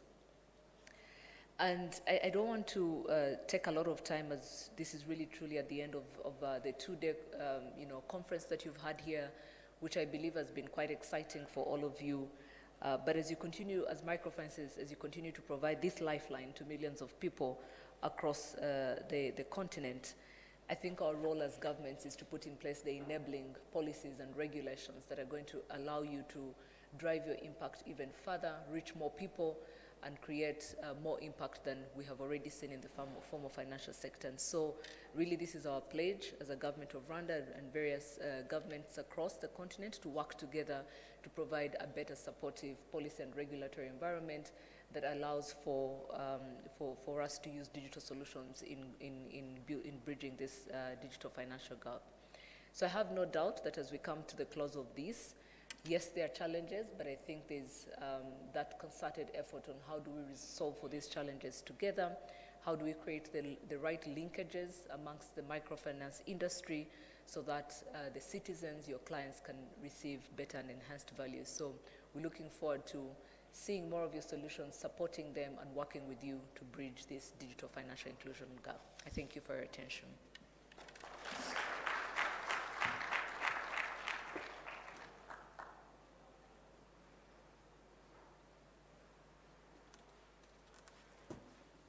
Thank you so much, Honorable Minister, for your wonderful closing remarks. May we please give another warm round of applause? All right, so ladies and gentlemen, we have now officially come to the end of this summit. I would like to thank you all for your wonderful participation. It has been quite an exciting event, an exciting two-day conference. We have managed to tackle a variety of topics, from microfinance in the cloud to women in finance, the impact of technology in Microsoft, especially for women, bridging the gap between the microfinance sector and tech solutions to maximize efficiency in service delivery, and policy making, considering digitalization. So please clap for yourselves for participating in all these conversations. Yes, so thank you so much. I would like to call upon the Minister of ICT, Honorable Minister of ICT. I would like to call upon the members on the first floor to move over here at the designated photo area so we can have a photo session. And immediately after this, we shall all head over to the hall next door where the exhibition is ongoing so that we can have a brief exhibition tour. Okay.